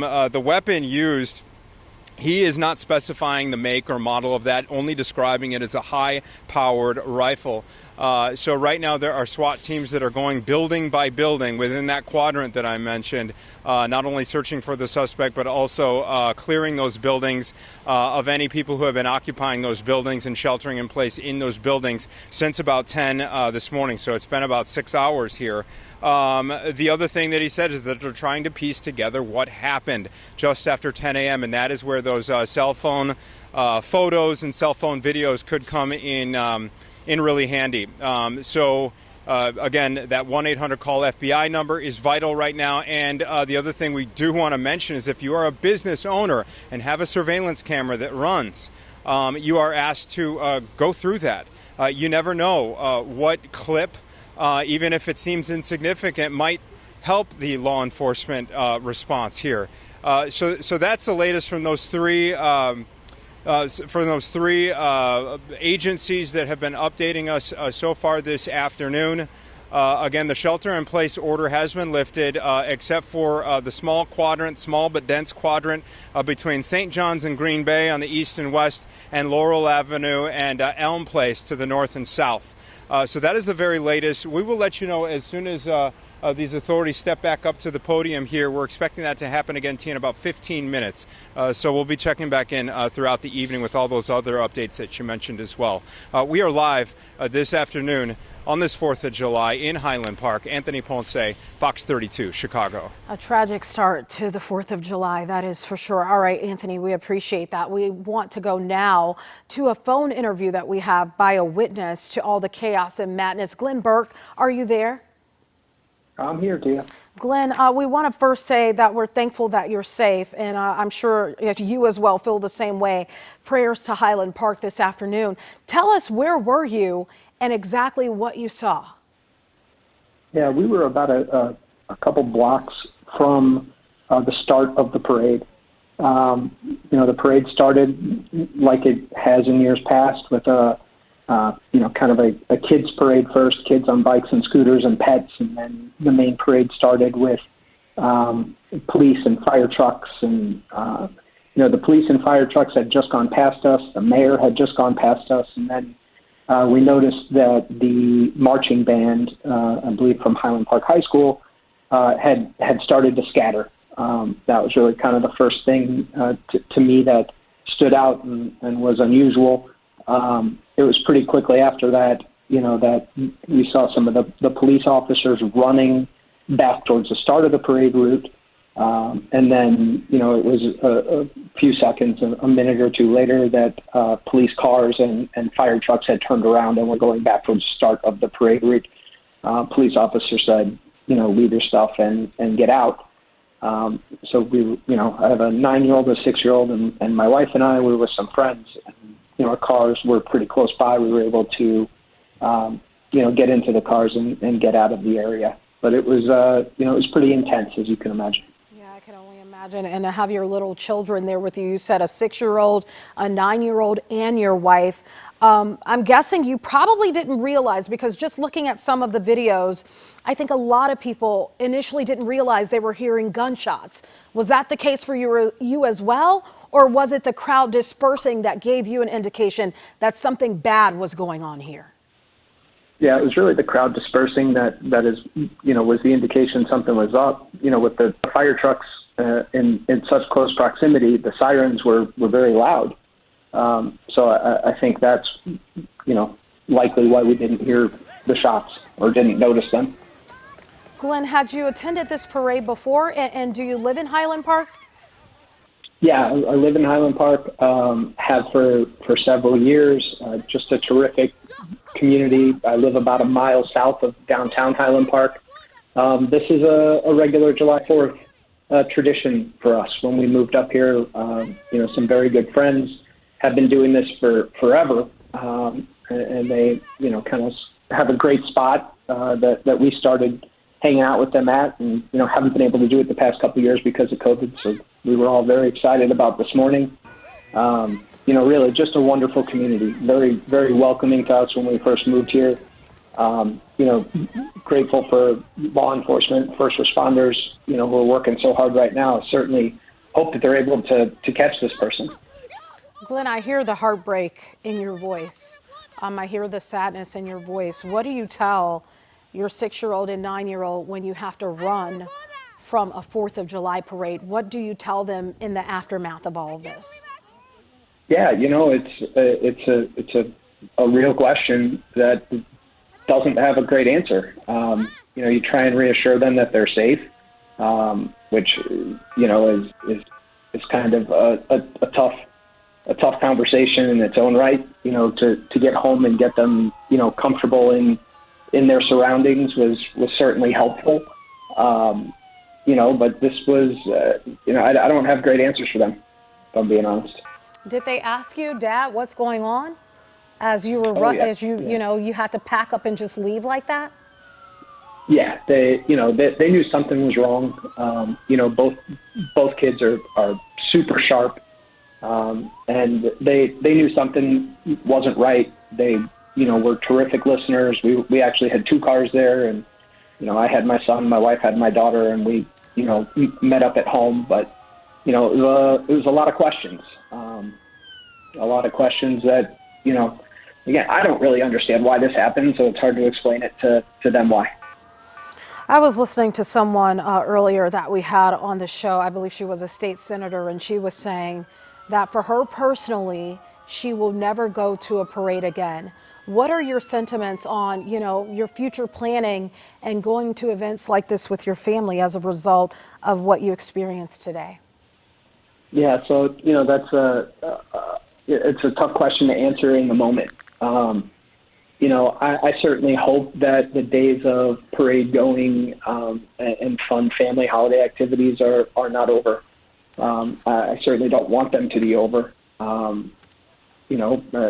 the same time, safety first, and I gotta think about the welfare of the family. But I have fond memories of going to fairs and carnivals when I was growing up, and to this point, my kids did as well. I certainly hope that that's not over. I don't know how old you are, Glenn, but you're right. When we were kids, this wasn't something we had to think about. We would go to the parades. We would, look forward with our bag to fill up for candy. And here we are today talking about a shooting, a mass shooting at something that's just so innocent. You went there with your family, obviously the same sentiment that everyone else around you had, an innocent time to have fun with your family. And like you said, we've all been, kind of stuck, I don't want to say in a rut, but kind of in a rut with COVID, not being able to really go to mass scale events. And here it was, this parade is back and we're looking to have a good time and this happens. Yeah, it's really, tough to swallow. This is, again, such a wonderful community, so welcoming to my whole family when we moved here, several years back. We've gotten to know many of the local business owners. We went to the parade like we do always, to wave to friends, who were in the parade or on floats, and it would be a real shame for stuff like this to not happen. It's July 4th in Highland Park's a great day.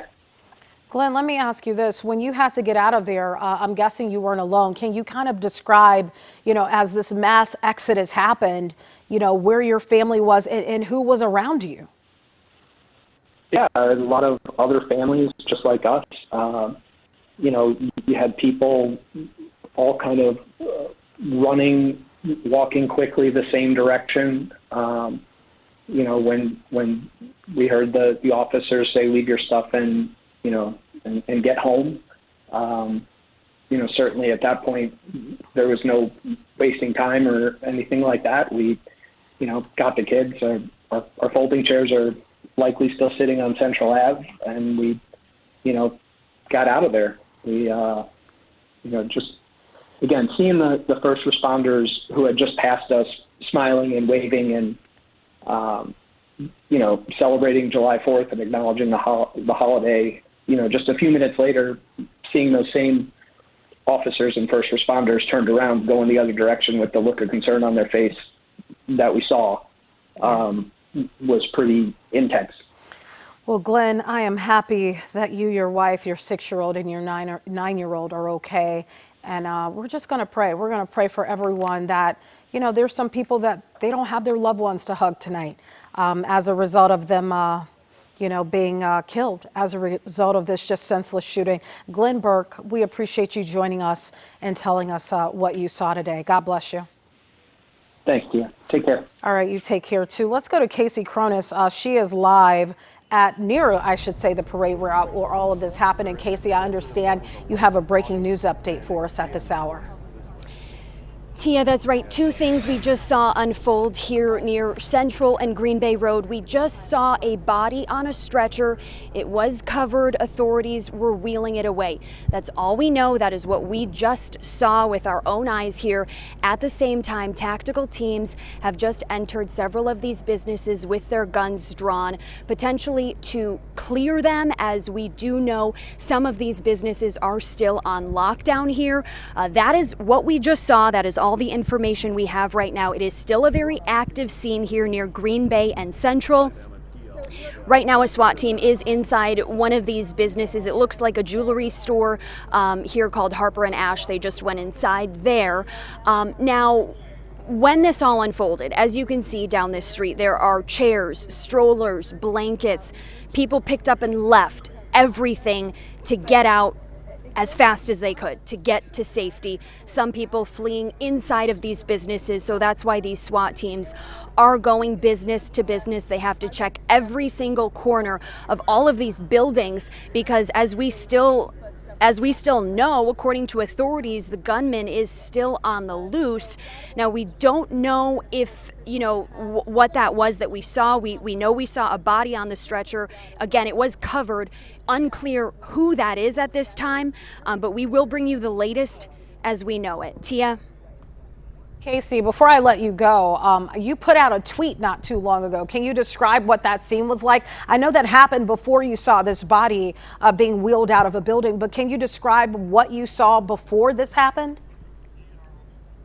Yeah, that's right, Tia. As we were moving back over here from 2nd and Elm, I saw a large Illinois State Police, one of those large tactical vehicles, they're often called Bearcats, racing down Green Bay Road here. After that vehicle sped down the street, we also saw two marked Illinois State Police squad cars heading down that same street as well. All right, Casey, we appreciate you being our eyes and ears on the ground there. Thank you so much for that update. It is 4:13 right now. We are expecting an update from police at 4:15 to come from the police department. We're also expecting to hear from doctors at North Shore Hospital at 4:30. And we're also expecting to hear from Governor J.B. Pritzker. He will be at the Highland Park Fire Department at 5. Let's go to Dane Placco. He's actually live at North Shore right now to give us an update. Dane? Yeah, we're in the parking lot at Highland Park North Shore Hospital awaiting that news conference. As you mentioned, we've been told by hospital administration that they are going to send out some of the doctors and nurses who helped try to save some lives here, a lot of lives, earlier today to talk to us about their experiences. Again, the numbers we're getting from police here in Highland Park, 19 people were transported here to Highland Park Hospital, 7 to Evanston Hospital, where they are a certified trauma unit and can handle the more serious injuries. Also, 6 people went to Lake Forest. We're also hearing that a number of other people may have shown up at area hospitals, including here at Highland Park, who were not transported, who came on their own, drove on their own, that might have gotten bumped or bruised. We talked to a woman earlier whose knee skinned her knee. They brought her over here. And so there are a lot of people being treated. There is still a very active scene inside the hospital from what we're being told. In fact, Highland Park, in an earlier news release, saying that within 30 minutes of that shooting, they had 20 additional physicians and nurses and support staff on hand here to deal with this emergency. They say they also had crisis and social workers available. In fact, one of the other reporters, a newspaper reporter I'm friendly with, went over and tried to talk to somebody at the entrance about an hour ago, and it was in fact a social worker that had been called to the scene. They are keeping us away from the main entrance of the hospital. We're on the far end of the parking lot for obvious reasons. They don't want us bothering or talking to any of the people who've already had enough trauma for their day. Again, 4:30, we're told that some of the doctors, nurses, perhaps an administrator from Highland Park Hospital will be coming by here to give us a statement and talk a little bit about their experience on this very horrible day here in Highland Park. Back to you. All right, you're absolutely right. A horrible day, a tragic day, and a sad day. Dane Placco, thank you so much for that. We'll come back out to you live. We do want to go through some of the statements that we're receiving from across the country. We've heard from President Biden. He released a statement not too long ago, and this is just some of what it says. Jill and I are shocked by the senseless gun violence that has yet again brought grief to an American community on this Independence Day. As always, we are grateful for the first responders and law enforcement on the scene. I have spoken to Governor Pritzker and Mayor Rotering and have offered the full support of the federal government to their communities. I also urged federal law enforcement to assist in the urgent search for the shooter, who remains at large at this time. Members of the community should follow guidance from leadership on the ground, and I will monitor closely as we learn more about those whose lives have been lost and pray for those who are in the hospital with grievous injuries. The governor was at a different parade this morning, but he's been told about the incident in Highland Park. In fact, he's supposed to give an update from Highland Park at 5 this evening. But this was his reaction when we saw him earlier today. This was his reaction to the devastating shooting. Folks, unfortunately, as you may know, we have an active shooter situation in Highland Park at their parade. It's been reported that there have been 9 people shot. I'm still getting reports. I think it's important for me to stay on top of that. I've been in touch with our state police, who are backing up local police and hoping to keep the crowd safe there. But unfortunately, I won't be marching in this parade or in the parade later today at Evanston, because it'll be important for me to stay on top of this and make sure that everything is being done for people on the ground to keep everybody safe and also to help catch the shooter.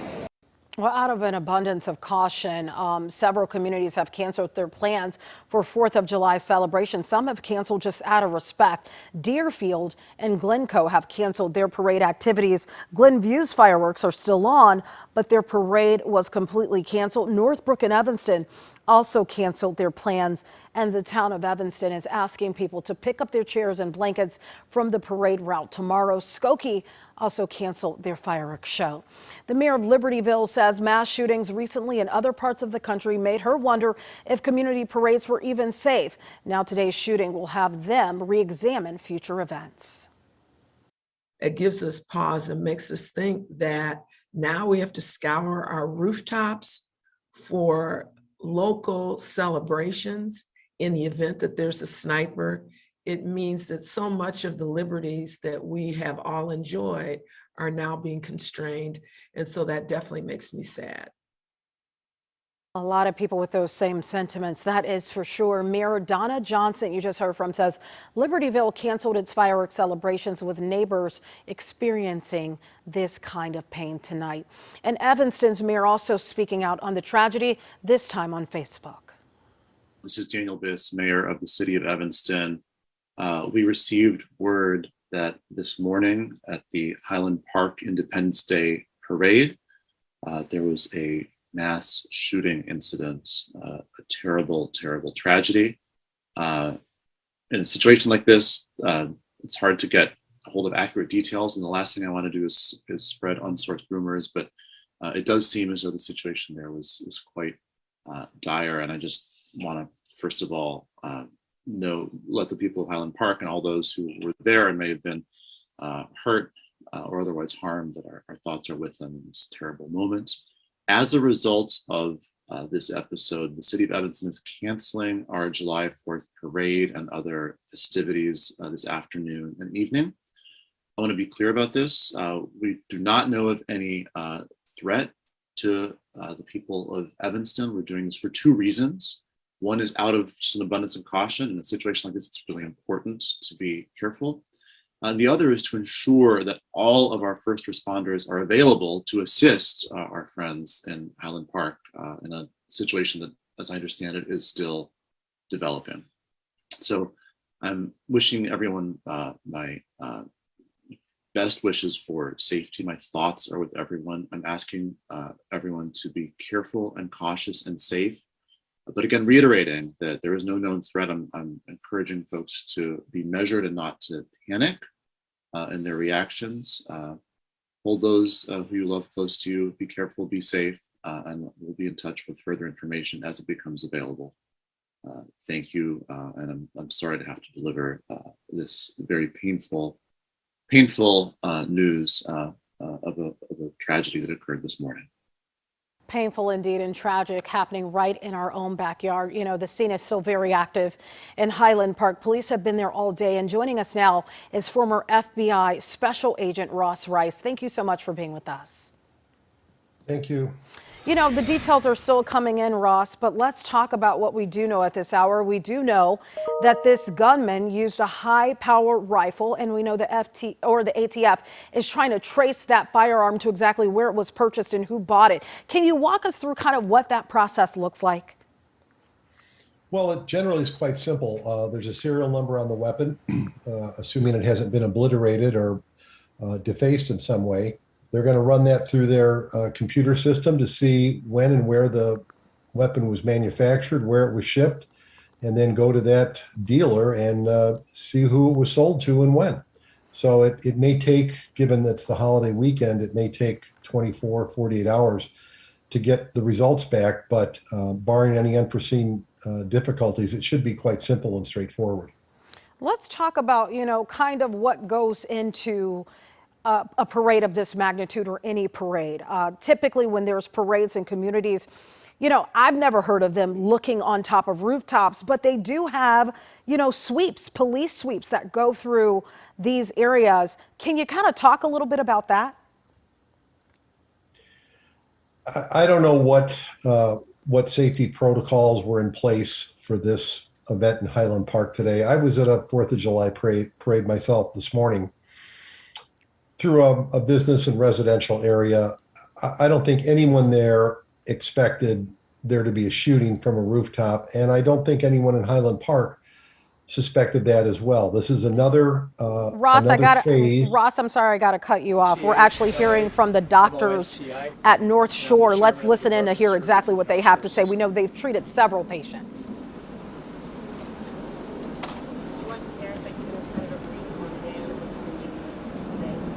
Sure.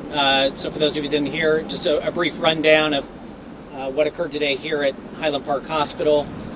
Shortly after the events that occurred in downtown Highland Park, our team here at Highland Park Hospital was notified of multiple victims that were involved in a mass shooting or casualty event.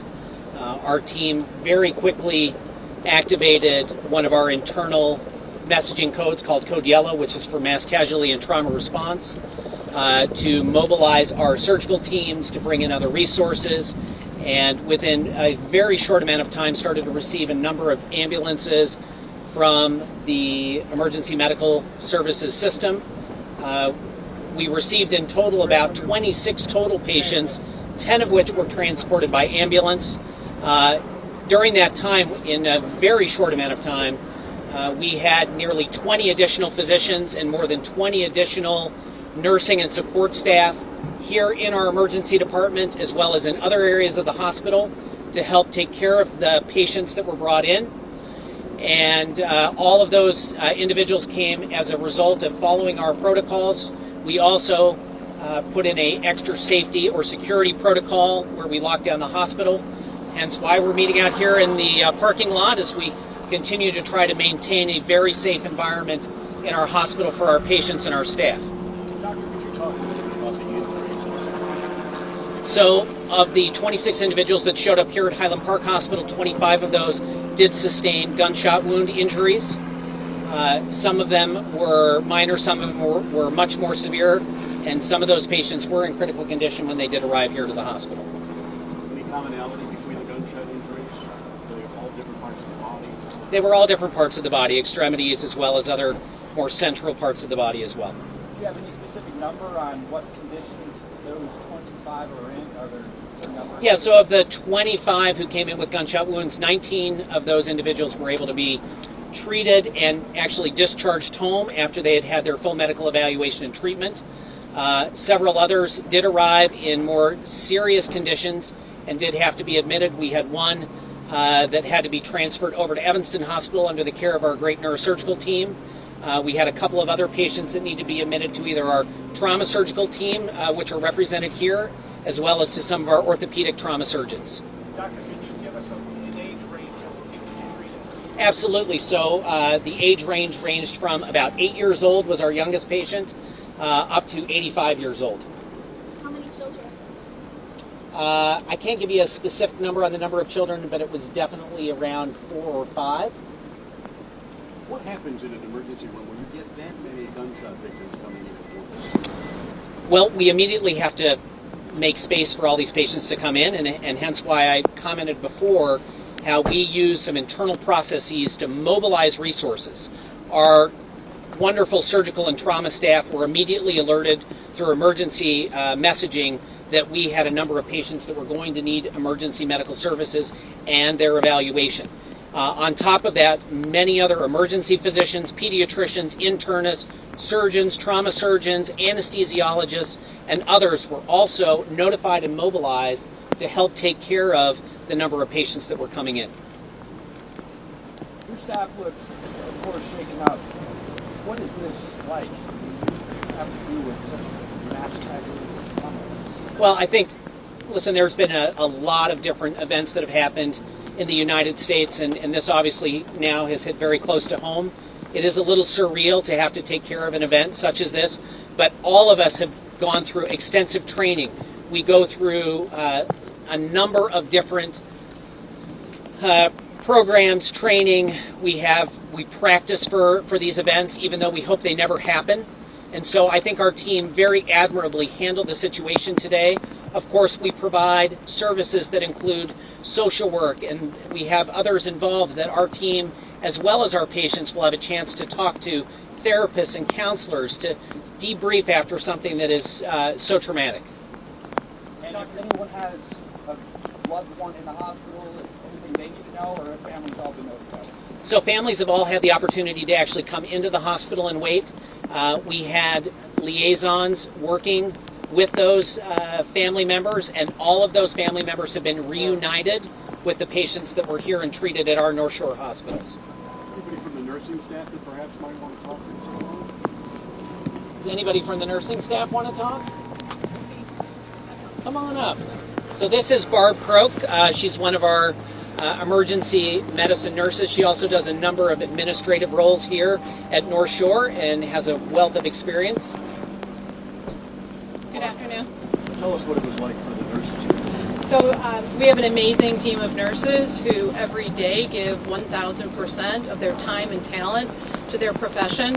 They all immediately go into emergency mode, and they are trained in trauma and pediatric care as well.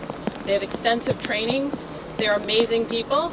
They showed their proof in COVID, and now with this absolutely upsetting and tragic mass shooting, they came to the call to duty. They were fantastic. Multiple nurses taking care of one patient at a time because there's family members. Emotional support is needed. Advanced trauma care, advanced emergency care, EMS personnel. So amazing squad of nurses. Very proud of them. I'm very, very thrilled to call them my colleagues. Yes.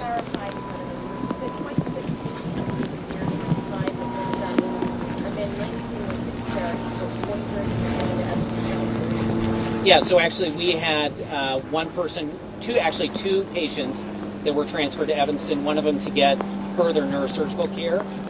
One of them was also a pediatric patient, and so our inpatient pediatric unit is over at Evanston Hospital. We had another patient who was transferred over to Skokie Hospital, which is our orthopedic specialty hospital, and another patient who was transferred down to Comer Children's Hospital after getting some emergency surgery. I would also like to add that our nursing staff were phenomenal, but the gentlemen that stand behind me here and ladies that stand behind me provided amazing emergency surgical and orthopedic care. With me is Dr. Talamonte and Dr. Andy Agos, who helps run our trauma surgery program, and the response that they made, the time in which they arrived to help support and take care of these patients was absolutely phenomenal. Dr. Talamonte, can we speak to you for just a moment? Sure. You were off-site when the initial call came in. Yes, sir. Tell me what happened. I got a text message that there had been a mass shooting in Highland Park, and could I call Highland Park Hospital, which I did, and talked to the chief of surgery there, John Lynn, who was actually out of town but got the first call. And when I heard that there was a mass shooting, I made sure that we had our full trauma team mobilized. They already were here. All the trauma surgeons came in, even the ones that weren't on call this weekend. So they had already come to Highland Park. And as Dr. Temple said, some of those patients were stabilized and transferred to Evanston. There was one patient who underwent exploratory surgery at Evanston for a gunshot wound, and that patient was being operated on by the trauma surgeons there. And then there was a child who was shot and injured here that was too unstable to transfer, so the trauma surgeons and the anesthesiologists and the nurses, all of whom did an extraordinary job, really nothing short of heroic. They stabilized that patient, repaired the injuries that needed to be repaired, and that child is now en route to the University of Chicago by helicopter to the Children's Hospital at the University of Chicago. So two patients that have been operated on thus far. There are other patients with soft tissue injuries and orthopedic injuries that will require some surgery, but not in terms of loss of life or limb. Those patients have been taken care of and are stabilized. And one's transferred, one's down at Evanston. I'm sorry? So actually currently there are only 2 patients who are still here that are admitted to the hospital for further care and treatment. All other patients have been discharged at this point or transferred to other facilities. Yeah. Two. What are their conditions? They're stable. They're stable. Dr. Talamonte, as a doctor, I mean, your first concern is treating the patient. What do you think about when you go through something like this? You see your colleagues have to go through something. It's a tough question to answer, obviously. There's a lot of emotions, but these trauma surgeons, I mean, their reflexes are extraordinary. They know exactly what to do. The nurses are crackerjack nurses. So you stand in awe at their competency and their professionalism, but it breaks your heart to see people, innocents, essentially wounded. And then you see the heroic effort to save their lives, and it's a tough day, but a good day. We took care of sick people. Our doctors and our nurses did a great job. Any stories you can think of about something a patient may have said to you while you were treating them or advising them? I was really up in the operating room most of the time. The young doctors, the emergency room doctors, I think they encountered the blunt of the emotions of the families. And again, credit to them. Credit to them. Doctor, how do you train for an event like this, an event that most often doesn't happen? Yeah, that's a great question. You train. You have the reflexes. You have the system of care. Remember, one doctor can only take care of one patient at a time. But when you see these kind of mass casualties, the system has to respond, and those reflexes have to be exercised. They have to be tested, and the system responded appropriately. The blood bank, the emergency room, the radiology department, the anesthesiology department. Everybody came to either Highland Park or Evanston. So we had a sufficient number of doctors, nurses, anesthesiologists, blood bank people to take care of these patients. But the system has to have those quick reflexes, and you have to practice that, and you have to prepare for that. That doesn't happen by accident. Thank you. Thank you very much. Any last questions? Can you go over the numbers one last time? Yeah, so Highland Park Hospital had a total of 26 patients that arrived either by ambulance or by private vehicle. 6 patients were taken to Evanston Hospital, and 4 patients were taken to Glenbrook Hospital. There were also additional patients that were taken to other hospitals that are not part of the North Shore system, particularly Lake Forest Hospital. We have 2 patients that are currently admitted in stable condition, correct. And you said of the pediatrics, one was taken to Evanston and another to Comer? Correct. So one pediatric patient was transferred over to be admitted at Evanston Hospital, and the other one was taken via helicopter down to the University of Chicago Comer Hospital. All right. Thank you, guys. Good job. Get your name again, doctor. I'll take the name. That was an update that you just heard there from North Shore Hospital in Highland Park. So North Shore Highland Park Hospital, we know that they've treated patients 8 years old to 85 years old. 2 patients are still there getting care. All others either transferred or discharged. They did talk about 2 specific patients. One was a child taken over to Evanston, and then the other, a child, got to Comer Hospital, Comer Children's Hospital, which is part of the University of Chicago's medical center. That child was transported via a helicopter as a result of emergency surgery. We do have Dane Placco there on the scene. Of course, he'll give us an update. All of that information that we just heard from doctors, but we are also expecting a press conference from police to happen. And also we expect to hear from Governor J.B. Pritzker, who will be live from the Highland Park Fire Department. But again, several children injured as a result of this shooting, and several children have been shot. You heard from the doctor there saying that they've treated 4 or 5 children at North Shore Highland Park Hospital, a total of 26 patients, and 25 of them sustained gunshot injuries, some minor, some in critical condition. So far, 19 have been sent home. The others have been transferred to other area hospitals. Right now, you are looking at video that was actually captured. I was talking about the children injured, actually captured by a child that was at the Highland Park 4th of July parade. All of this has been posted all over social media. We want to go live back. Is that to Dane Placco? Is that who we're going live to now? We're going to go live back out to Dane Placco. He was there outside of the hospital where he got an update from obviously doctors and even a nurse.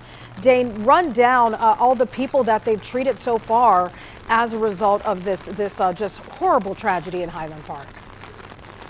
Yeah, there were a number. They ran through the numbers during the news conference. Well over 20, I believe 26 altogether came here. Some people by ambulance, some drove themselves here.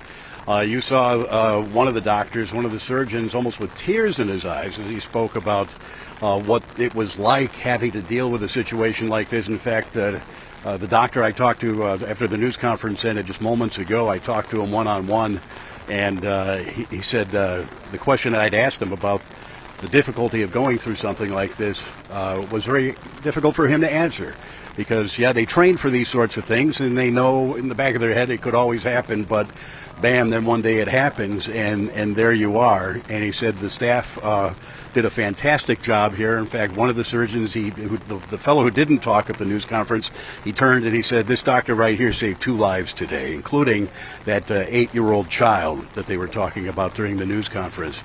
The good news, I suppose, if any good news came out of this, is that there are only 2 patients remaining here at Highland Park Hospital, and they are both in stable condition. Everybody else who was treated was either sent to Evanston Hospital for more serious injuries, also Children's, I believe, University of Chicago, Comer, I can't remember the name of the hospital, one of the children's hospitals in the area took the 8-year-old, and of the 2 people that are here, they're in stable condition, so the serious injuries won't at least take their lives.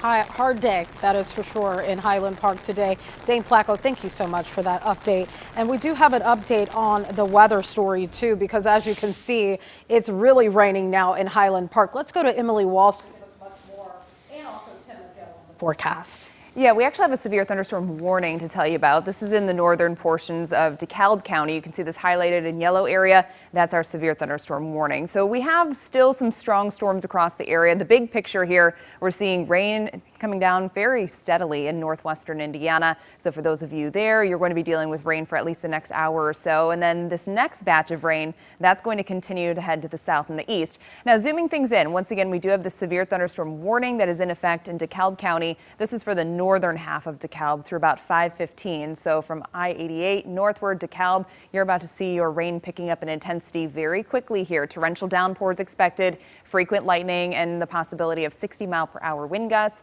as well as hail that could be as large as about 3/4 of an inch to 1 inch. So we could be seeing some damage because of that. Some arrival times. Again, this is moving southeasterly right around 30 to 35 miles per hour. So we could be seeing this moving into Pierce right around 4:58, Auburn around 5:03, and moving moving toward Caneville around 5:04, again southeasterly around, say, 35 miles per hour. Now, a different kind of view from this storm. This is a 3D look at it. It extends to about 40 to 45,000 feet up in the air. So our hail cores that we're dealing with, again, we are seeing the potential of hail to around 3/4 of an inch to an inch with this system. Zooming things back out, the only active warning that we have at this point is for northern DeKalb County. And again, that is in effect until about 5:15. We do have a severe thunderstorm watch that has been posted for all of the west and the south suburbs. That is until 7 p.m. So this is for round one. We have the potential of seeing some strong to severe thunderstorms again as we go into the overnight hours. Futurecast then taking us into the next couple of hours. We have our first wave moving through. Second wave is going to be possible as we go into the overnight. But notice this model is really starting to keep a lot of that off to our north and east. But either way, any storms that develop in the area tonight are going to have the potential to be strong or severe. So the Storm Prediction Center, we do have us in a slight risk. That means scattered severe storms are going to be possible, but it's not just today. We're going to do this again tomorrow night, and then possibly as we go into Wednesday night as well. We still have that slight risk that's expected. Temperatures right now, we're in the upper 70s and low 80s. It's going to get much hotter as we go throughout the next couple of days. We'll continue to update you on the storms as we go throughout the evening hours, but for now, we're going to send it back to Tia. Thank you so much for that, Emily. And we actually want to go back to former FBI agent Ross Rice. We had to cut that interview short because we were getting an update from doctors at North Shore Highland Park Hospital. Ross, are you there? I am, Tia. Okay, sorry that we had to cut you off there. We had some breaking news and an update from Highland Park, but I do want to go back and talk a little bit about, I know we were talking about, what happens at parades in terms of safety, et cetera, in terms of policing, but I do really want to talk about what we know about this shooter. And we talked about the ATF trying to track back this gun to figure out who bought it and where, but we've also learned a little bit of a description, at least, about this shooter. And I know we've kind of talked about descriptions of mass shooters before, you and I have, as we looked at mass shootings across the country. What we know right now, not a lot to go off of, but of course this is still developing. We know he is considered to be a white male, 18 to 20 years old, with long dark hair, wearing a white or blue shirt and a small build. Anything that I just said out of all of that description, not much, that sticks out to you right now as this investigation unfolds? Well, Tia, assuming the description that was given to authorities by witnesses, and I'm guessing that's where it came from, is accurate, a white male, 18 to 20 years of age, fits exactly in the profile that the FBI has developed over the years from studying primarily school shootings, but a number of mass shootings. 9 times out of 10, that's the profile of a shooter, is a white male, 18 to 20, possibly younger. We've seen that in some of the other cases, but it fits exactly with what we should be expecting. Now, the difference here is he targeted a 4th of July parade and an entire community as opposed to a school. But the same thing, mass shooting, number of victims, hard to predict.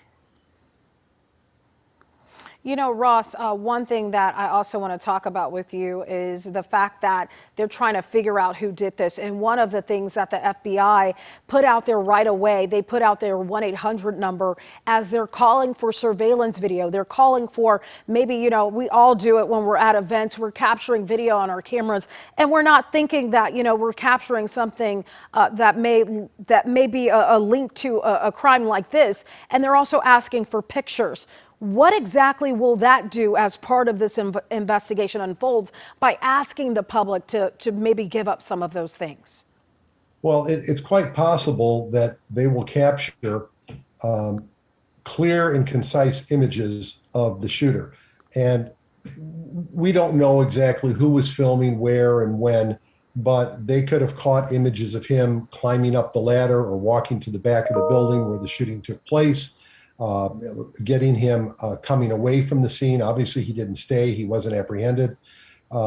If you look back to the Boston Marathon bombing a few years ago, it was cell phone video and surveillance video from local businesses that caught the two bombers actually planning the devices along the parade route and to their apprehension. So it's like anything in law enforcement. The public is actually so crucial and so important to solving many crimes. That's a very good point. Can you outline for us what exactly would be going on the ground right now as investigators try to figure out who did this and where that person may be? Sure, there's several phases to the investigation that are being conducted independently, but in close coordination with each other. Obviously, there's an active search for the shooter. I don't know what leads they have. I'm sure there are some that they're following up on quite aggressively. There's a crime scene, a fairly extensive crime scene that needs to be processed, not only along the parade route where the victims were shot, but that rooftop where the shooter stationed himself is going to be a wealth of information. Not only was the weapon supposedly recovered there as well, but there's going to be spent shell casings, and you don't know what else he might have left behind. Disguises, writings, claims of responsibility. In the heat of the moment, he could have left his phone behind. So that's a very crucial area to be searched as well. Plus, you're still securing statements from witnesses, from victims that are able to speak, what they saw, what they heard, making sure that there was just one shooter, and that appears to be the case right now. You know, Ross, one thing Highland Park did was right away they called in the FBI. Can you talk about what extra resources they actually bring to an effort like this, which such a huge, crime scene, and also an investigation that's ongoing as they look for the shooter? Well, there's three things that the Bureau can bring to a case like this. First is manpower. Chicago is one of the largest offices in the FBI, both in terms of agents and task force officers that are assigned to different projects within the building. So they can bring a lot of resources to bear very quickly. Second, they have a nationwide reach. We have no idea who the shooter is. We have no idea where he is right now. He could have come from out of state. He could have fled the state. So having that nationwide, even international reach is so crucial. And the expertise of conducting investigations on cases like this is extremely important.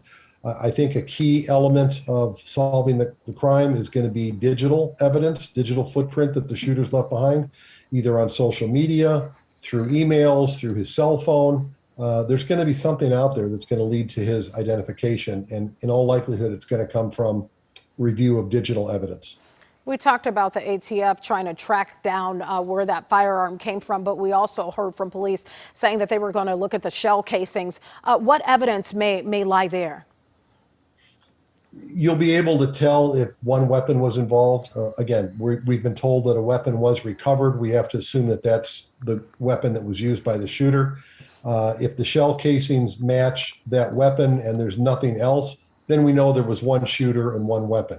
If there's multiple shell casings, different calibers, different types, then that's going to expand the investigation significantly.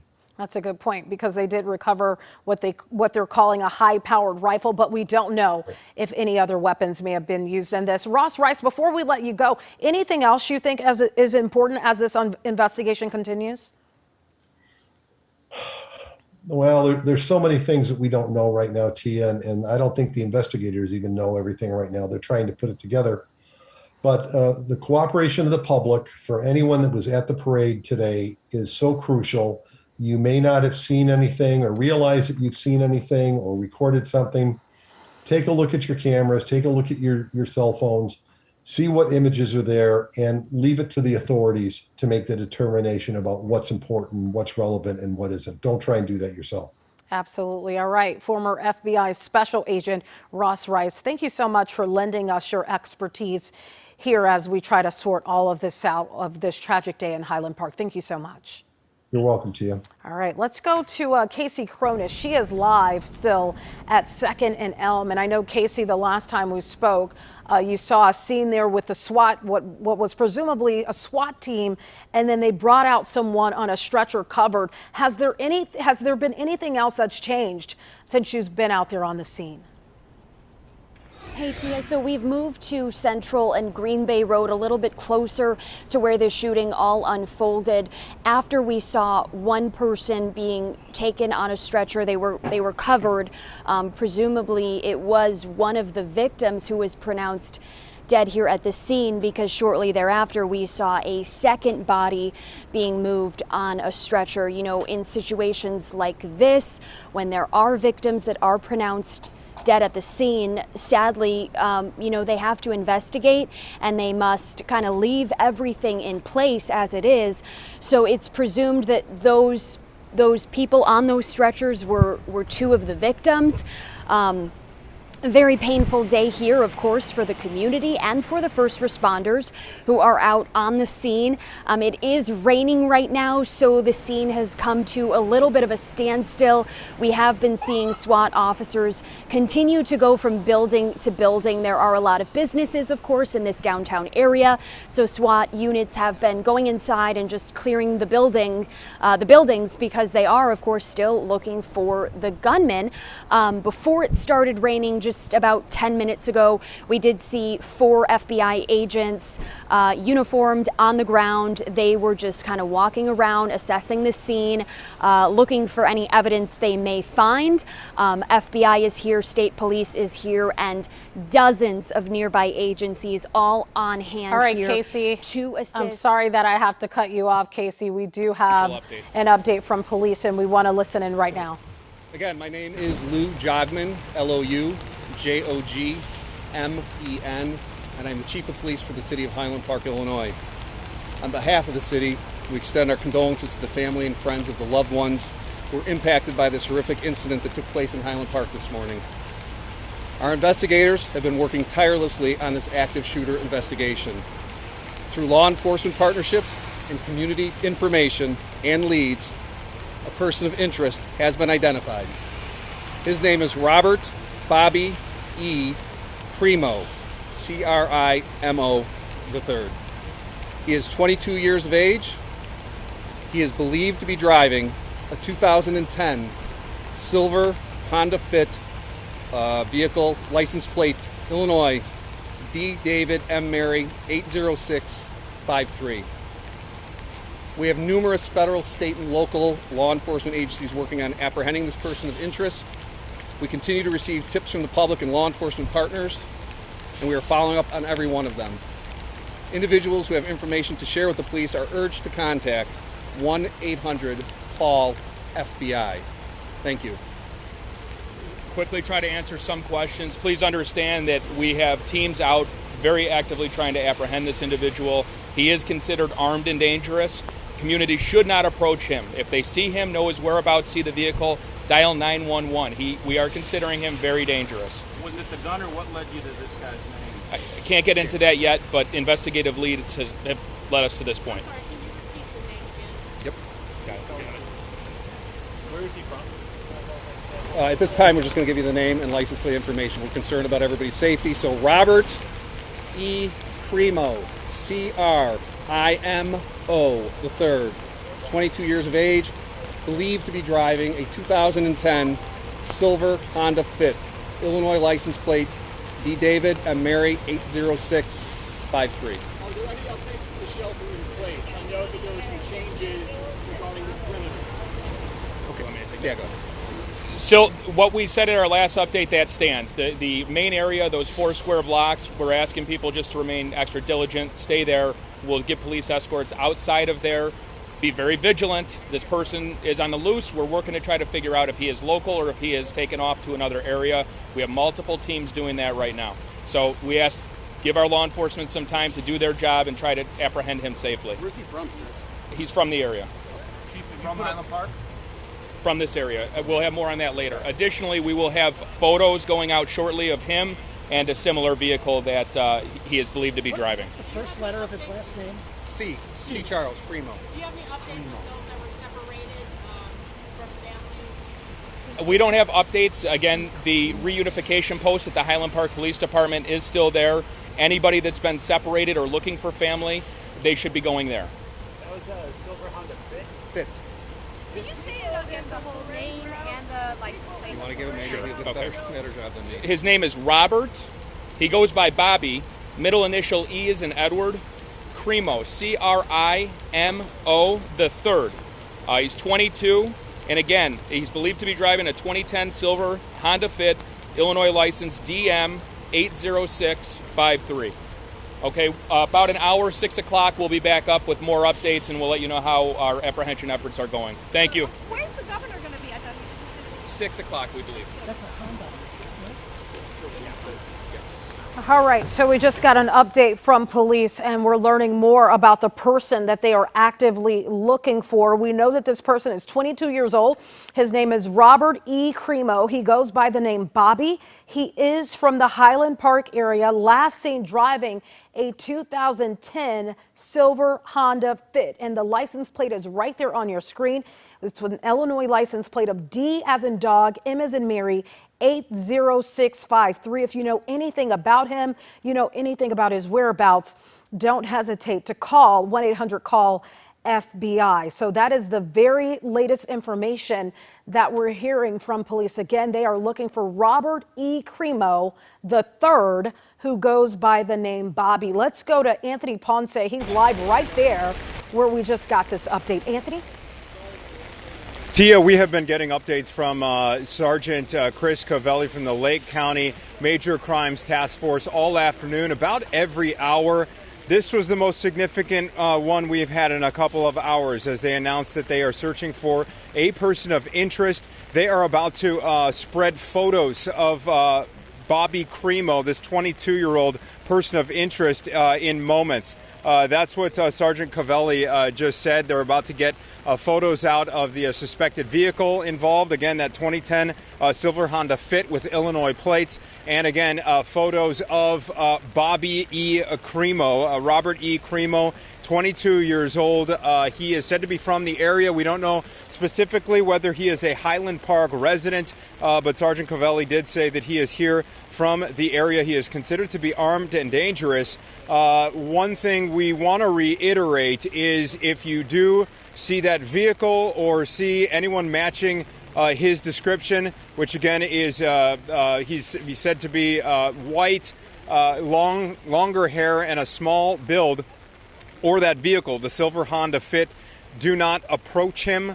Just call 911. Don't approach the car. Dial 911. Again, he is considered to be armed and dangerous as this manhunt continues. They don't know whether he has remained here in the northern suburbs or if he is elsewhere at this point. But again, to reiterate here, the license plate number, it's an Illinois plate, DM80653. DM80653. Person of interest here, 22-year-old Robert E. Bobby Cremo, a young man from this area, right now on the loose, and we're standing by for photos. Tia, we will get those sent into the newsroom as soon as the police department up here releases those. But again, person of interest, they are actively searching for this young man from the area right now. That is the latest from Highland Park. Anthony Ponce, Fox 32, Chicago. Anthony, before we let you go, do you get the impression that this person described to be this white male known as Robert Bobby E. Cremo, do you get the impression that he's in the area still, or is that hard to say based on the information you just got from police? We asked if he's still in the area, if he's left. The police chief here in Highland Park doesn't know anything about the whereabouts of this vehicle or this young man. So they didn't speculate whether he has stayed local or gone somewhere else. But one thing that they did say that may provide a little bit of an indication is if you are still within that window, that 4-block radius, they do want you to keep sheltering in place and be vigilant. That's what he said. Be vigilant. If you're in that that confined area, again, I'll give those coordinates. St. John's Avenue to the east, Green Bay Road to the west, Laurel Avenue to the south, and then Elm Place. If you are in that quadrant, be vigilant, stay in place. If you're not in that confined area, that shelter-in-place order is no longer in effect as this manhunt continues for this person of interest here. All right. Of course, we will continue to update people on this story and bring you his photo as soon as we get it. Can we bring up the information of what we have on this person of interest right now? There it is right there on your screen. This is what we know. His name is Robert E. Cremo III, also goes by Bobby. He is 22 years old, last seen driving that vehicle described to be a silver 2010 Honda Fit with an Illinois license plate of DM80653. He is described to also be a white male, and what we know is that he has long, dark hair, last seen wearing a white or blue shirt, and he was also carrying a yellow bag. Of course, all of those details about what he had on at the time, that could have changed since this did happen at 10:14 this morning, but this is an active search. The FBI is involved. If you know anything about this Robert E. Cremo III, considered to be a suspect in a mass shooting that happened at the Highland Park 4th of July parade, don't hesitate to pick up your phone and call 1-800-CALL-FBI. That is the very latest information that we at least have on the suspect. We do know that he used a high-powered rifle. That is what it is being described as. The ATF is tracing that firearm right now to see exactly at least where it was purchased and if this Cremo person is the person that purchased that weapon. We also know that they are trying to figure out where those shell casings came from as well, so where those bullets would have been purchased, as we know that 6 people are dead and several others shot. That is the very latest information that we have right now. But again, an active search going on. And of course, we'll continue to update you on this newscast about what unfolded in Highland Park. Let's talk about the weather. That's another big story. We've been tracking storms. We've seen it actually raining in Highland Park. Emily, what's the latest on our weather story here at home? Well, as of right now, we do not have any active warnings across the area. So previously this afternoon, we had severe thunderstorm warnings. We actually had a tornado warning in southwestern LaSalle County. But again, no active warning at this time. But we do have quite a bit of rain that we're still dealing with. We have showers coming down in northwestern Indiana. These are going to continue to drop to the south and the east. But now what we're keeping a close eye on is this broken line of storms that's moving through the north and northwest suburbs. So zooming things in, previously, only about 10-15 minutes ago, we had a severe thunderstorm warning for DeKalb County. That has since expired, but this is still a really strong storm that's moving through. We have torrential downpours, gusty winds, but they're not quite meeting that severe criteria, which is right around 60 miles per hour. But still, gusty winds coming out of this. So for those of you in St. Charles, this is going to be heading your way momentarily with kind of that wall of rain moving in. And this is just going to continue to drop to the southeast, right around 30 to 35 miles per hour. So some arrival times for you. Batavia right around 5:15, Sugar Grove around 5:20, Aurora right around 5:26, as long as this storm continues to hold together.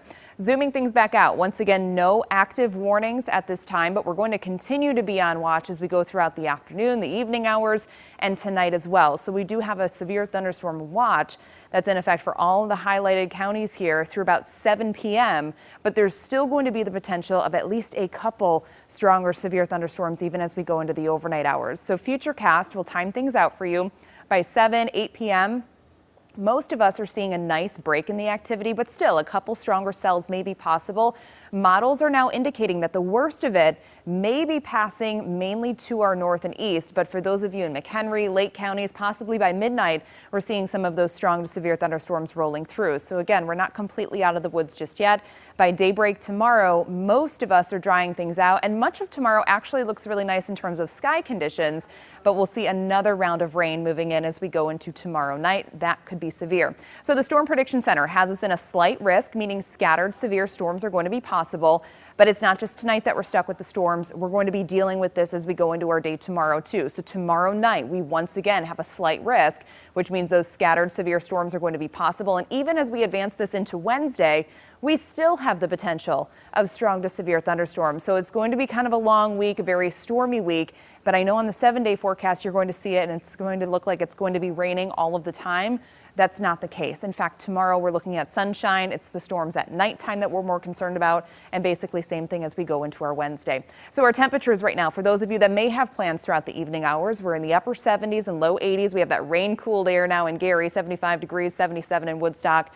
O'Hare now at 81. It's 80 in Joliet. And we're now at 79 degrees in Morris. Now our weather headlines tomorrow, it's going to be very, very hot. We're going to have a heat index between 105 and 110. So we do have heat advisories that are going into effect at noon tomorrow until 8 p.m. because of those high heat index values. And then Tuesday night, we're turning our attention back to storms again. Severe storms are going to be possible Tuesday night. Same thing as we go ahead into our day on Wednesday. Scattered in nature, but again, that severe potential is still going to be there. For tonight, we're looking at temperatures dropping down to about 75, so it's still going to be warm, a little bit humid out there too. Scattered showers and storms are going to be possible. We'll have southwesterly winds right around 10 to 15 miles per hour. The next couple of days, again, I know this looks very rainy. It's not going to be raining all of the time. In fact, tomorrow, we're going to see a lot of sunshine. It gets very hot. Actual temperatures around 96 degrees, but your heat index values, once again, 105 to 110, 85 degrees on Wednesday, so a little bit more bearable there. Same thing as we go into our day on Thursday, but the rest of the week is trending very warm. Your 7-day forecast, again, 96 tomorrow, mid 80s expected on Wednesday and Thursday. By Friday, we still have the chance of showers and thunderstorms, some of which may be on the stronger side of things. Again, we're kind of stuck in this weather pattern that we're going to see a couple rounds of strong to severe thunderstorms. By the time we make it into the weekend, that's when things finally start to calm down a little bit. We should be right around 81 degrees on Saturday. We'll see some sunshine. Same thing as we go ahead into our day on Sunday. By Monday, we are going to be partly cloudy with high temperatures right around 86. Tia. All right, Emily, thank you so much. We do want to continue following that breaking news.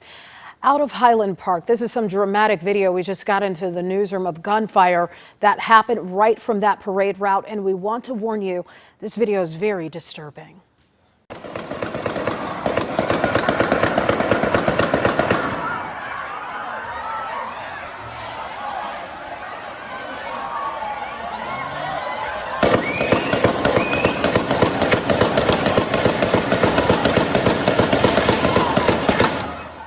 Just hard to listen to. It really is. It's hard to even look up, to even want to watch a video like that, because you got to know that some people that were sitting on that parade route probably weren't sure what was going on. And then you see a lot of people running at the exact same time. We know, again, 6 people have been killed as a result of this mass shooting and several people injured. Let's go to Dane Placco.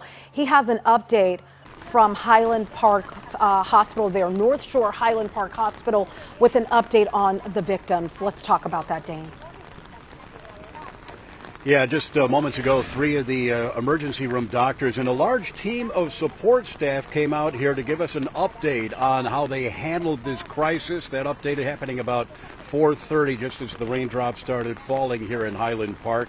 They say a total of 26 patients were treated here at Highland Park Hospital, 10 of them brought here by ambulance.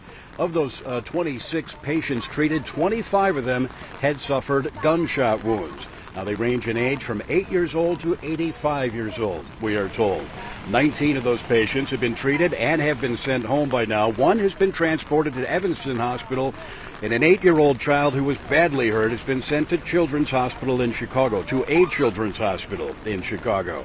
Now, there are still 2 gunshot victims being held here at Highland Park. They're both in stable condition. Doctors saying as soon as they got notification of the mass shooting event, they called a code yellow to mobilize surgical teams and bring in extra staff.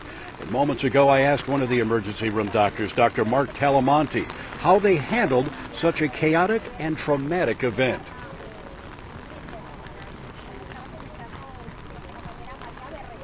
Well, we don't have that sound ready for you right now. We'll try to get you a little bit later, but he said it was very difficult, very emotional for he and his staff. Of course, they couldn't feel the emotion in the moment, but afterwards, it was, he said they nearly cried when they were talking to us out here about the experiences they went through this morning and through this afternoon.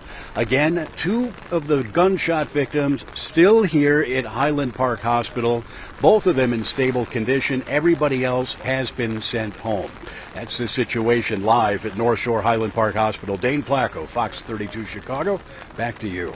All right, Dane, thank you so much. And those doctors and nurses definitely need to be congratulated and thanked for the hard work that they did saving those lives, because sadly we do know that there are some families that are grieving tonight. 6 people have been killed as a result of this mass shooting. Again, we do know exactly who police say they are looking for, a suspected shooter right now. A person of interest is what they're saying. Robert Bobby E. Cremo, a 22-year-old. He's Robert Bobby E. Cremo III. He actually goes by the name Bobby.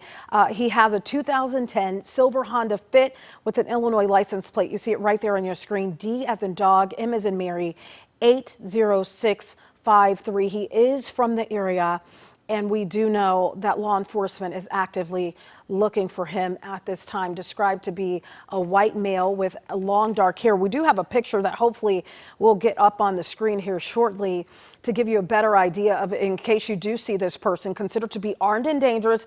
If you do see that vehicle, and once we get the picture, if you do see him in any community across Illinois, do not stop and approach. Make sure you pick up your phone and dial 911. Again, this person considered to be armed and very, very dangerous. We do know that one weapon was recovered from the scene, but that does not mean, obviously, that this person doesn't have more weapons than just that. The ATF is currently tracing that firearm to see where it was purchased. But again, police are actively looking for a person of interest.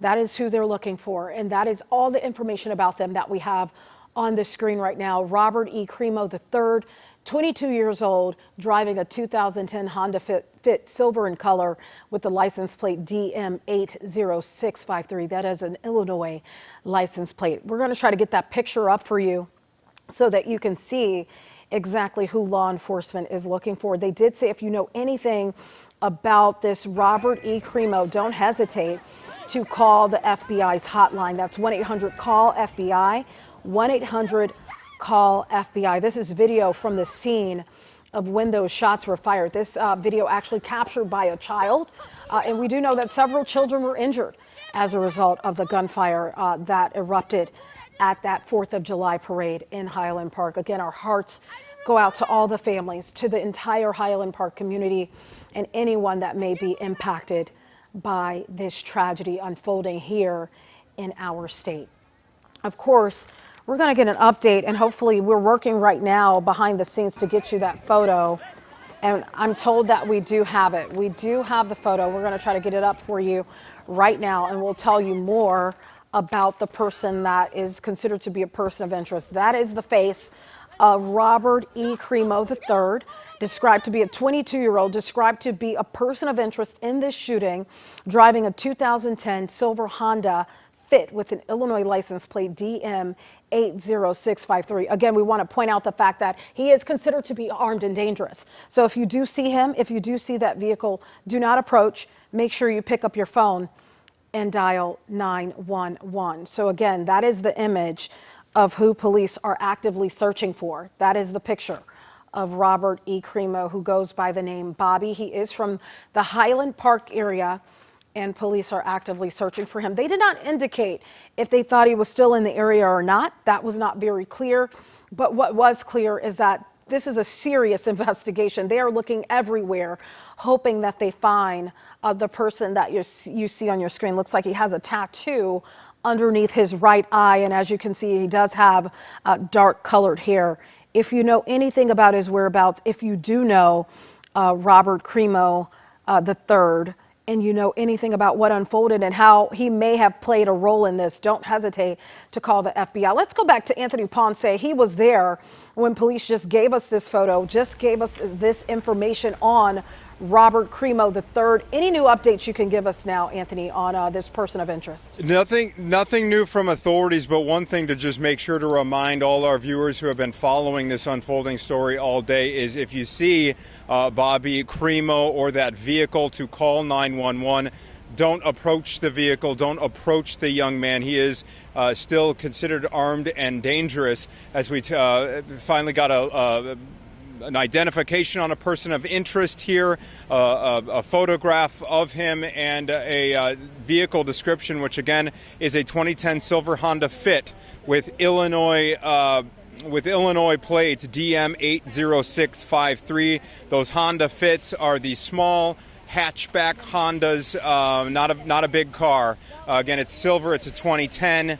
And it's got Illinois plates. DM80653 is the manhunt continues for Bobby Cremo. You mentioned, Tia, he had at least one face tattoo. It looks like he has a number of neck tattoos as well, and I've been kind of following some posts on social media over the last 10 minutes or so, and it seems like he has been radicalized in some way. If the YouTube video that I just saw, my photographer is actually an expert in some extremism here domestically. He's a great resource for that. The photojournalist that I'm working with this afternoon, who tracked down a very disturbing, given today's events, a very disturbing YouTube video that it appears to be the same young man that police are aggressively searching for as we head into the evening hours here. Again, the latest here on the scene in Highland Park is that about 0.8 miles east of us is that 4-block quadrant, which is still,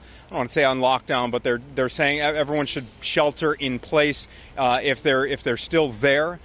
Within the confines of St. John's Avenue, Green Bay Road, Elm Place, and Laurel Avenue. If you're in that quadrant there, they are still telling you to shelter in place. We here, the media staging area is about a little less than a mile west of that location. It's serving as a staging area for the high number of law enforcement agencies that are here in Highland Park to assist in the search at this point, which is centered around this young man, Bobby Cremo. Right now, I do see a couple of residents. They're out front of their house. They're kind of just waiting for updates as we are here as members of the media. Sergeant Covelli's here answering a couple of questions. They expect to have another update right around 6 o'clock. We do expect the governor to be here. We know he is en route to the northern suburbs as we head into the evening hours. But again, that's the latest. The big development in the last 20 minutes or so is authorities have released all the information about the person of interest that they are searching for actively and aggressively at this hour. He is 22-year-old Bobby Cremo. He is driving a 2010 silver Honda Fit with Illinois plates. Tia, that's the latest from Highland Park. We'll send it back to you in the studio. And you're right, that YouTube video is very disturbing. All right, Anthony, thank you so much for that update. We'll come back to you as we gather more information from your scene. But scary moments as people had to run for their lives today. The ongoing incident definitely shaking people up. Casey Cronus is joining us now with more from near the scene. Casey? And Tia, as that exhaustive search for the gunman, that person of interest, continues, police and SWAT members are still on scene along with the FBI, combing through all of the evidence here. Again, we know that that gunman was on the roof of a nearby business. Police say he was able to access that rooftop from an unsecured staircase in the alley. That's where he opened fire on parade goers at this morning's 4th of July parade. Just about 10 minutes after that parade stepped off did those gunshots ring out, terrorizing this community. People, as you mentioned, Tia, had to run for their lives, leaving everything behind here at the scene and just doing what they could to get to safety. Still a very active scene here. Several people who were shot and killed were pronounced dead at the scene. We know one person was taken to the hospital and later died there. So a total of 6 people who were killed, 24 others injured. We spoke with one man earlier who said he was in this area near Green Bay Road and Central Avenue. When that gunfire erupted, he heard screams from down the block and he ran into this nearby gas station inside the convenience store where the clerk let him and several other people inside to shelter in place. They locked the door. He said there were about 12 to 18 people in there. A lot of them were young children who were just terrified. They did not know what was going on. He said their moms eventually ended up singing, some nursery rhymes to them to try and calm them down. But just an absolutely terrifying ordeal here, a terrifying situation that no one expected to go through, on the 4th of July, on what was supposed to be a beautiful celebration here in downtown Highland Park. And now people, many of them left without loved ones or with injured loved ones who unfortunately became victims to this tragedy. One more time, for those of you who are just tuning in, the person of interest has been identified as 22-year-old Robert E. Cremo III, who goes by Bobby. He could be driving a silver Honda Fit with Illinois plates DM80653. That is the latest here on the ground. We will continue to bring you updates as we learn them. Again, still a very active scene here where all of that gunfire erupted hours ago. Tia? All right, Casey, thank you for that update. I'm sure we'll come back to you here shortly. We are joined now by a witness who was at today's parade. Stefan, I hear your friend's daughter was injured. Thank you so much for joining us. Yeah, it's a tragic day. It is a really tragic day, a really heartbreaking day, and we appreciate you taking time out of your day to talk with us. Tell us about your friend's daughter. What happened? Was she at the parade? And talk about her injuries. Yeah, so ultimately, I wasn't a witness to the person that you're mentioning, but is a friend of a friend who whose face unfortunately got hit by a bullet. Oh my goodness. I'm so sorry to hear that. And how is your friend doing? I mean, in all of this, I mean, nobody expected anything like this to happen at this parade. At any parade, nobody really expects this. But for this to happen at a time after COVID where people are getting back together, where children are, where they are with their parents, innocently collecting candy, or at least about to start that process, and then something like this happened. How is your friend, how's the entire family doing? Well, it's really, where my head is at is not just the friend, but everybody who witnessed what they did. The servicemen that have put themselves in front of danger to save somebody else just amazes me. And it's great to be a part of a community that has answered like they have. So you live in Highland Park? Yes. Let's talk We about the just- community there and how the community, has come together at a time like this. Yeah, well, my wife was born and raised in Highland Park, and it has always been since the day she was born a tight community with core values that care for each other and look out for each other. And it's one of those small communities that are interested in doing the right thing. And for this kind of destruction to come through a community like this is devastating. Absolutely devastating to the community, really, and the entire country. What are you hearing from your other fellow friends and maybe neighbors about what unfolded there today? Yeah, that's just another example of the tight group that comes from this community. My wife, friends, family, all getting texts, calls from across the country. How are you? Want to make sure you're safe. My employer, how are you? Want to make sure you're safe. And that just gives you a sense of what this is about. And it saddens me, especially on a day like today when, we were at the top of a balcony looking down from a sixth floor in peace, quiet, excitement. And all of a sudden you see just complete chaos, bikes laying down in the road, empty chairs. Uh, I made the mistake in walking to see how everybody was doing, and just puddles of blood that I had to walk around. I can't believe this is happening in our community. Yeah, I think it's a shock to all of our systems, considering how it happened and that it happened so close to home. I want to talk a little bit more about your friend's daughter. How old is she? She's young. She's a teenager. She's a teenager, shot in the face. And is she recovering at the hospital right now, to your understanding? Yes. My goodness. My goodness. Shot in the face. A teenager just attending a parade. And was she attending the parade, or was she actually in the parade? She was a bystander. A bystander. I just don't even know anymore, Stefan. We come on here and we talk about shooting after shooting, and after a while, it's just like, what do? What's the answer to try to get to the root of this problem that seems to be impacting our country more than any place else? Any thoughts on that?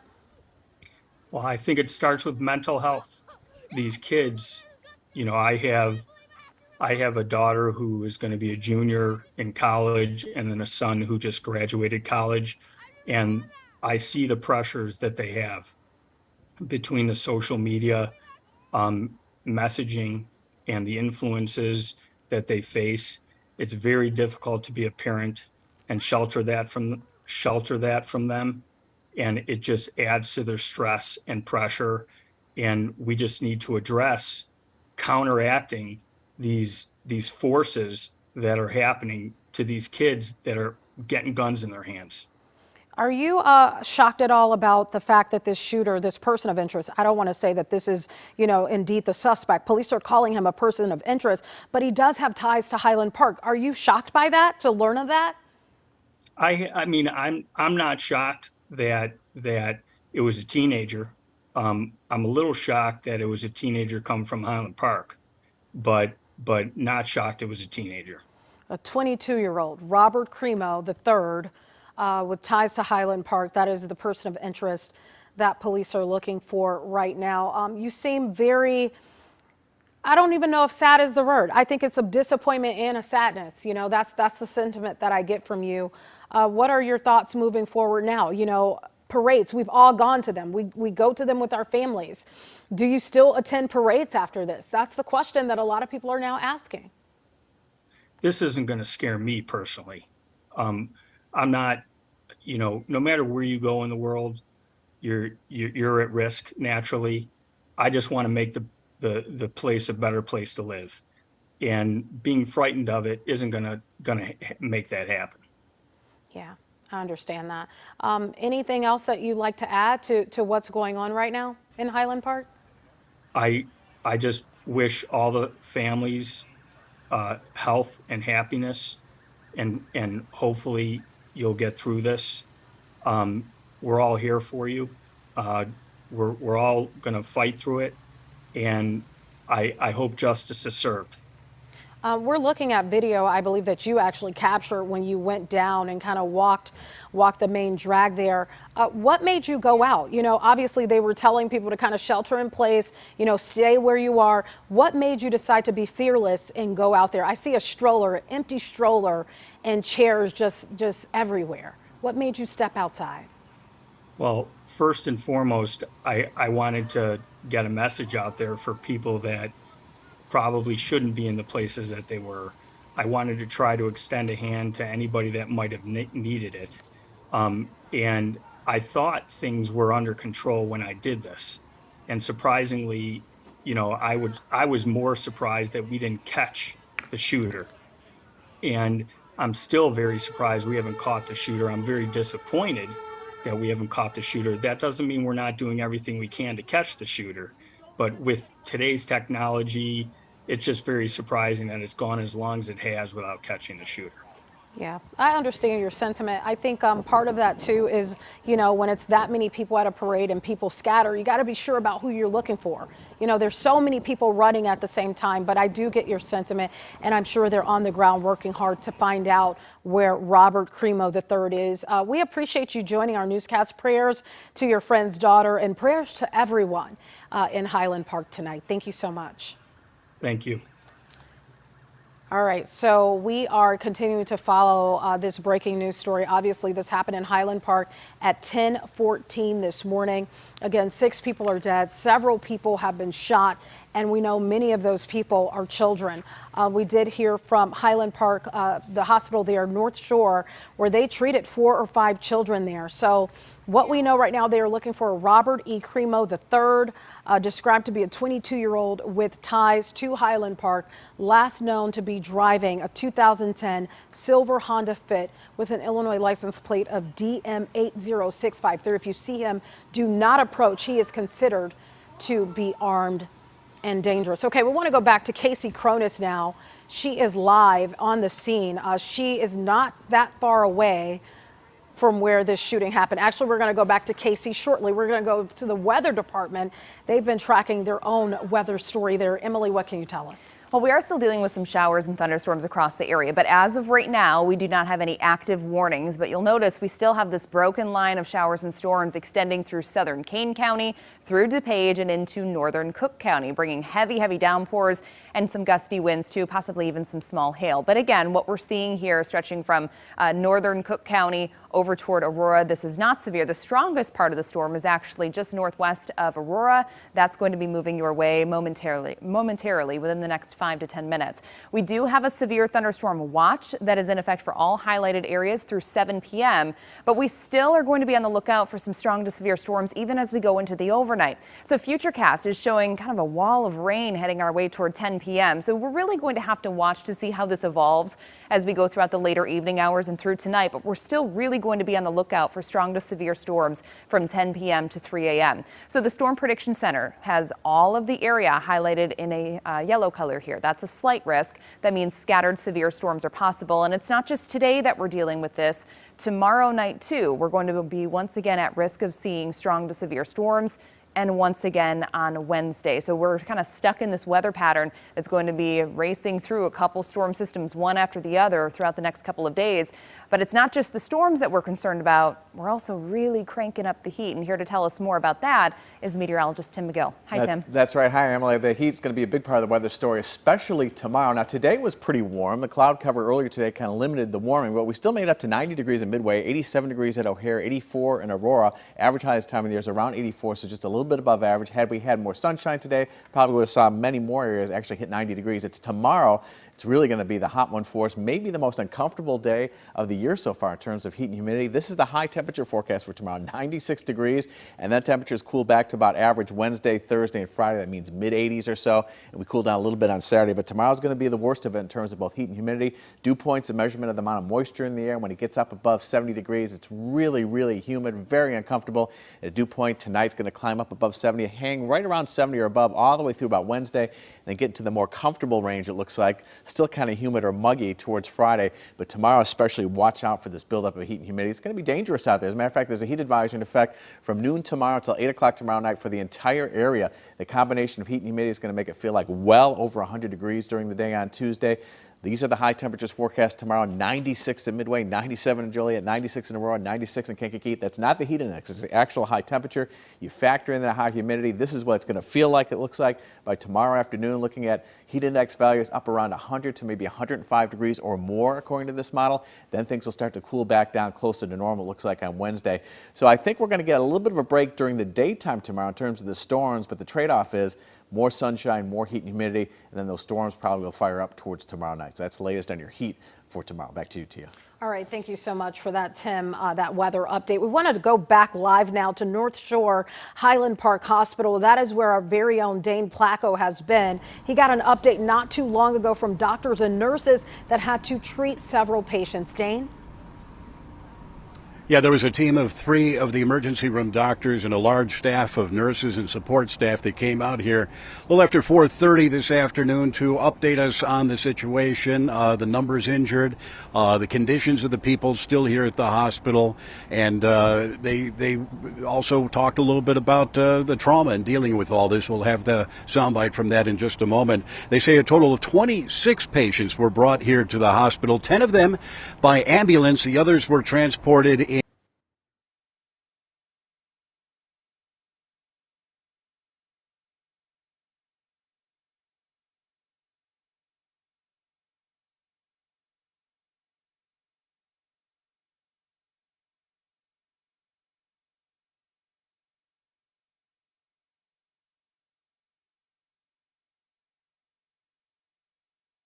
Chicago. There are still 2 gunshot victims here at the hospital. They're both in stable condition. No word on whether they're going to be staying here overnight. As we say, 19 of those people who came here for treatment did already leave and were sent home earlier this afternoon. Doctors said as soon as they got notification of a mass shooting event in downtown Highland Park, they called a code yellow, which is sort of an all hands on deck code. They supplemented the number of doctors, surgeons, nurses, technicians here by more than 20. People racing to the hospital to help out. Moments into the news conference, I did talk to one of the doctors, Dr. Mark Talamonte, and asked him how, even though they train for these sort of things, how they handle such a traumatic and chaotic event. Here's what he said.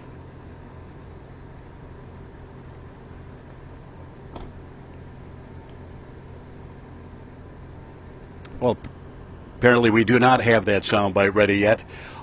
He essentially said that they do training for this. They have exercises, drills. but there's no preparation, no amount of preparation that'll get you ready for a horrible event like this. They were prepared in terms of the medical equipment, the medical staff. Let's go to that soundbite right now.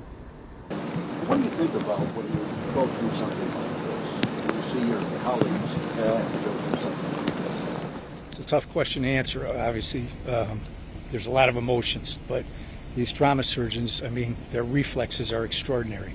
They know exactly what to do. The nurses are crackerjack nurses.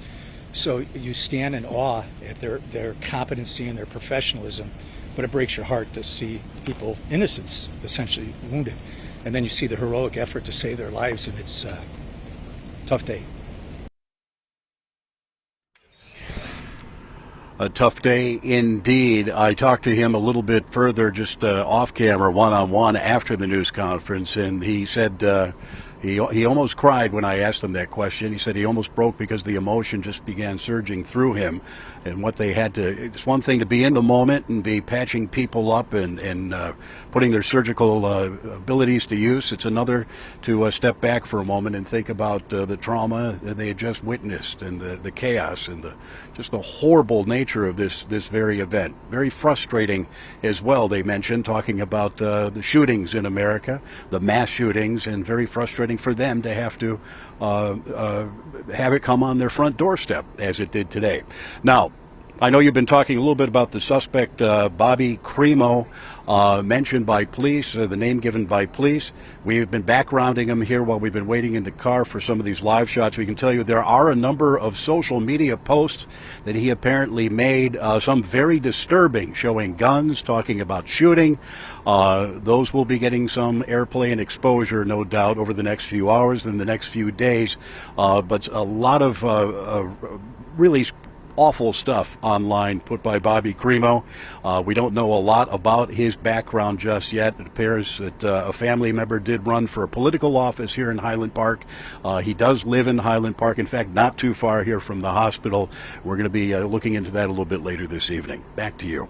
All right, Dane, thank you so much for that update. Of course, the sad reality of today is that the impact is not only physical, but an emotional and psychological impact as well. And joining me now is Paul Smiley from Parkside Psychological Services.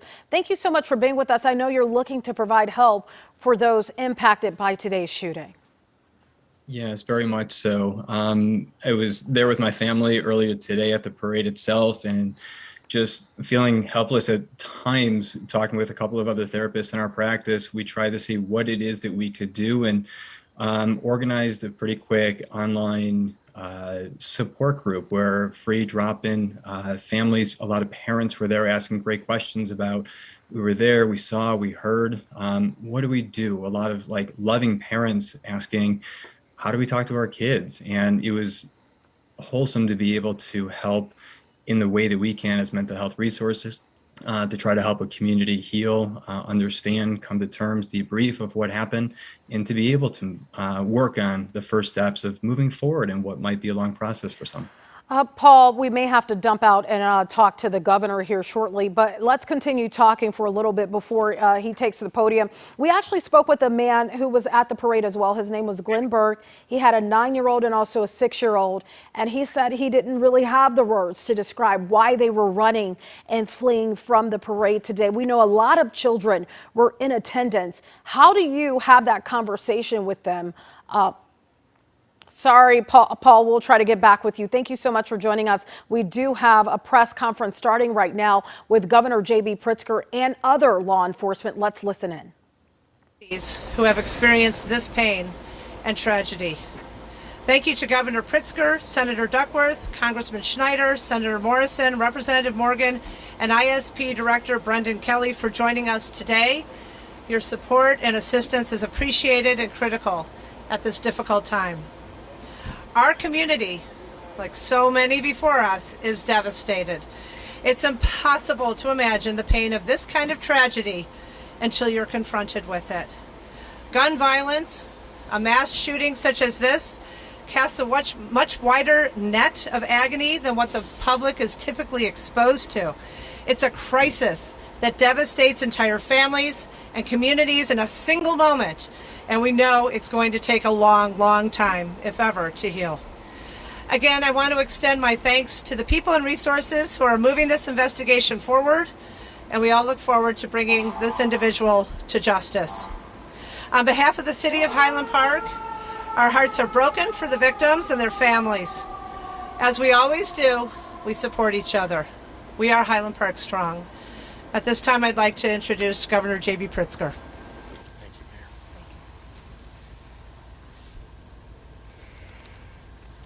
Thank you, Mayor Rodering. Thank you for your leadership on this tragic day. Good afternoon. I want to begin today by honoring the heroic actions of law enforcement who ran toward the gunshots that they heard today. In particular, lives were saved because the Highland Park Police Department courageously protected and served their community. I also want to thank our Illinois State Police who have been coordinating on the ground since this morning with Highland Park PD, neighboring police forces, the County Task Force, FBI, and ATF. Our troopers will continue the investigation and search until the job is done. To the residents of Highland Park and surrounding communities, this murderer will be brought to justice.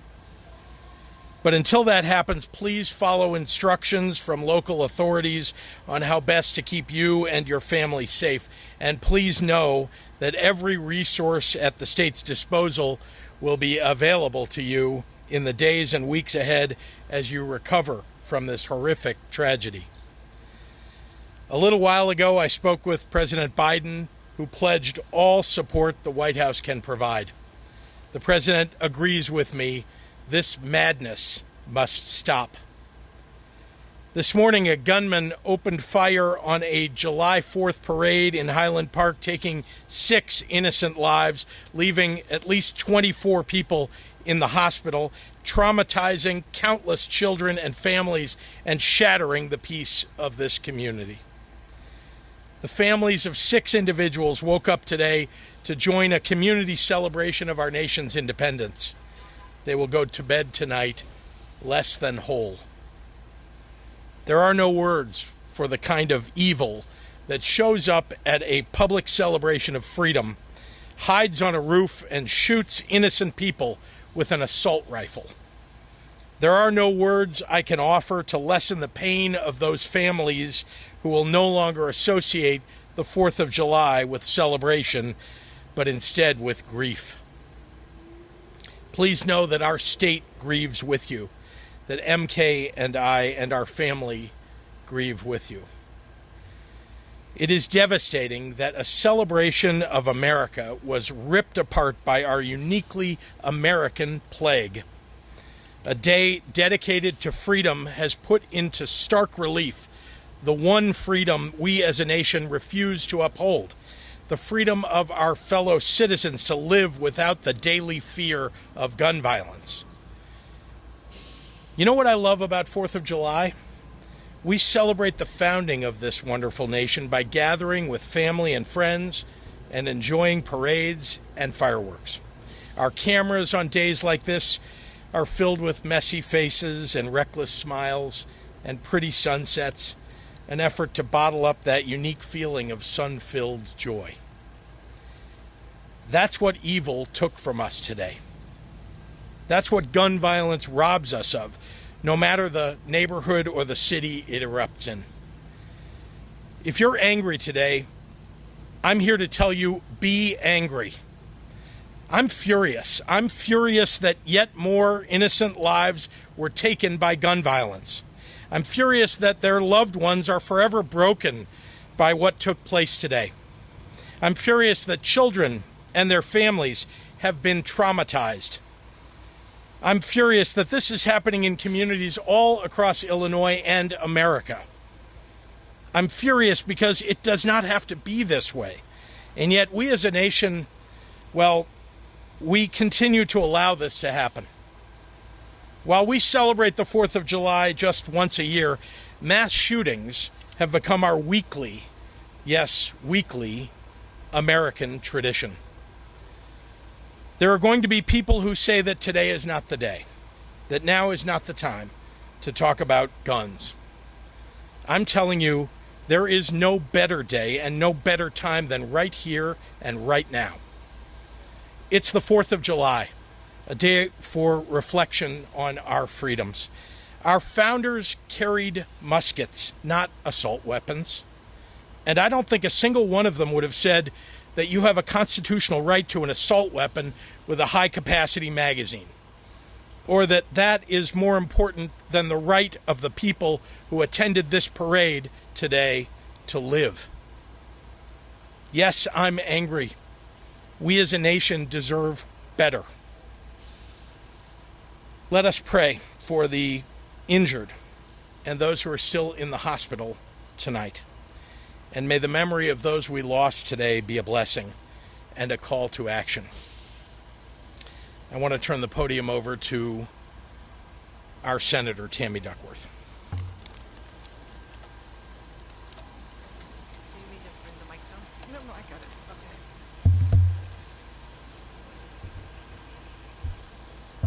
Thank you, Mr. Governor. This morning, I got up, like most Americans, like the families of the 6 who were killed, to celebrate life, liberty, and the pursuit of happiness. Those 6 families no longer have that opportunity. My heart goes out to those families who will never see their loved ones again. And I've made it clear to both Governor Pritzker and Mayor Rodering that I would do whatever I can at the federal level to get them the resources they need, not just to catch a shooter, but to help Highland Park recover from this tragedy.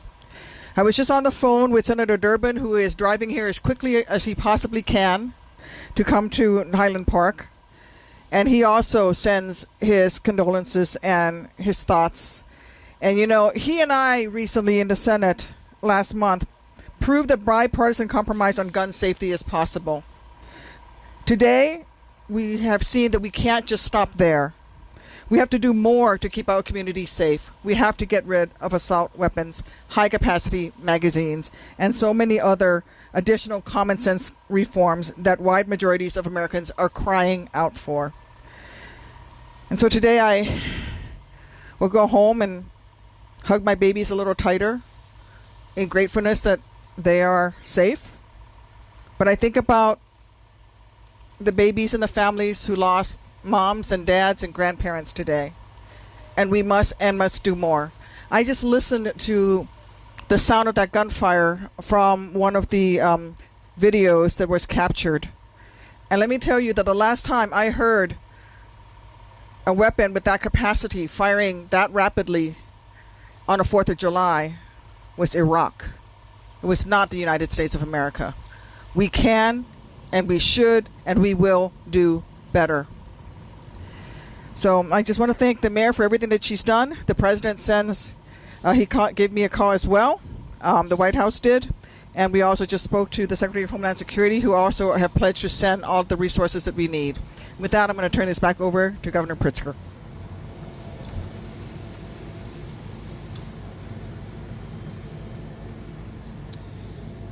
I can take a couple of questions. Governor, any update about the suspect so far? Something that you know about the suspect? Turn it over to Chief. Yeah, so, Yes. So there's not an update right now. So give us a little time to have our officers and detectives and investigators continue their work. We're working diligently and as hard as we can. As you know, these things move very, very quickly. And a lot of information is coming in rapidly. We're trying to sort through what's credible, what's not credible in our pursuit of the person of interest. So nothing new as we stand here, but as soon as we know something new, we will definitely bring it to you. Thank you. Thank you. Thank you. I have to go this way. Yep. That's Over to you. Yep, thank you. Yeah. We're from Milwaukee. All right, so you just heard there in order, Mayor Nancy Rodering from Highland Park, Governor J.B. Pritzker, and Senator Tammy Duckworth talking about gun control and helping Highland Park on a federal level. And then we just heard from police saying no update at this time. They are trying to sort through credible details that are pouring into their department about this person of interest. Now, we do want to go back and talk with Paul Smiley. We had him on the line, and we were talking about the psychological impact of this. Paul, are you there? Yes, I'm still with you. All right, Paul, I was talking to you about a gentleman that we had on earlier in the newscast. His name is Glenn Burke. He has a 6-year-old and also a 9-year-old. And he was saying they were there at the parade. They had to run just like all of the other videos that we've seen of people fleeing from that scene. He didn't know how to have that conversation with his children, which is definitely understandable. With you having a background in psychological help and therapy, what would you suggest to a parent? Because so many children were there as they get ready to have that conversation, because I'm sure their children will have questions. Absolutely. And I can share with you, I'm one of those parents. My 10-year-old and 7-year-old were with me as well as we were running back to our vehicles to head back home. It's scary. And, part of what we've, try to emphasize is different phases of recovery. Recognizing what we need in the moment is certainly different from a day or even 2 later down the line. For here right now, the conversations really are, what do we need? And helping to absolutely, for kids of this age, reaffirm safety. We are safe. We are a safe community. And even though things can and do, tragedies certainly can and do happen, we want to believe in maintaining that sense of safety, the vigilance that, sadly is part of, what's requiring, us all to be able to live and be free. That's our Independence Day, is to speak, to walk without the fear. And that's what we want to do. We want to create the opportunity for our kids to talk with us, to approach us, to talk about their feelings, to talk about their thoughts, to give them space. It's okay if they don't want to talk about it right now. But what I'd really encourage all parents to do is to not let the kids feel alone. We're all in this together. As parents, we experienced it too. We want to make sure that as parents, we're healthy ourselves to be, calm enough to have that voice, to be able to raise the question that seems easier in the moment to avoid, but we all absolutely should have to have that at some point with our kids. Let them come to us. If we need, you can shoot hoops with your kids and talk about it. You can play cards with your kids. You can read books with your kids like I'm going to be doing this evening, and you can just check in. How you doing? Is it still on your mind? Do you have any thoughts of what happened earlier? And it's the start of a conversation, one that should absolutely continue on days and weeks to come. Let's talk about the impact that all of this has on adults, because the reality is we're talking about Highland Park today, but it seemed like just yesterday we were talking about Uvalde, we were talking about Buffalo, New York, and it seems like this is something that it just doesn't stop. This is a little closer to home, obviously for you and for myself being here today. What do you do for adult mental health to try to figure out, obviously, it starts the gun control debate. That's a hot topic for a little while. Then that goes away. And as an adult, you still have to live in this world. As an adult, you may still want to take your kid to another parade. How do you tell adults to manage, this type of harsh reality that we're seeing day in and day out? Well, we want to get back to the sense of comfort that we had at the start of the parade, before these like mass casualty and traumas. We want to look at the pictures on our photo stream of what happened just earlier that morning and see our genuine, legitimate smiles and reconnect with that sense of happiness. I believe we're going to get there, and it might happen faster for some. I genuinely think that, when I think about traumas and survivors of traumas, we call it the invisible wounds. It's the wounds that we don't see right away. It's the ones that continue to kind of affect us sometimes as we sleep, sometimes as we're, just having those quiet moments. It's those recurrent thoughts, sometimes the unhealthy thoughts of, what if it was different? What if it was me? What if I, what could else I have done differently? And we can recognize that even as adults, our own thought patterns can be very unhealthy and kind of leading us down a very dark hole. It's not easy, but in theory, we want to be able to understand our own thought patterns, to recognize that we can accept one thought for what it is, understand the tragedy and the magnitude of what it is, but not to let go of the the future that we want to be able to hold on to for ourselves. We want to be able to tell ourselves, not just in words, but genuinely believe that we can go back to the food trucks. We can go back to the parks. We can go back to festivals. And it's okay to have two feelings that are in contrast. We can be scared, but we don't have to deprive ourselves of like the genuine joys that we still want to feel by watching our kids thrive and celebrate, by watching different milestones, by gathering with family and friends once again.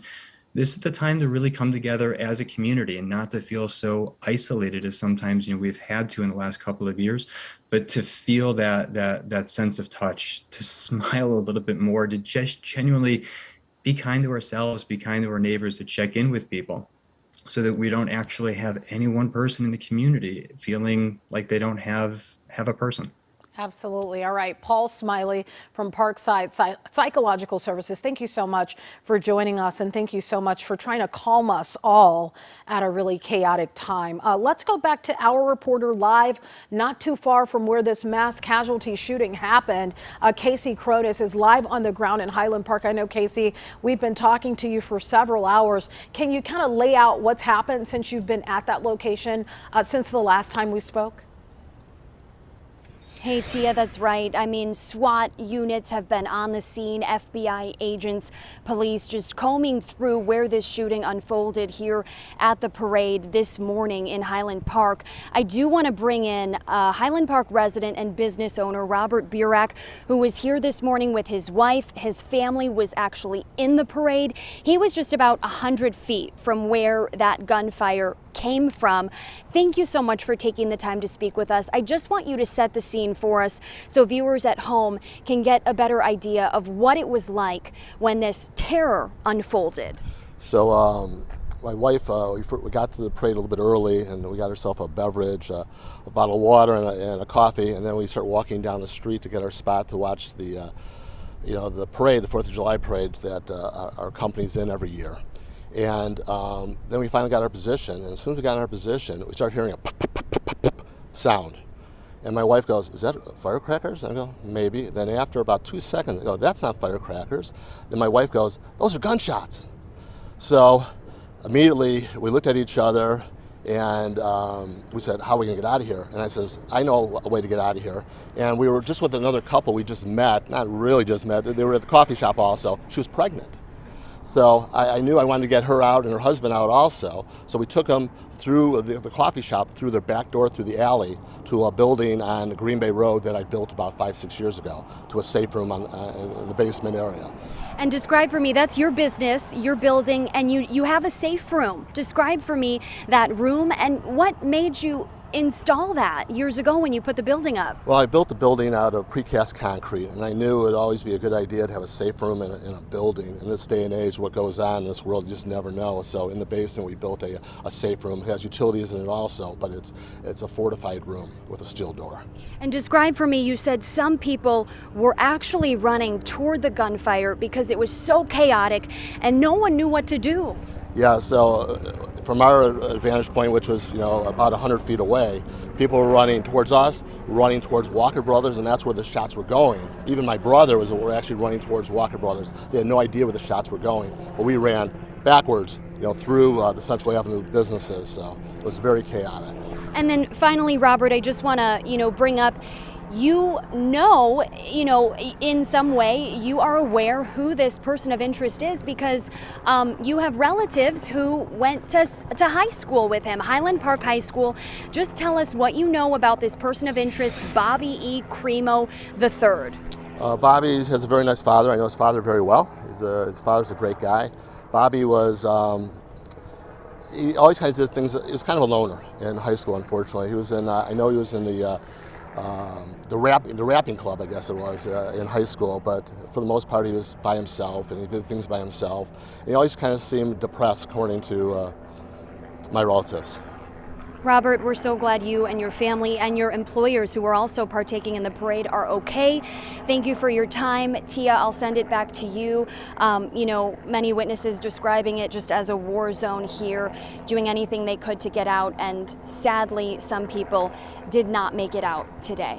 Very sad, and we're sending our prayers to their families. Thank you so much for that update, Casey Crazy to hear somebody say they had to install a room, a safety room inside of a building for protection. Thank you for that report. We want to go to former Special FBI Agent Ross Rice. We have been talking to Rice throughout the show. Thank you so much, Ross. We have learned some new information, at least, about this person of interest. We have a name, we have kind of a geographic location of where he's from, and we even have an age. Anything out of the new information that we've learned shocking to you at all, perhaps?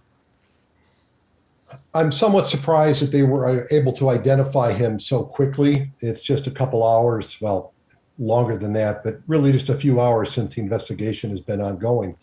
And person of interest, that's what they're calling him. That's appropriate. I'm sure there's a connection between him and the incident today. There's some evidence linking him to the crime. We won't know what that is until he's apprehended and charges are formally filed. But suffice it to say, it appears that this case has been solved in record time by the police. Absolutely. Solved until hopefully they find him, but absolutely they know at least who they're looking for. Right now we're seeing a lot of information come out on social media about disturbing posts, disturbing videos on YouTube. I'm getting reports that some of those videos are actually being pulled. Is that shocking that, you know, a person of interest in a mass shooting incident like this leaves behind a trail of things that people usually quote as disturbing? Not at all, and it's quite typical. You could look again at the Uvalde shooting a couple months ago. Same thing. After the fact, after you know who did it, after you know who you're looking for, you can go back and do this digital trace. Digital footprints are left behind, and the things that you see are fit right in with the profile of what someone that would do this would be like. And that's exactly what we have here. Unfortunately, no one caught it ahead of time. No one alerted authorities for whatever reason.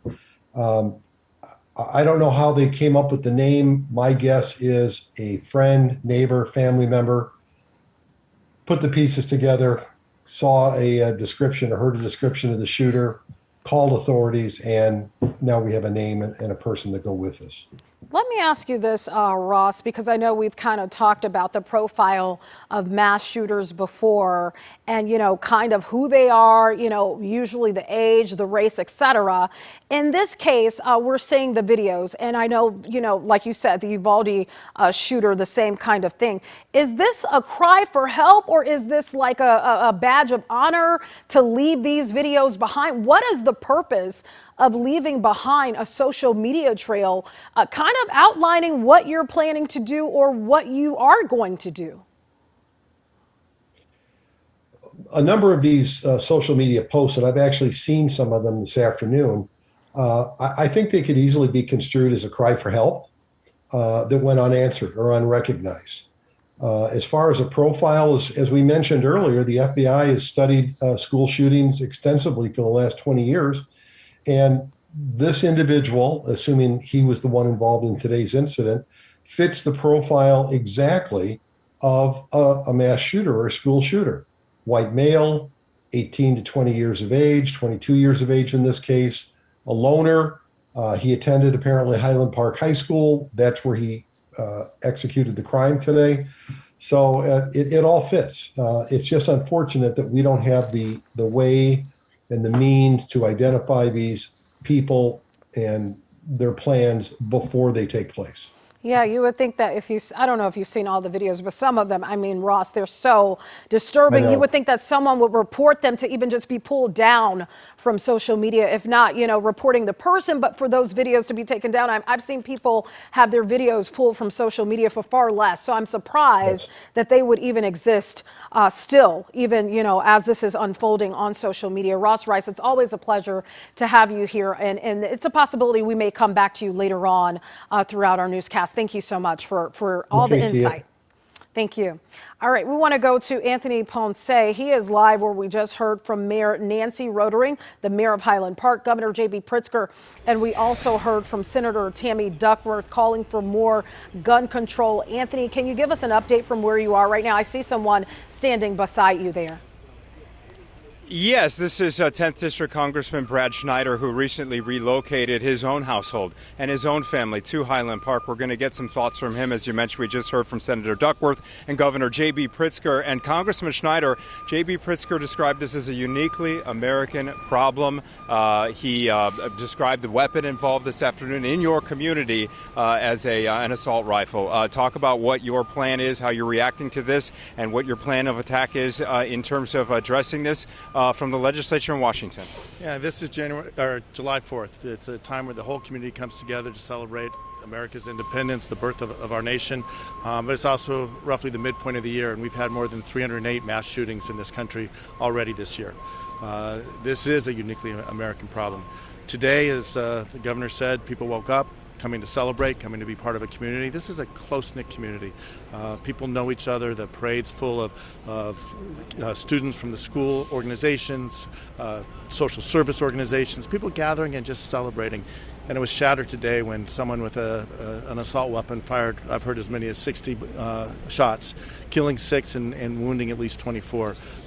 This community is going from shock tonight to grief and anger. And I think it's important that we hold on to that anger when we say we can do better, we can make our community safer, we can reduce the gun violence in this country, but we have to do it working together. Highland Park is, it's a beautiful place. It's got this really cool downtown. I'm guessing there's a lot of reasons that you chose to relocate your own family to this area. How just shocking is it for something like this to unfold right in the heart of this place that you now call home? Well, no community should experience what Highland Park's experienced today, what Uvalde experienced, Buffalo, so many communities around the country.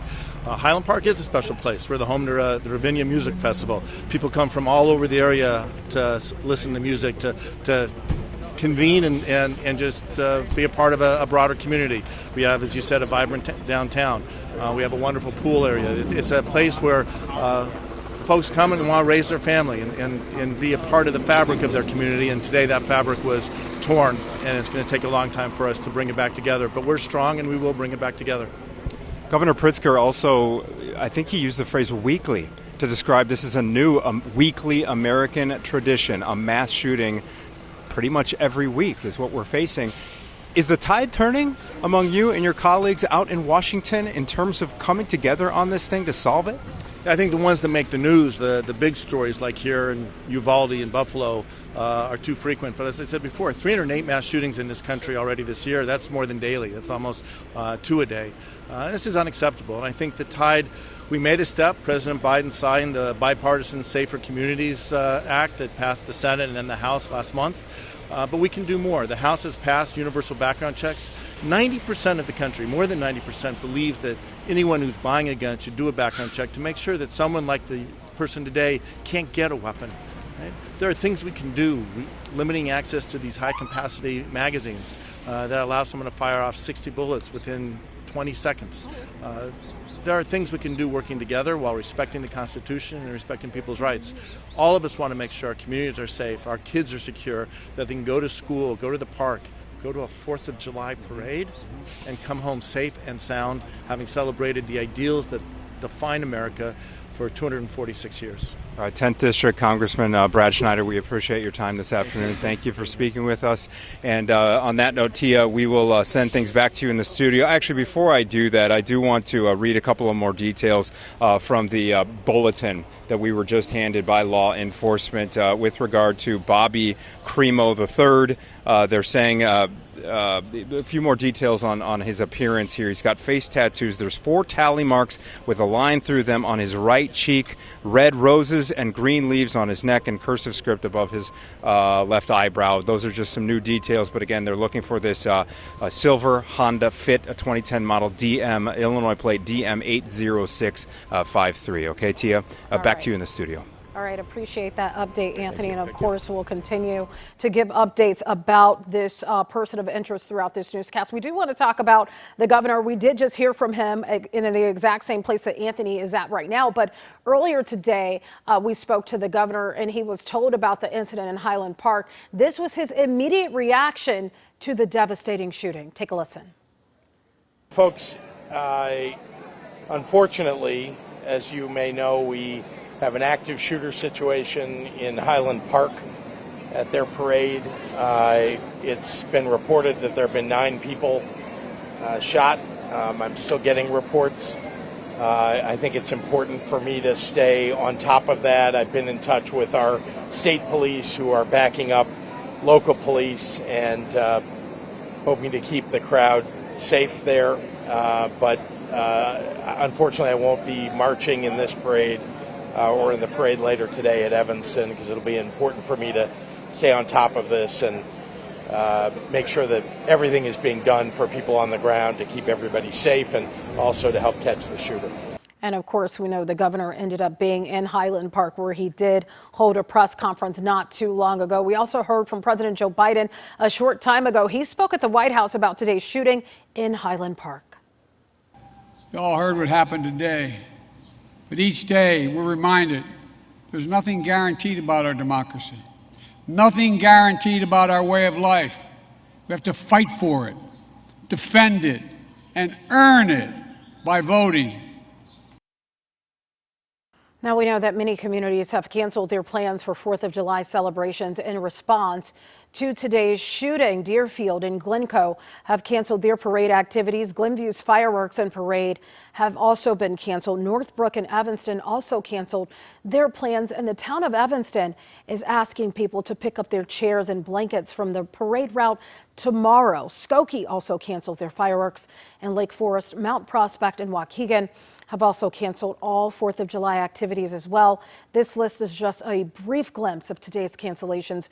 Be sure to check in with your community for the very latest. And as other parades and fireworks shows are canceled across our area, Sally Schulze spoke with some community leaders about making that change and what happens moving forward.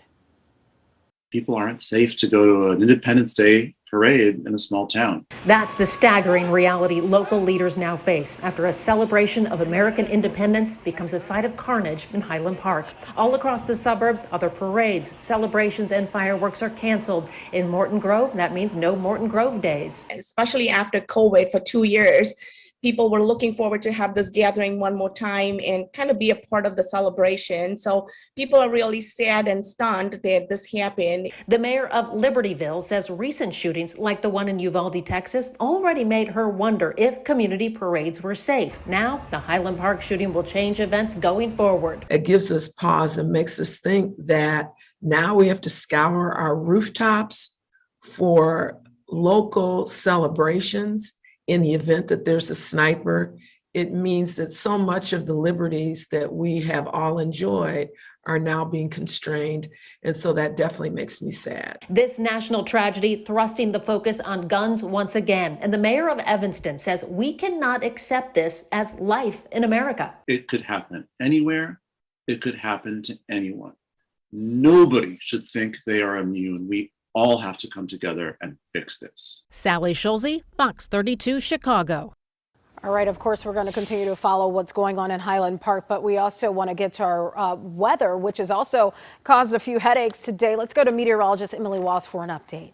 We've been dealing with some showers and thunderstorms, some of which have been strong to severe. Right now, we do have a severe thunderstorm to tell you about.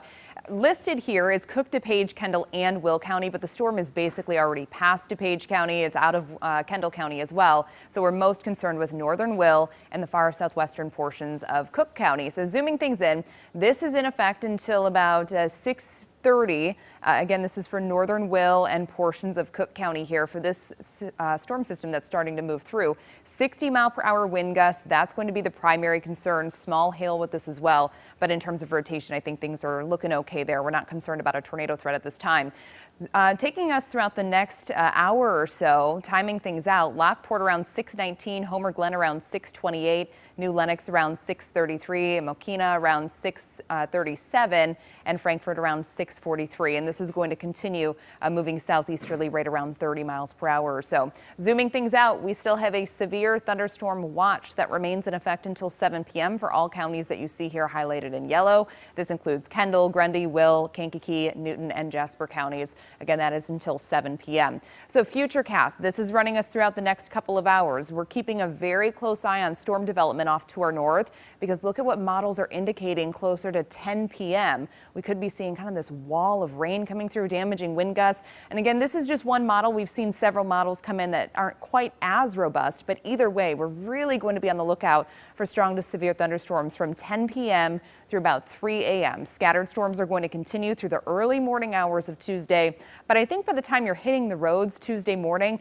things should be fine. We may still be dealing with some localized flooding, especially if we do see all that heavy rain coming through. But either way, Tuesday morning, I think we're going to dry things out for a while. Much of tomorrow is going to be rain-free, but notice by 6, 7 p.m., we are once again seeing storms developing off to our north.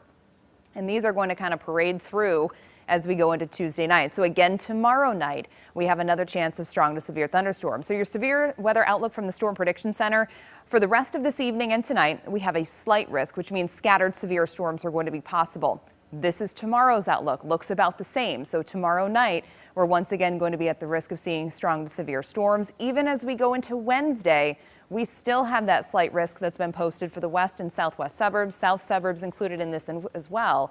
So we're really going to be stuck in this very stormy weather pattern, not just for tonight, but through much of this work week. Temperatures right now, we're in the upper 70s and low 80s across the area, so things are still quite warm. The humidity, it's not terrible, but we are certainly noticing it. Looking ahead to our day tomorrow, it is going to be very hot. So actual air temperatures tomorrow are going to be in the 90s, but once you factor in that humidity and those high dew points, we're going to see heat index values ranging from 105 to 110. So we do have a heat advisory that's going into effect at noon tomorrow until about 8 p.m. Tuesday night, we have another round of storms moving through, some of which are going to be strong to severe, and then same exact thing as we go into our Wednesday. For tonight, plan for low temperatures to drop down to about 75 degrees. We'll have southwesterly winds 10 to 15 miles per hour. Of course, those winds will be much gustier in the event of those showers and storms rolling through. And again, the main thing for tonight, we're on the lookout for those storms developing to our north, moving through from about 10 p.m. to 3 a.m. That's our window that we're most concerned with, seeing those strong to severe storms rolling through. Your 7-day forecast, I know that this looks like it's going to be raining all week long. It's not. Tomorrow we'll have a lot of sunshine. Those storms are not expected to roll in until around 6 or 7 p.m. and they'll continue through the overnight. But the big story tomorrow is really going to be the heat, 96 degrees. Remember those heat index values right around 105 to 110. On Wednesday, we're once again looking at the potential of strong to severe storms. I think more so during the afternoon hours, 85 degrees for the high again on Thursday too. By Friday, scattered showers and storms, temperatures start looking a little more comfortable, 83 degrees for the high. Just in time for the weekend, we finally start to quiet things down. We'll see some sunshine on both Saturday and Sunday. Highs are going to be in the low to mid 80s, and on Monday, it should be a fairly quiet start to the work week. Tia. All right, Emily, thank you so much. Let's head back to that breaking news story that we've been following since early this morning out of Highland Park. Police have now identified a person of interest in today's Highland Park parade shooting. We know he is Robert E. Cremo III. He also goes by the name Bobby. He was last seen wearing a white or blue shirt, and he may be driving a silver 2010 Honda Fit with the license plate DM80653. That is an Illinois license plate. And you are asked to call police if you see Bobby or even that vehicle. This is a very active search that is going on right now. He is considered to be armed and dangerous. That's a look at Bobby Cremo, also known as Robert Cremo III. And as you can see, he does have some face tattoos and neck tattoos as well. Now, we do also have an image of that Honda Fit, described to be a 2010 silver Honda Fit. But as you can see, there is some rear end damage on that vehicle in the back. So if you see it, that's very precise when you look and see that damage on that vehicle. That's not every single Honda Fit that's out there on the road, considering the damage done to the back of it. Again, it has an Illinois license plate of DM80653. If you know anything about where Robert Cremo III is described to be a 22-year-old from the Highland Park area, considered to be armed and dangerous, don't hesitate to pick up your phone and call 911. If you see him or you see that vehicle, do not approach him. Do not approach the car. Call police. If you have any additional details as to videos or anything that may lead police to where he is, they do have a hotline number that you can call separately from calling 911, and that number is 1-800-CALL-FBI. Again, we do know that 6 people at last check have died as a result of this mass shooting. And several people have been treated at North Shore Highland Park Hospital, ranging in ages from 8 years old to 85 years old. Let's go back to our reporter, Dane Placco, who's been out there since the very beginning, giving us updates on what's happening out there. Dane, I know you're at a new location, but can you give us an update on what you know right now? Yeah, we're at a new scene actually in Highwood, just north of Highland Park, and it might be a mile from the shooting scene, where there is a heavy police presence right now, and that is because this is a neighborhood, this is a block in which Bobby Crimo had lived off and on for some time. Let me step out of the way here, and I want Ed to be able to zoom in, and you'll see up there, there is a house, kind of a beige, a brownish colored house, where there are a number of FBI agents and other law enforcement agents right now. They've been interviewing a person on the front porch. Those agents have been walking around this neighborhood, some going door to door, engaged in conversation with some of the neighbors that we've seen. Now, talking to a neighbor here who did not want to go on camera, they said that it's their understanding that that house was owned by Bobby Crimo's grandfather, who passed away. At that point, Bobby Crimo's father, who ran for political office in Highland Park and lost, moved into that house along with Bobby Crimo's uncle and Crimo himself. The neighbor said that Crimo had been there off and on for quite a bit of time, was well known to neighbors around here as something of a troublemaker. He said that the quote I wrote down, he said, "The kid has been a problem for years." There is another house at which there's also a heavy law enforcement presence right now. That is in Highland Park, again close to the shooting scene, a house on McDaniel. That is believed to be a house that his mother has lived at, and apparently there may have been a split in the family at some point, and Crimo was moving back and forth between his father and his mother's home. But he has been spending time here quite a bit, according to neighbors. They were aware of his presence here in the neighborhood. The individual I talked to said that his father, Bobby Crimo Sr., is just a great guy. He owns a couple of small shops in Highland Park. Again, he'd run for political office. Had nothing but good things to say about his father, but said that the suspect, the 22-year-old that they're looking for now, Bobby Crimo Jr., has been problematic, has had trouble in the past. Again, setting the scene, we are in Highwood. There is a lot of law enforcement. In fact, just moments before you came to us, a large armored vehicle with essentially a tank top on top and an officer sticking out of it came down the street and drove off. I don't know if that's indicative of the status of the investigation here or not, but there is still a number of police officers. We've talked to that one neighbor. We're going to try to talk to some other people as well to get more information about whether, in fact, he had been at this house recently, perhaps even today. It's unclear whether they've got a search warrant yet. Doesn't seem that they're going into any houses, that they're doing any active searching at this point, but there are a lot of police in this small neighborhood right at the corner of High and Sarge Street here in Highwood. Back to you. Dane, before we let you go, looks like we have some video on the screen right now that may have been right outside of that home in Highwood of police presence right before you got there. Can you tell if anybody's actually inside that home aside from law enforcement? There is a person they're talking to on the front porch of the home, but it's unclear. Hold on one second. Okay, Ed says he's going to try to push in real tight and see if he can see any activity inside the house. From where I'm standing, about a half block away, I can't see any law enforcement activity in the house. I haven't seen any police officers or FBI agents going in or out. They've been on that porch since we arrived here 10-15 minutes ago, talking to an individual. They were at another house, too, just around the corner from here, talking to a woman in the front yard. It looks like they have been talking to neighbors, going door to door, as law enforcement will do in a situation like this, to try to get as much information, find people that know the family, find people that may know of Crimo's whereabouts or may have seen him at some point here recently, which will be, of course, very imperative to the investigation. So, no, we don't know if there's anybody inside the house, but definitely a lot of federal enforcement, law enforcement outside the house. Yeah, and interesting what you said that a neighbor told you about Crimo as well, saying that he was a well-known troublemaker in the neighborhood. Dane, thank you so much for that update and that live report. We appreciate it. Okay. All right. Thank you so much, Dan. We'll get back to you. Let's go to Anthony Ponce. He is live. He's been live in Highland Park for us pretty much all day. We've heard from everybody today in Highland Park. We've heard from the mayor. We've heard from the governor. We've heard from Senator Tammy Duckworth. Any new updates for us, Anthony?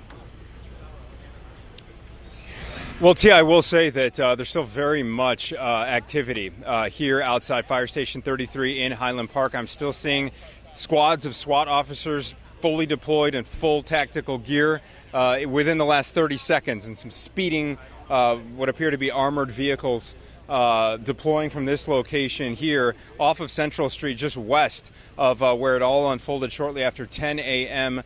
This morning. So from our vantage point, seems like there's still very much a local focus to this search for this 22-year-old Bobby Crimo. As you mentioned in the last half hour, we did hear from a number of top Illinois politicians, including Senator Duckworth and Governor Pritzker, who said that the madness must stop. He said that there are no words to describe the kind of evil that was on display in this otherwise quiet community earlier today. And then he also called it a uniquely American problem, which was echoed by a congressman who recently relocated his own family to the Highland Park area, and that is 10th District Congressman Brad Schneider, who we heard from a short time ago, who said that there's a little bit of momentum in the right direction with regard to curbing this kind of gun violence from the Assembly in Washington, where he's focusing his efforts. But again, in terms of the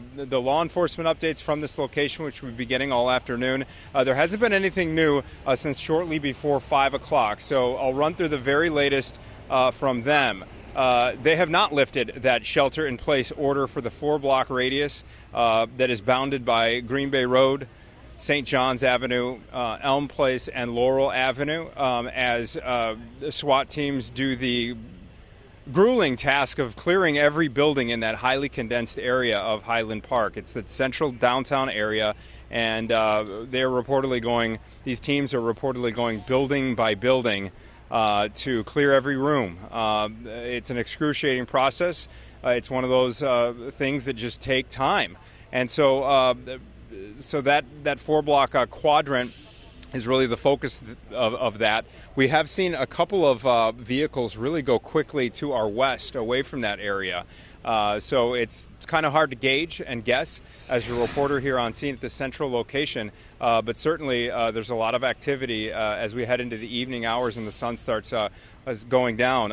Again, we've been replaying the description of this young man, 22 years old. He's got face tattoos, neck tattoos, and that, as you mentioned, Tia, that rear end damage in that vehicle photo that authorities just released a short time ago, that 2010 silver Honda Fit with what appears to be some very specific center rear damage to that vehicle, along with his mugshot. You're asked to not approach that vehicle or this person of interest. If you do see him, you're asked to just simply call 911 and don't do anything else. So that's pretty much the latest here. Authorities have been giving a time frame throughout the day for their next update, a ballpark time frame, but this most recent one they did not. They said they'll come out and update us if there's anything that has changed. So the information that we've been putting out there all afternoon for our viewers here in Illinois to try to assist law enforcement in this manhunt is still current. We will update you if anything changes, but all the stuff that the Lake County Major Crimes Task Force released just before 5 o'clock still stands. That vehicle description stands, and the suspect description as well. That is the latest from right outside Fire Station 33 in Highland Park. Anthony Ponce, Fox 32, Chicago. Anthony, before we let you go, when we did listen in on the press conference with the mayor and the governor and the senator, we also heard from someone with the law enforcement community that mentioned Illinois State Highway Patrol. Is there any indication how they're assisting with trying to track down this person of interest, Robert E. Crimo III, and the vehicle that he was driving? Well, our understanding is that they're utilizing all the new technology that some of these freeways and tollways have been equipped with in recent years, where they have informational banners. You've seen them all with the don't text warnings, utilizing those roadways and all that new technology to alert folks about this vehicle and this person of interest who is right now on the run. These law enforcement agencies are maximizing us as much as they can, using our media outlets to get the word out. And our understanding is that they're really maximizing the technology along Illinois roadways as well to alert other drivers to be on the lookout for that 2010 silver Honda Fit. Anthony, thank you so much. We know they have those license plate readers. I'm sure that's helping as well along the Illinois state highways. Thank you so much for that update. We want to go back to our reporter, Casey Cronus, who's on the ground not too far from where the shots were fired to begin with. Casey, give us an update of what's going on at the scene that you're at right now. Tia, here at Green Bay and Central, police are still on the ground. FBI forensic experts are combing through this scene, photographing all of the evidence that they need for this investigation, which undoubtedly could take several more hours here. This area is still completely blocked off with police tape, several units on the ground further down this block here. And if we could pan over and just show one more time, chairs, water bottles, strollers, purses strewn across the downtown Highland Park area here as everyone had to just run for their lives. Many people, of course, tragically not making it out after this gunman opened fire at the beginning of this 4th of July parade. We spoke to a witness earlier today. He said he was just feet away from where that gunfire erupted. He ran across this intersection into the BP gas station convenience store where the clerk had let several people inside, locked the door, and they were inside just barricading themselves for about 3 hours. He's from Highland Park, lives just a couple blocks away. He said it started off as such a beautiful day, and then this happened. We want you to hear from him. Would you have ever thought this would unfold here? Not here, no. I never thought it would, and I've always told people what a safe community is, and I still think it is. It's just somebody that with a problem, and maybe many problems, but for some reason decided to do this. But it's a real downer for the community. It's I feel I'm okay, but I feel depressed inside, and my heart is broken. And many hearts are broken here today. Very, very heavy mood, of course, here in downtown Highland Park. Not just for the community, but for law enforcement members as well. I mentioned this earlier, but one officer from Highland Park, he was leaving the scene here and he looked at the members of the media who are all gathered over here at this intersection and he said, "Kiss your kids tonight, folks." It's devastating to see the little kids' bicycles and their helmets just kind of strewn across this intersection. You can only imagine how terrified, of course their parents were, but those young kids who had no idea what was going on. Tia. And kids that will have this memory in their minds for the rest of their lives. Just tragic. Casey, I know when you were first out there on the scene, you were talking about SWAT vehicles and the scene was kind of intense. Is Casey still with us? Casey, can you describe how that scene has changed since you've been out there?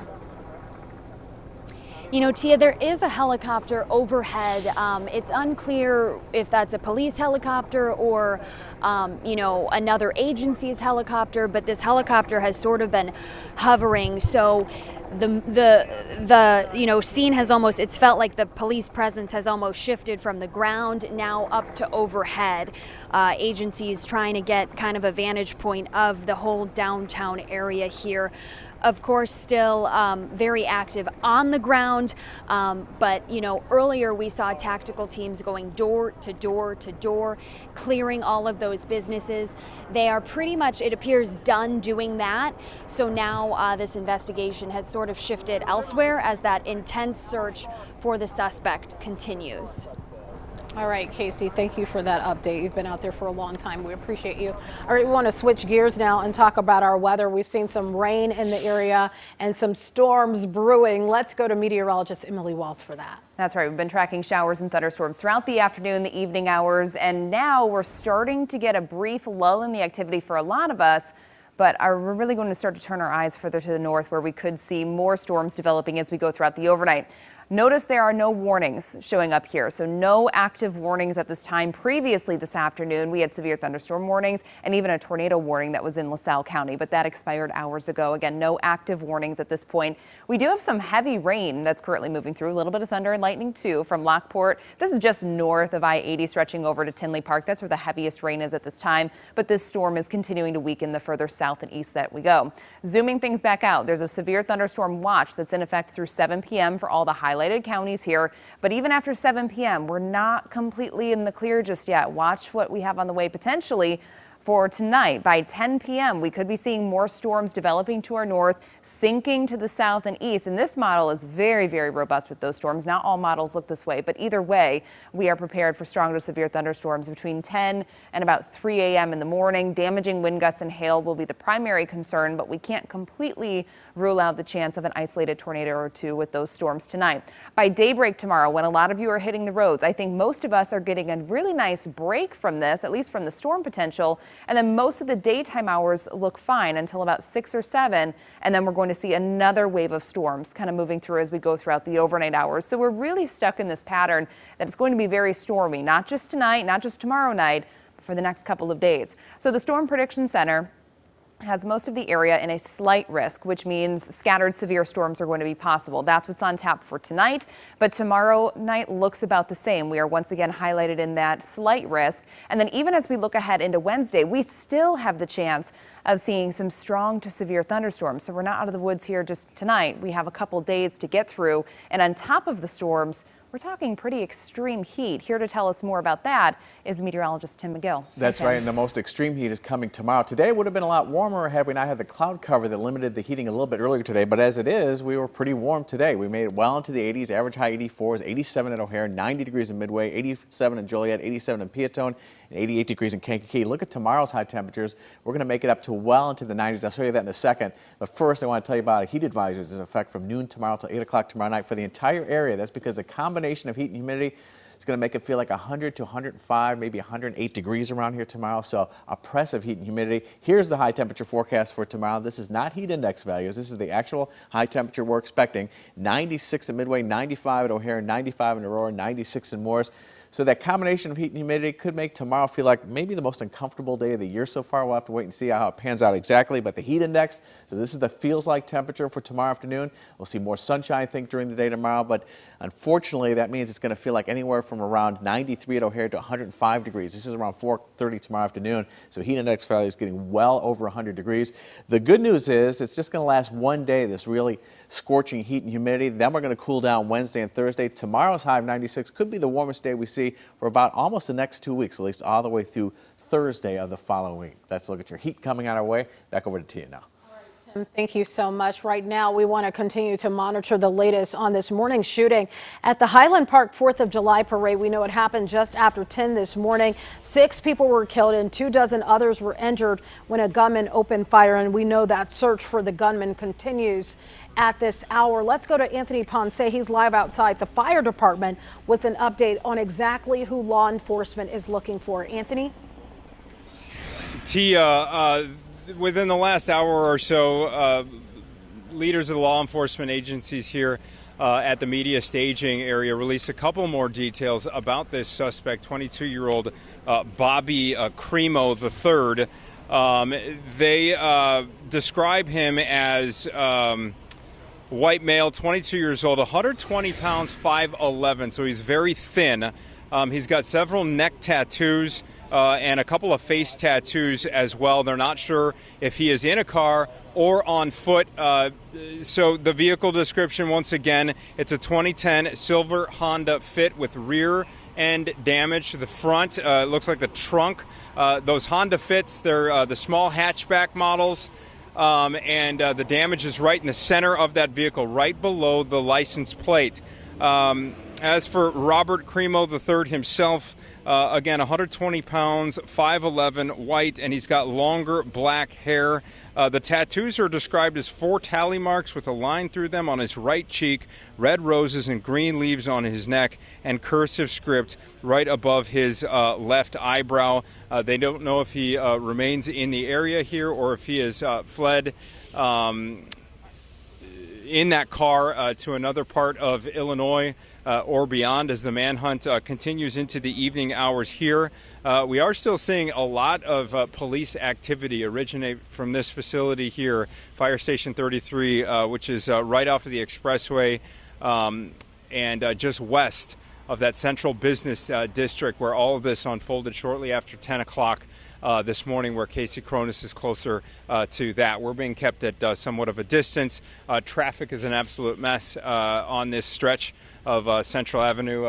Only residents who can prove their residence are being allowed through here by police. There's a lot of traffic and crowd control kind of going on where we are as these SWAT teams need space to do their jobs and to deploy. And we've seen a couple of teams deploy east toward the downtown area within the last 15 minutes or so. So it's still a very active scene as law enforcement and the Lake County Major Crimes Task Force continues to push this suspect description, both his face and his vehicle, across all our channels and try to get that as widespread as possible. This is a situation where all of us Illinoisans need to come together to try to bring this person of interest in and bring this situation to justice for these families.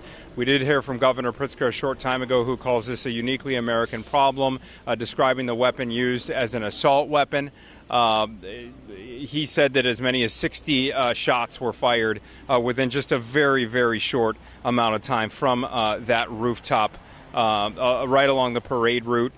We are told this all happened about 3/4 into that parade route, 10:14 a.m., a combination of both onlookers to that parade, spectators, and people who were actually marching in that parade.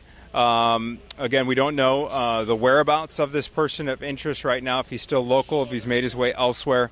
If you do locate that 3 minutes, we're hearing from Sergeant Covelli right now. They're going to have another update. They've been pretty good about regularly updating members of the media and the public.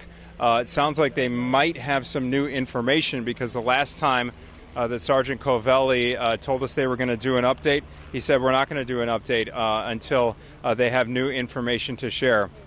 The latest that they have advised local community members here in Highland Park is for that shelter-in-place order to remain in effect in a 4-block square radius in the central business district of Highland Park, the area bounded by St. John's Avenue, Laurel Avenue, Elm Place, and Green Bay Road to the west. So if you're not in that area, no need to shelter in place anymore, but it is still a very active and aggressive search for this person of interest as we stand by for members of local law enforcement, the police chief of Highland Park, and the spokesperson for the Lake County Major Crimes Task Force, Sergeant Chris Covelli. Looks like they're getting ready to update us media members with a little bit more information.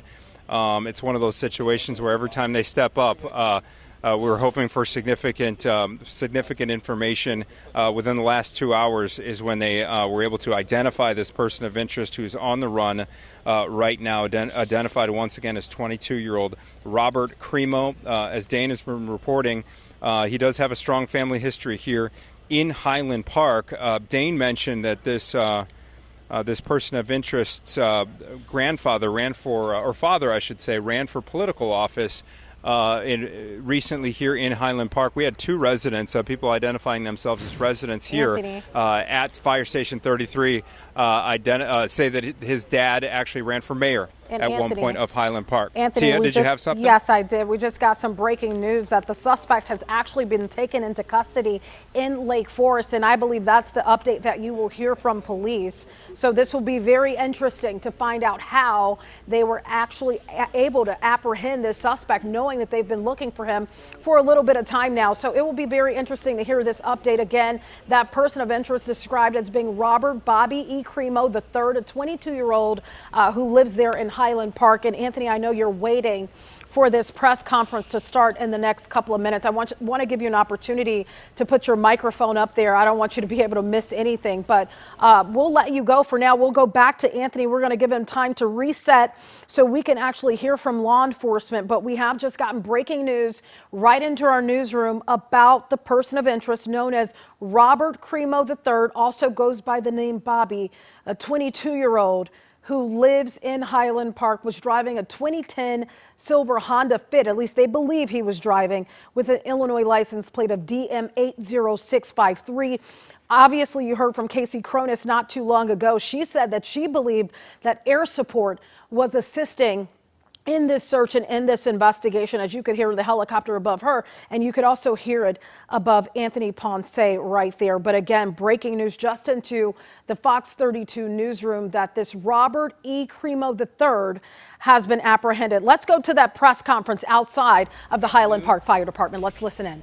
It is going to be a brief update, but we do understand the severity of this incident and the concern that our communities rightly have, and so we want to share with you what we have at this moment.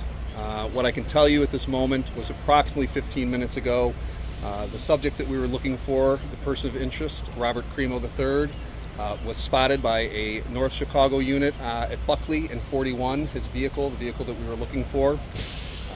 He attempted to initiate a traffic stop on that subject. That subject did flee. A brief pursuit went on. Ultimately, they were able to get the subject stopped at Wesley and 41 in Lake Forest. The subject was taken into custody without incident. So at this point, I again want to reiterate, things are moving very quickly, as they do, unfortunately. And we just want to keep you updated with the most relevant information. The person of interest is now being taken to the Highland Park Police Department, where we're going to begin the next phase of the investigation and speak with this person to make sure or see if in fact he is connected to this incident.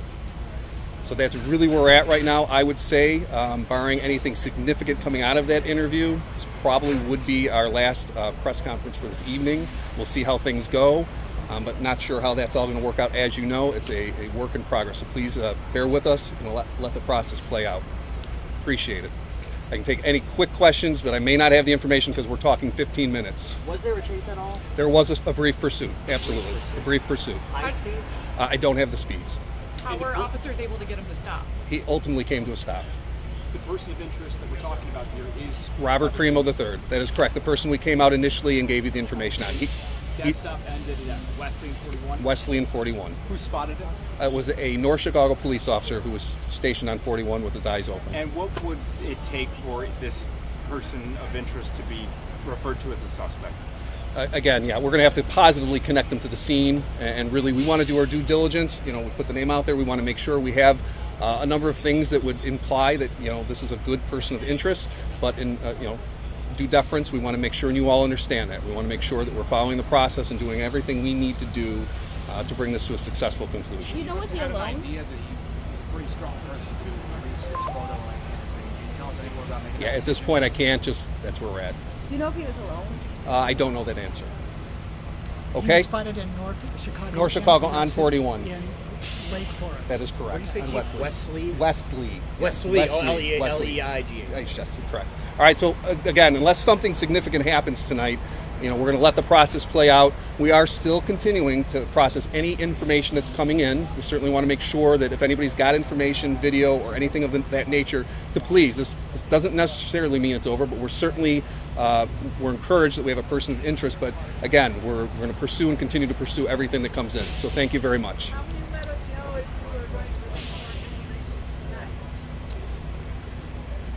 We'll advise you if there's going to be another press update. And just to reiterate one thing the chief said, to name a person of interest doesn't come lightly. There is a lot of investigative work that has gone into this. We've got As mentioned before, hundreds of investigators here on scene from our federal partners, Highland Park Police, Lake County Major Crime, doing an incredible job.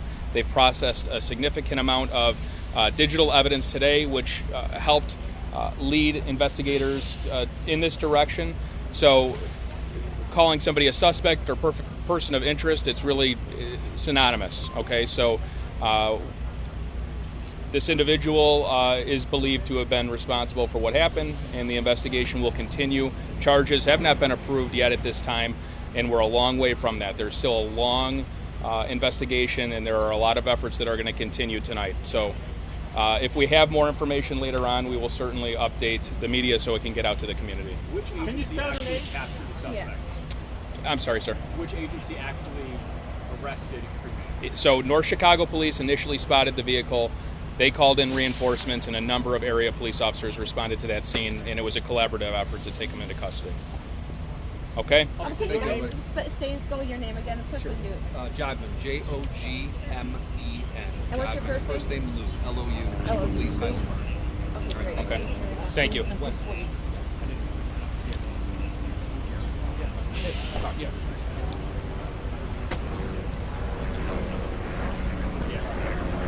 Police giving us an update that at around 6:30 this evening that Robert E. Cremo III was taken into custody, considered to be a person of interest, spotted by a North Chicago police officer, first spotted at Buckley and 41.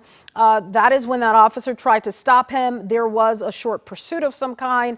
And then they were actually able to get this 22-year-old to stop at Wesley and 41 in Lake Forest. We do have Anthony Ponce there live on the ground. He just heard the same update from police. We want to go back to him so he can give us more information on exactly how they were able to track down this person of interest. We know he has ties to Highland Park. Any more details you can give us, Anthony? Yeah, Tia, this is the update we've been waiting for all afternoon, especially when Sergeant Covelli said, don't even conflate the two phrases, person of interest and suspect, because he said the individual now in custody, Bobby Cremo, is believed to be responsible for what happened, the massacre that happened at the Highland Park 4th of July parade this morning. So to recap what happened at 6:30, so just within the last 20 minutes or so, a North Chicago police officer spotted the vehicle that we have been, the photo we've been posting throughout the afternoon. North Chicago police officer spotted that vehicle. A short pursuit, sounds like a short pursuit, proceeded down Highway 41. It started at Buckley and 41, ended at Wesley and 41, and they say that this person was taken into custody without incident. At this point, the process is to use their phrasing, positively connect this individual with what happened. So he is believed to be responsible for the mass shooting that occurred in Highland Park in the downtown area this morning. But those dots have yet to be officially connected. But they express gratitude for all the public's help. And in terms of the apprehension itself, while it was an officer from North Chicago jurisdiction, that officer reportedly called in for reinforcements from a number of other agencies. That actually may have been that flurry of activity that we witnessed from here. All those vehicles heading west toward the expressway. Given the timing, my guess is that was reinforcements going to help with that apprehension. But again, this 22-year-old, Bobby Cremo III, now in custody. They said it will likely be a fairly long process before charges are announced, but Sergeant Covelli said that all these agencies have processed just a massive amount of digital data and digital evidence that has been pouring in to Command Central here since this incident unfolded earlier today, shortly after 10 o'clock. But again, North Chicago Police and a number of other agencies within the last 15 minutes did take this person of interest into custody. They haven't updated us about the shelter-in-place order. that I've been talking about throughout today, which to our knowledge is still in effect in that central business district. But they said that this is likely the last media update they're going to give this afternoon with this individual in custody. They said that he was alone. So Anthony? That's all we have. So go ahead. I want you to stand by for a second, because what you can't see, I can see right now. We have actually Fox 32, Sky Fox, over the scene right now where that car was eventually stopped at Wesley and Highway 41 in Lake Forest. And you can't see it yet, Anthony. Eventually, hopefully you will be able to. But what you can see is that Honda Fit, very clear description of that vehicle. That description was spot on, and so was that picture. You can see a little bit of rear end damage just from this helicopter, video that we're looking at right now.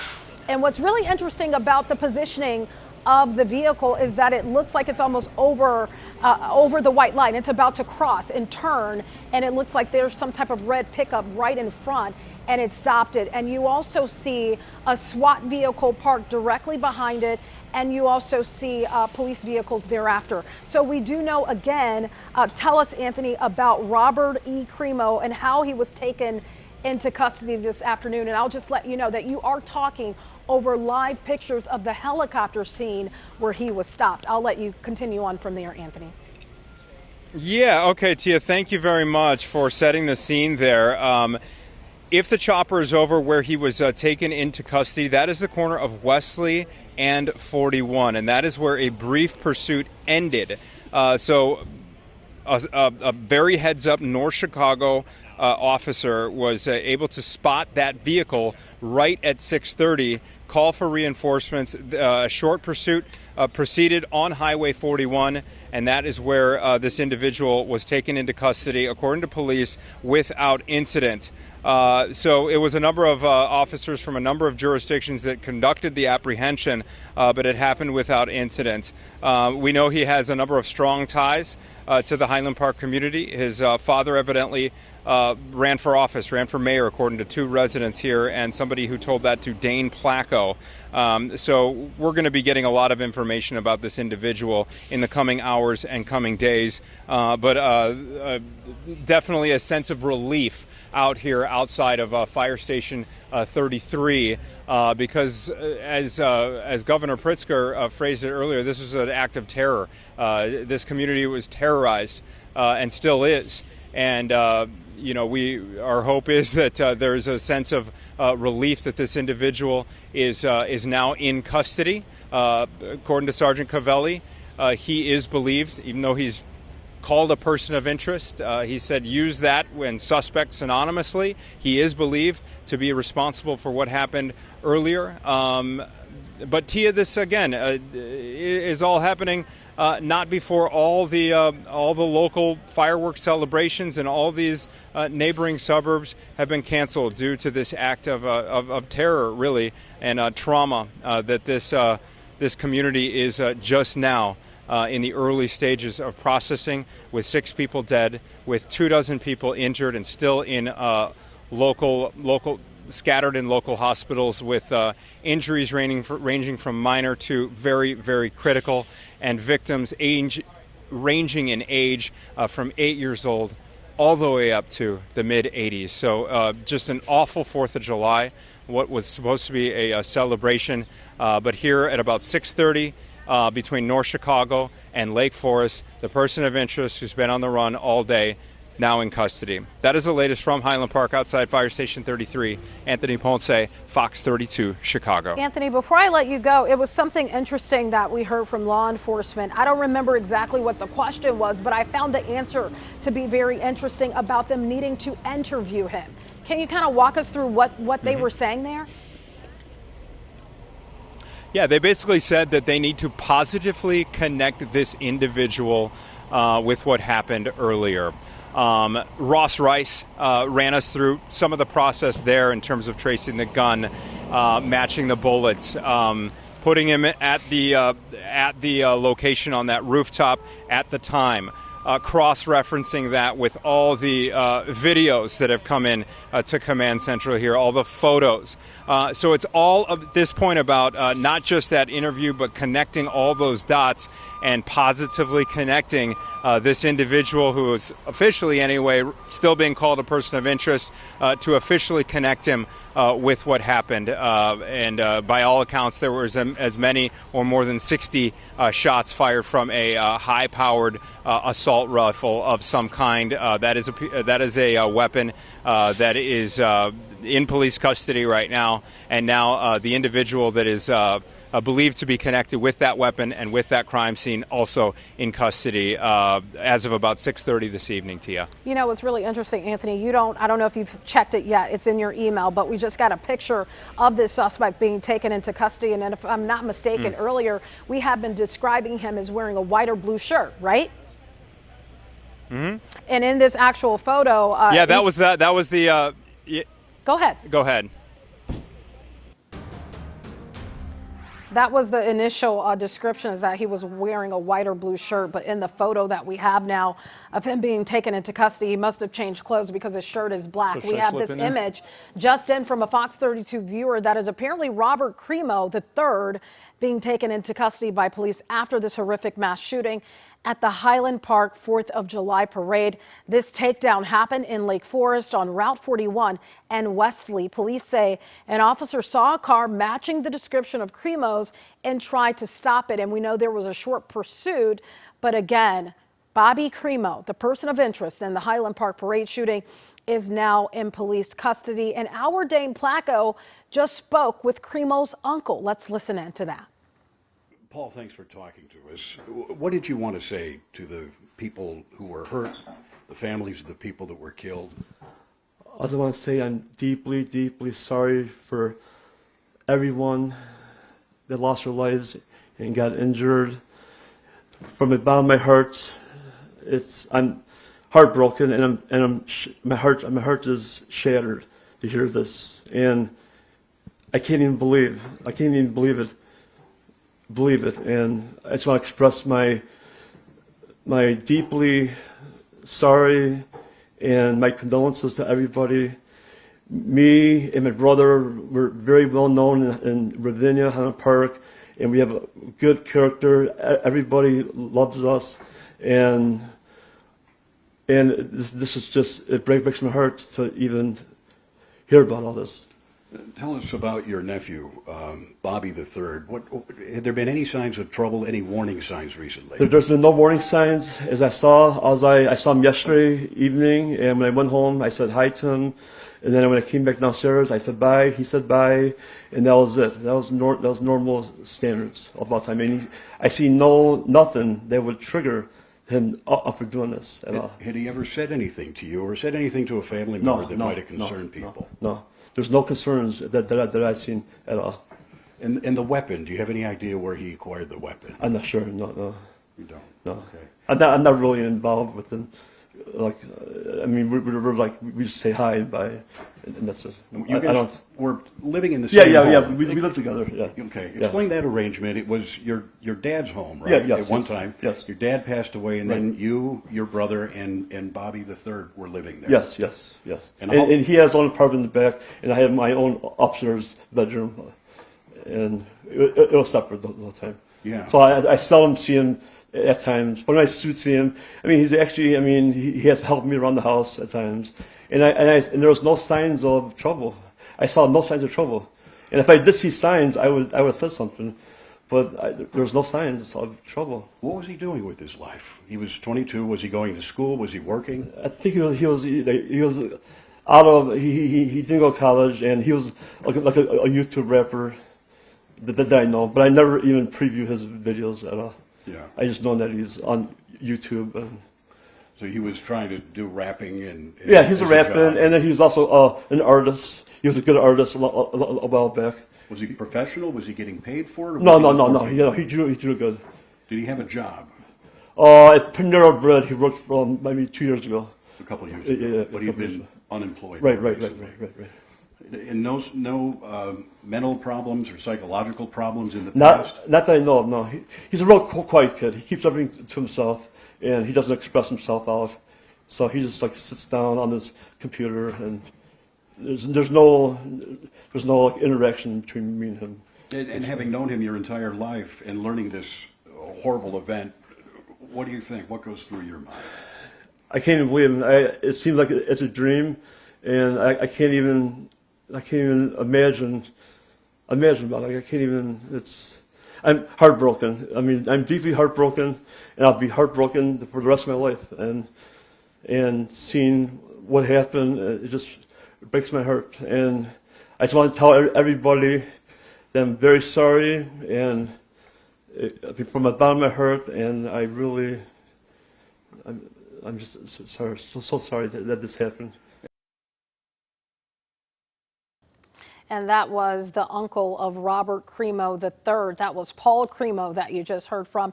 He said no indication or signs of trouble, no knowledge of his nephew having a gun. He said that he was a YouTuber, a rapper, and also an artist. But again, the key words there, I think, that everyone has been looking for, any signs of trouble, any signs of someone that may carry out a mass shooting like this. Again, we have heard from police that it sounds like Robert Cremo is going from a person of interest to a suspect. But again, they still have to interview him at this time. So this is a story we've been following since the very beginning when it happened, Corey. Right. Corey McFerrin on set now as well as we continue to follow this incredible day. It began this morning in Highland Park a little after 10 o'clock. But this person of interest, this suspect, is now in custody and will soon be back at the Highland Park police station, we understand.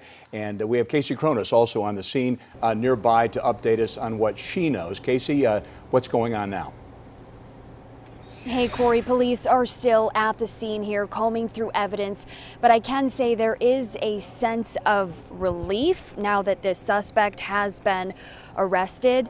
You know, we spoke with a woman, we were interviewing her, and she is absolutely devastated, heartbroken by this. She's lived in the community for 50 years and lives just 1 block away from where all of this unfolded today.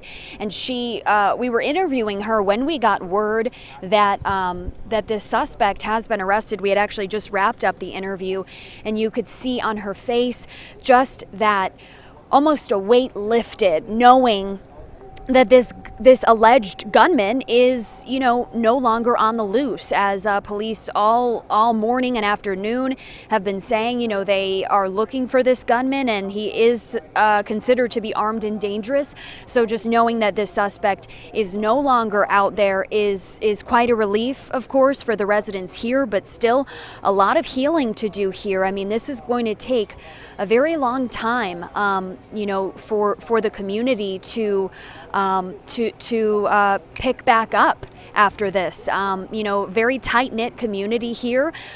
Generations of families, you know, raise their kids, and then their kids raise their kids here. So it is quite a devastating day here for the community.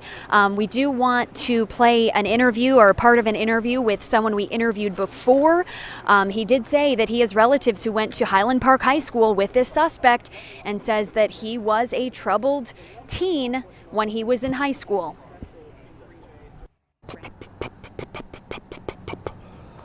On and on, over and over again. And first we thought it was a firecracker, and then after the second pop or third pop, we said there's no way it's a firecracker. People were running, we saw people falling, people screaming, people going all different directions, people going actually almost towards the gunfire because they didn't know where it was coming from.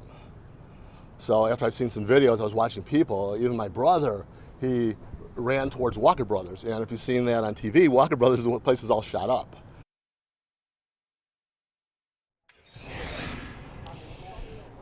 And so that person, he tells us that he has some relatives who went to high school with this suspect, who describe him as a troubled teen. That man, as you heard, was here just feet away from where all that gunfire erupted.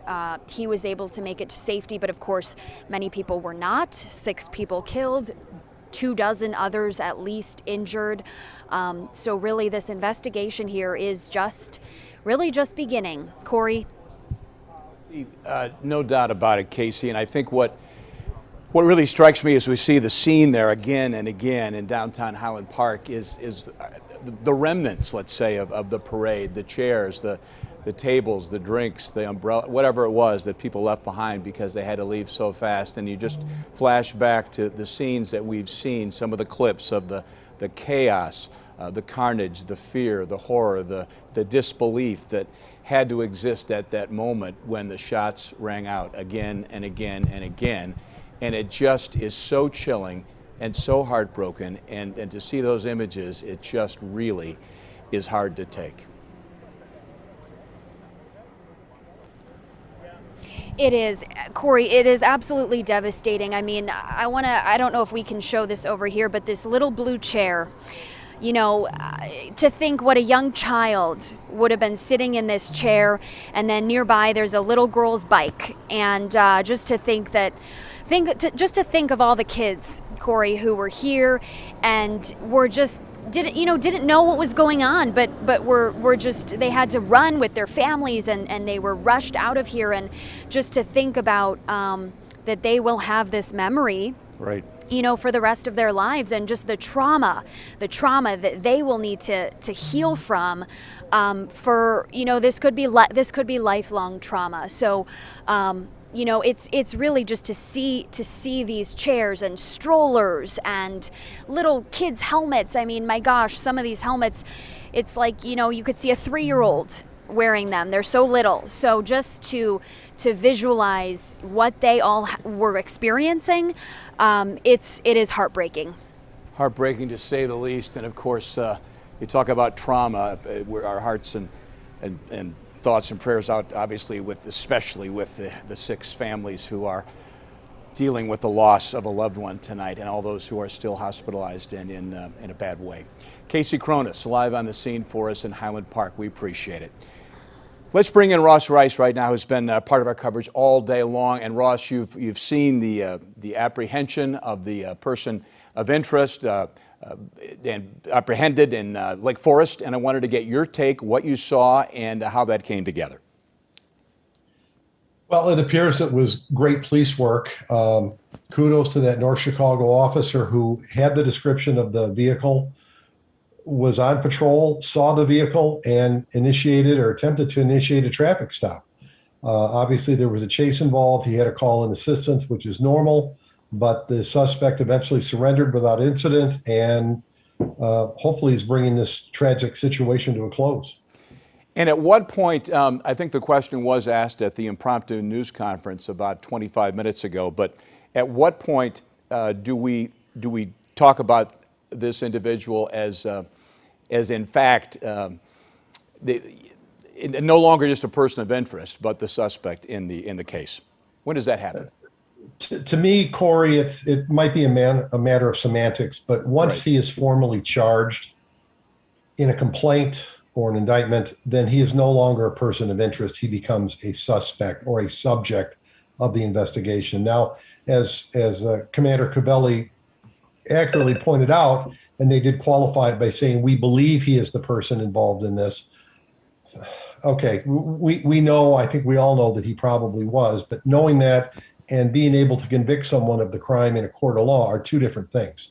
So I think you always want to err on the side of caution just in case. But to me, he becomes a suspect once he's formally charged. Right. And so what happens right now? When we know they're bringing Cremo to the Highland Park Police Complex. What happens next? And take us through that protocol. Well, I'm sure the investigators are going to attempt to interview him and see if he'll make admissions. Did he do this? If so, why? Did he have any assistance? He may invoke his Fifth Amendment right against self-incrimination. He may retain an attorney and may say nothing. That doesn't mean the investigation is going to stop and he won't eventually be charged because you don't need an admission from the suspect to charge someone. I think there's an abundance of physical evidence out there. They're still gathering it from the crime scenes, from digital evidence that they're going to find that's attributed to him. But I mean, it's just a pro forma thing at this point. You want to talk to the person and see if they'll make an admission. Right.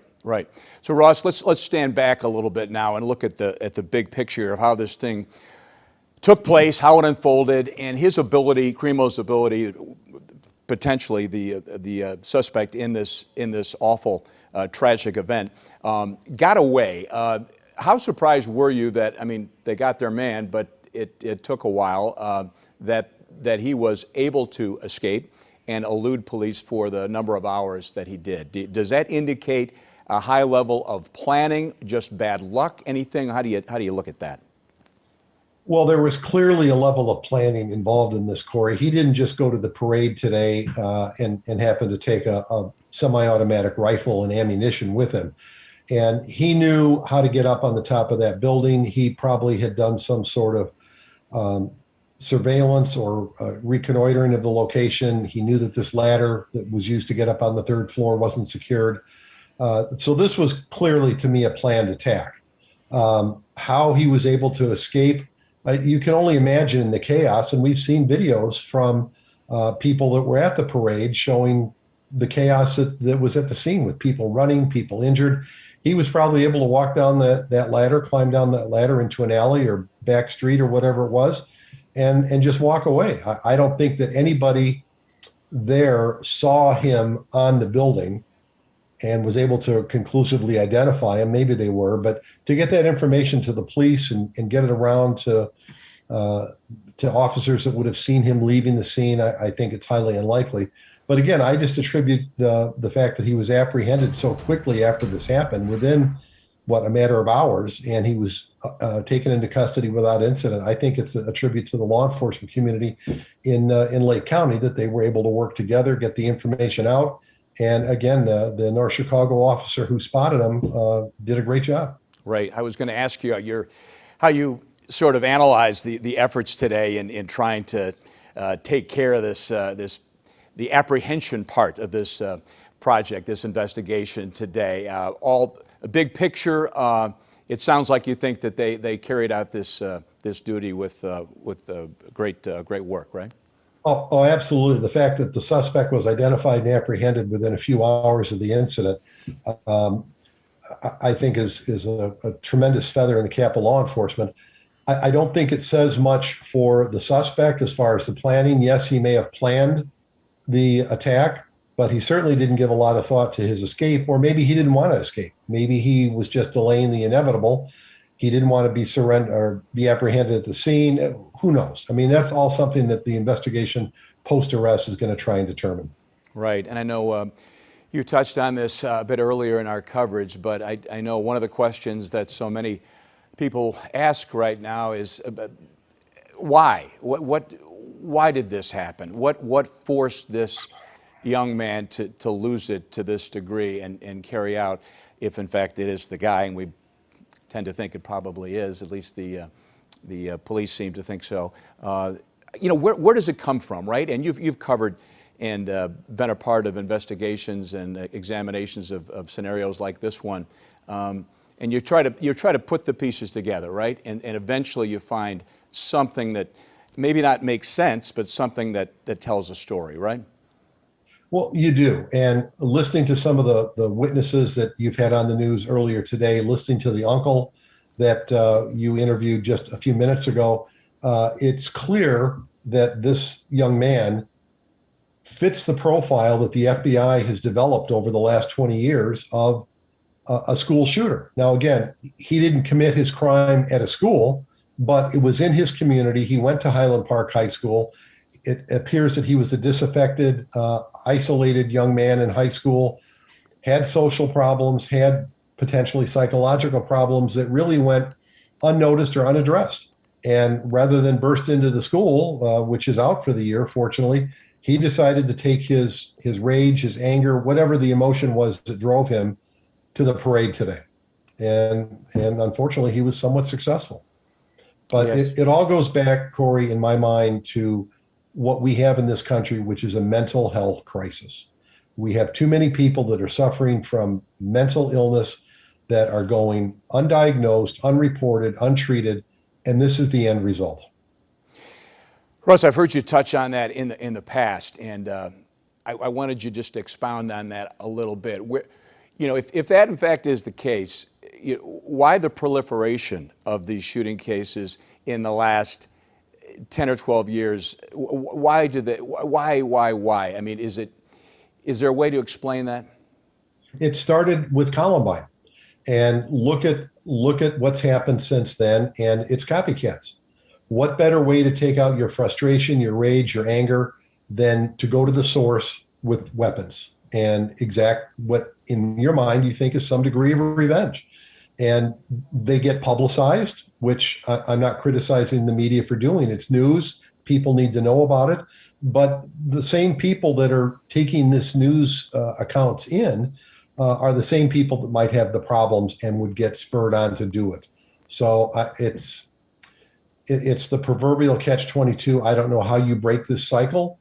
Hopefully someone has an answer, but again, he fit to a T the profile of a school shooter. And that, in my mind, that's essentially what we're dealing with here today. Right. And that profile, Ross, again, and I know you've touched on this as well, but that profile, what are some of the basics that make up that profile that you talk about? Age, sex, and various social issues that the person had in school with their family. What the source of those are of those problems can be varied, but those are the commonalities that we see in virtually every school shooting. Mass shootings are different. Those are adults, and we saw the one in Las Vegas a few years ago. There's been others. Workplace shootings, that's a separate category. We're talking about, and to me, this individual fits the profile of a potential school shooter. I think we're fortunate that he didn't put his plan in motion a month ago when school was still in session. But these are all questions that are going to hopefully be answered during the course of the investigation over the next few days, weeks, and months. We may never know, but the fact that he's in custody gives us an opportunity to hopefully get answers to these questions. Right. I know people who saw this unfold today and are hearing more and more about it as the day evolves. I'm sure a lot of people are rightfully so frightened about just being in public places of any kind. I mean, if this can happen, as someone said earlier, in an idyllic community like Highland Park on the 4th of July, it can happen basically anywhere. Do you think the average family, every time they go to a parade or a ball game, a concert, do you have to have this in your mind? Do you have to have a plan? Do you have to be sort of prepared for something terrible to happen? I mean, where do we stand with this now, do you think? You can't prevent this from happening, unfortunately. And I don't think there's anything the Highland Park Police Department could have done today to minimize or eliminate this threat, because they didn't know about it. Nobody came forward to say, hey, I think this guy's a problem. You need to look at it. You're right, though. In today's environment, what I preach is situational awareness. When you go out of the house, whether you're driving in a car, you're in a public setting, you need to be aware of your surroundings. How did you get in? How can you get out? Is there someone around you that's acting strange, that's dressed suspiciously? And we're in a day and age where you can't just dismiss it and say, well, the person's just a little goofy. No, you have to act on that and report it to authorities and exercise good judgment and common sense. I don't think we should remain in our homes. I think we saw after COVID the need for people to get out, to socialize, to interact, to get back to some degree of normalcy in their life. And I know this is going to be hard for a lot of people in Highland Park and Lake County to overcome, but I think time will heal the wound. We just have to hope that there are no more incidents like this in and around the area. Amen to that. Ross, thanks for your time. We appreciate it very much and your insights. My pleasure, Corey. All right. Take care, sir. So we have video just in of the parade shooting suspect, Robert Cremo III, being taken into custody. Cremo was arrested in Lake Forest. That's not far from Highland Park at all, as you know, just north of it. Police say a sharp-eyed officer from North Chicago noticed Cremo's car and tried to stop him.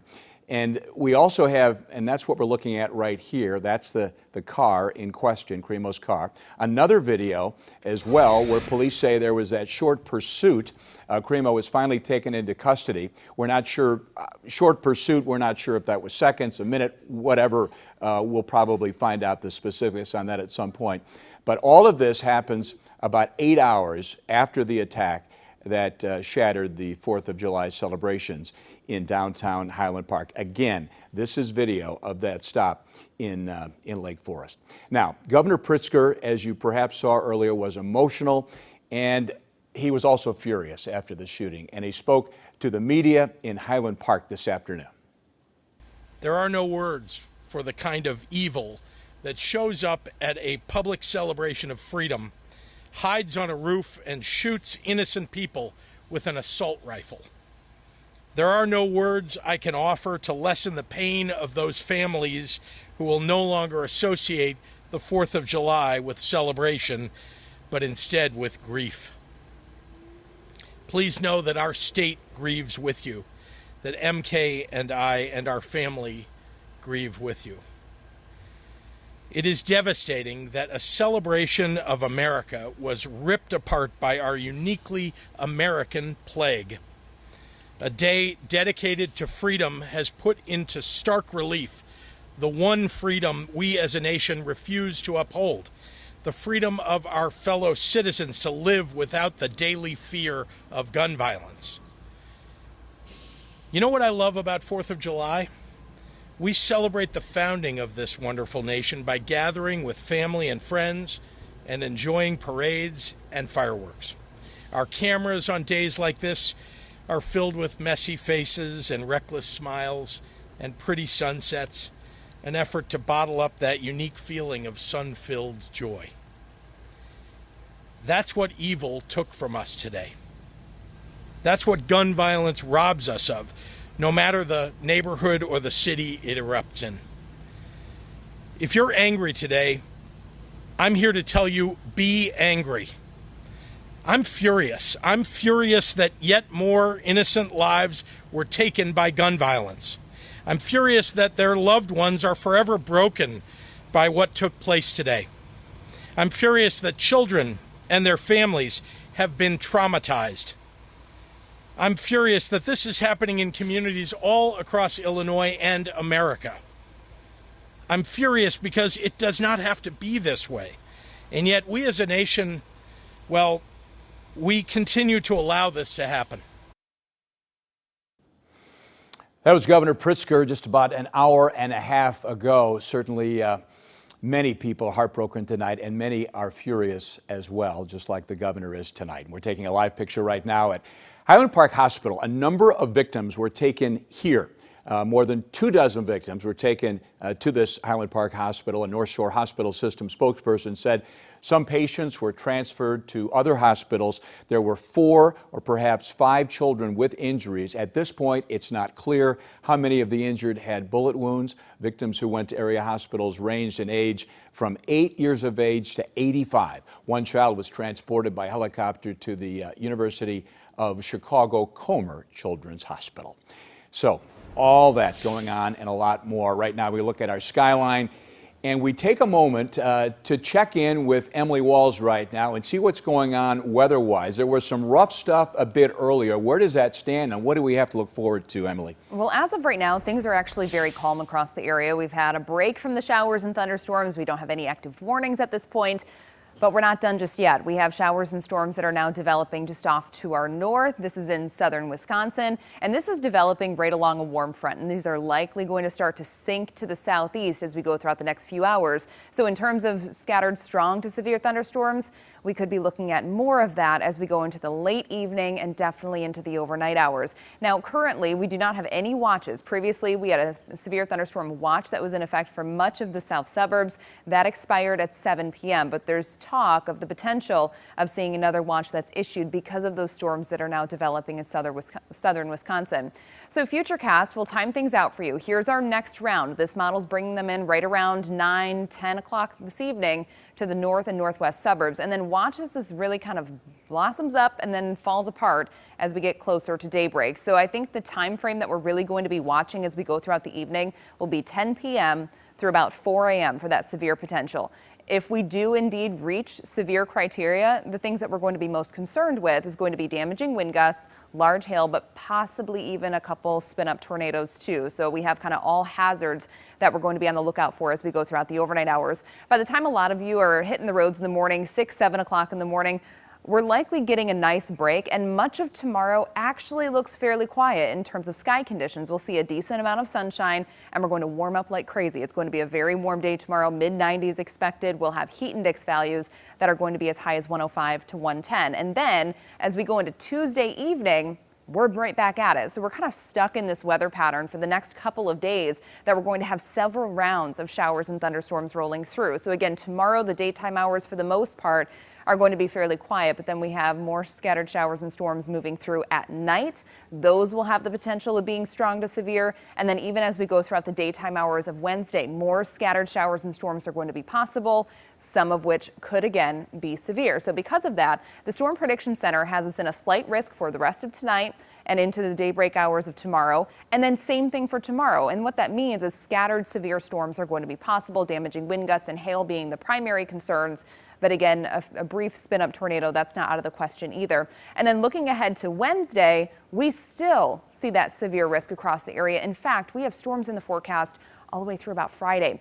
Temperatures right now, most of us are sitting in the upper 70s and low 80s. We're only going to drop into the mid 70s tonight. So we're still going to hold on to quite a bit of heat, instability to work with to kind of fuel those storms. So your weather headlines for tomorrow, most of the daytime hours we're getting a break, but it is going to be very hot. We're going to have those heat index values as high as 105 to 110. Because of that, we have a heat advisory that's going into effect at noon tomorrow, extending until 8 p.m. And then Tuesday night, we're turning our attention right back to the severe storm potential, and we'll have another round as we go into our day on Wednesday. Again, just scattered in nature for Wednesday. For tonight, we'll keep an eye out for those showers and storms that are now in southern Wisconsin. Again, those are going to dive to the south. We'll have lows dropping to about 75 degrees. Damaging winds and hail will be our primary concern for tonight.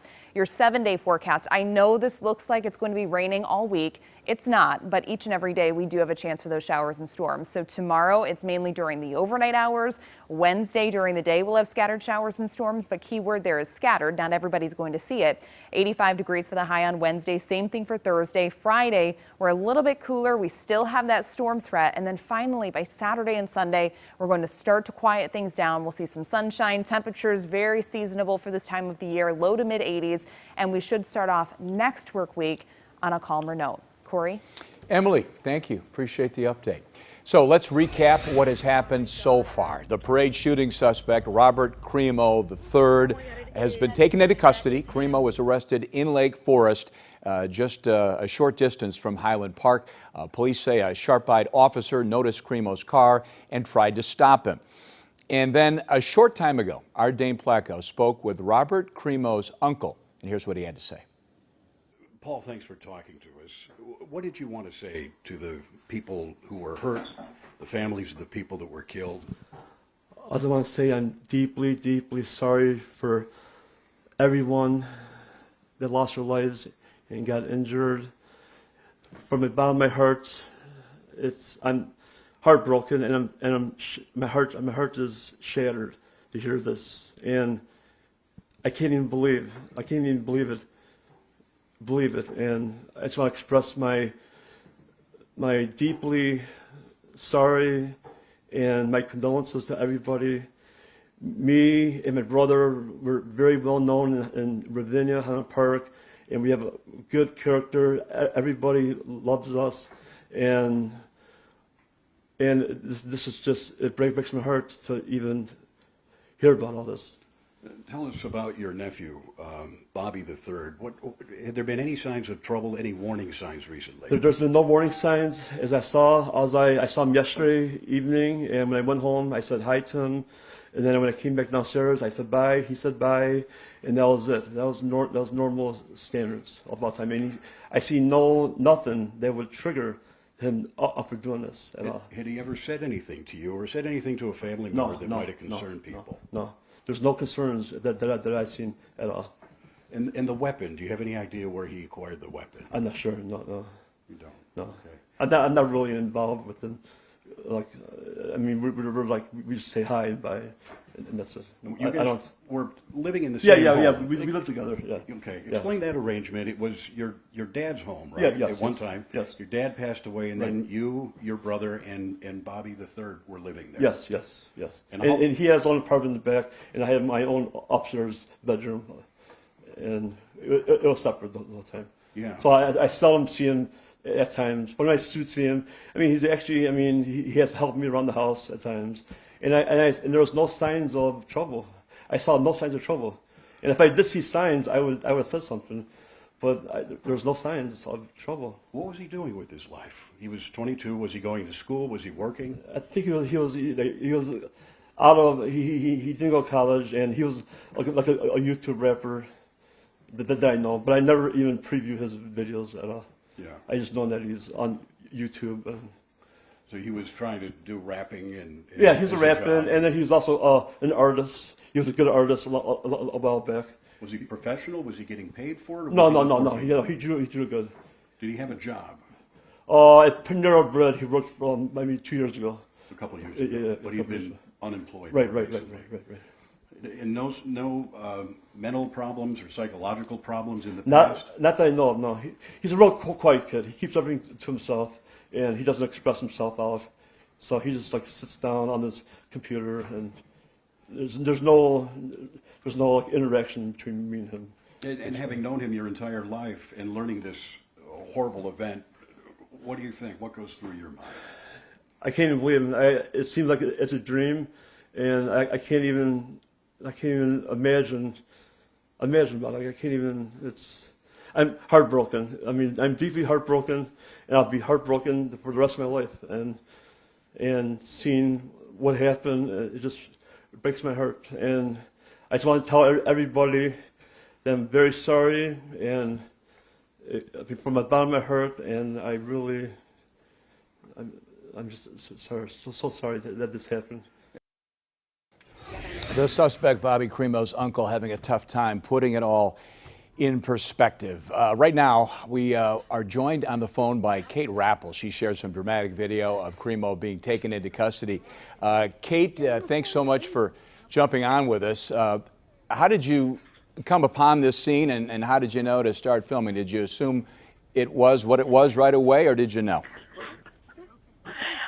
I was at a stoplight on the way home from the grocery store with my son, and within seconds, all police officers, all the law enforcement sort of surrounded this car that was turning from 41 onto Wesley, and over the loudspeaker could hear him say, "Get out of the car." At that point, I knew this had to be the suspect, and I was with my son, so I had my son go in the floor of the car in the passenger seat. I didn't know if he was armed. I didn't know if there were bombs involved, but every type of law enforcement sort of came, surrounded the car, including canines. He got out of the car, had his hands up.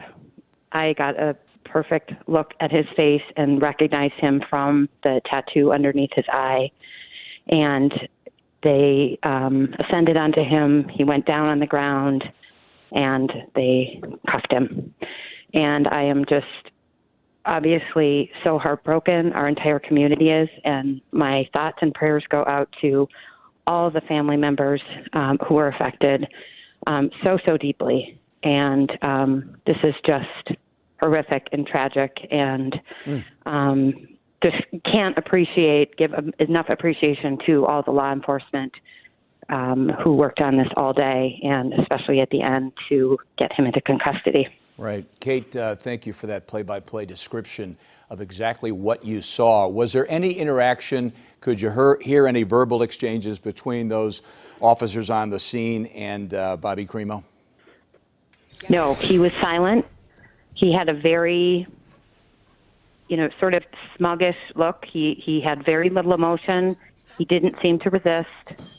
And thank goodness he didn't. Right. And I'm just curious what gave you the, the courage to stay with the video and get this thing recorded as you did.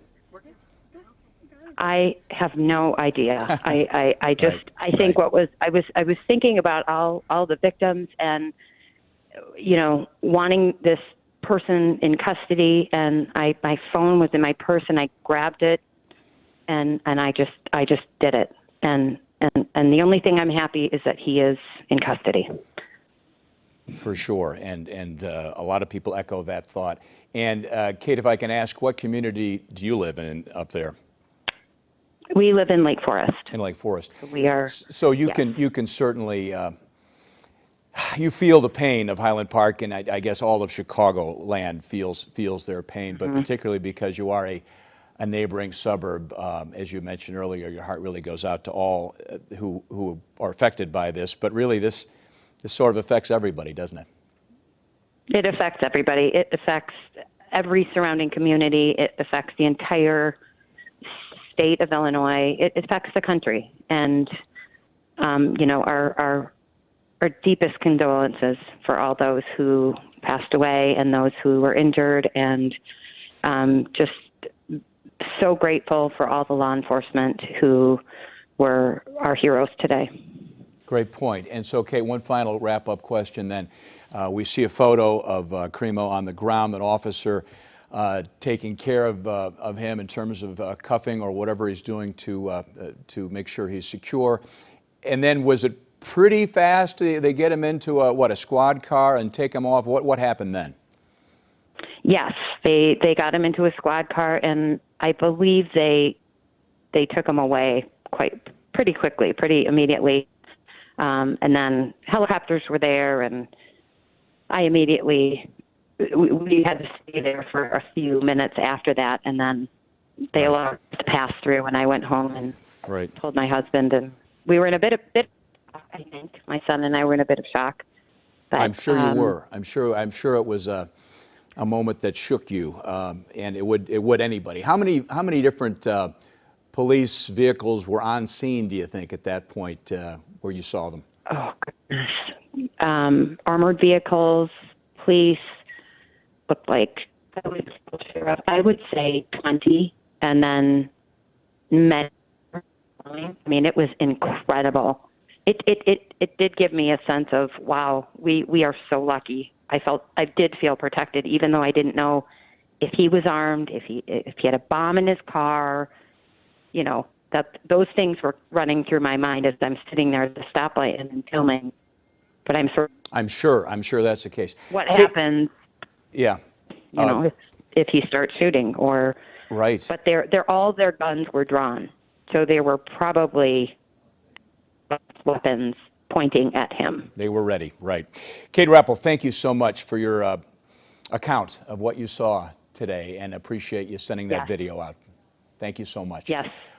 Thank you. All right, take care. And let's go to Dane Placko right now. He's live at Highland Park Police Headquarters. And now, has the suspect been taken in, or what do you know?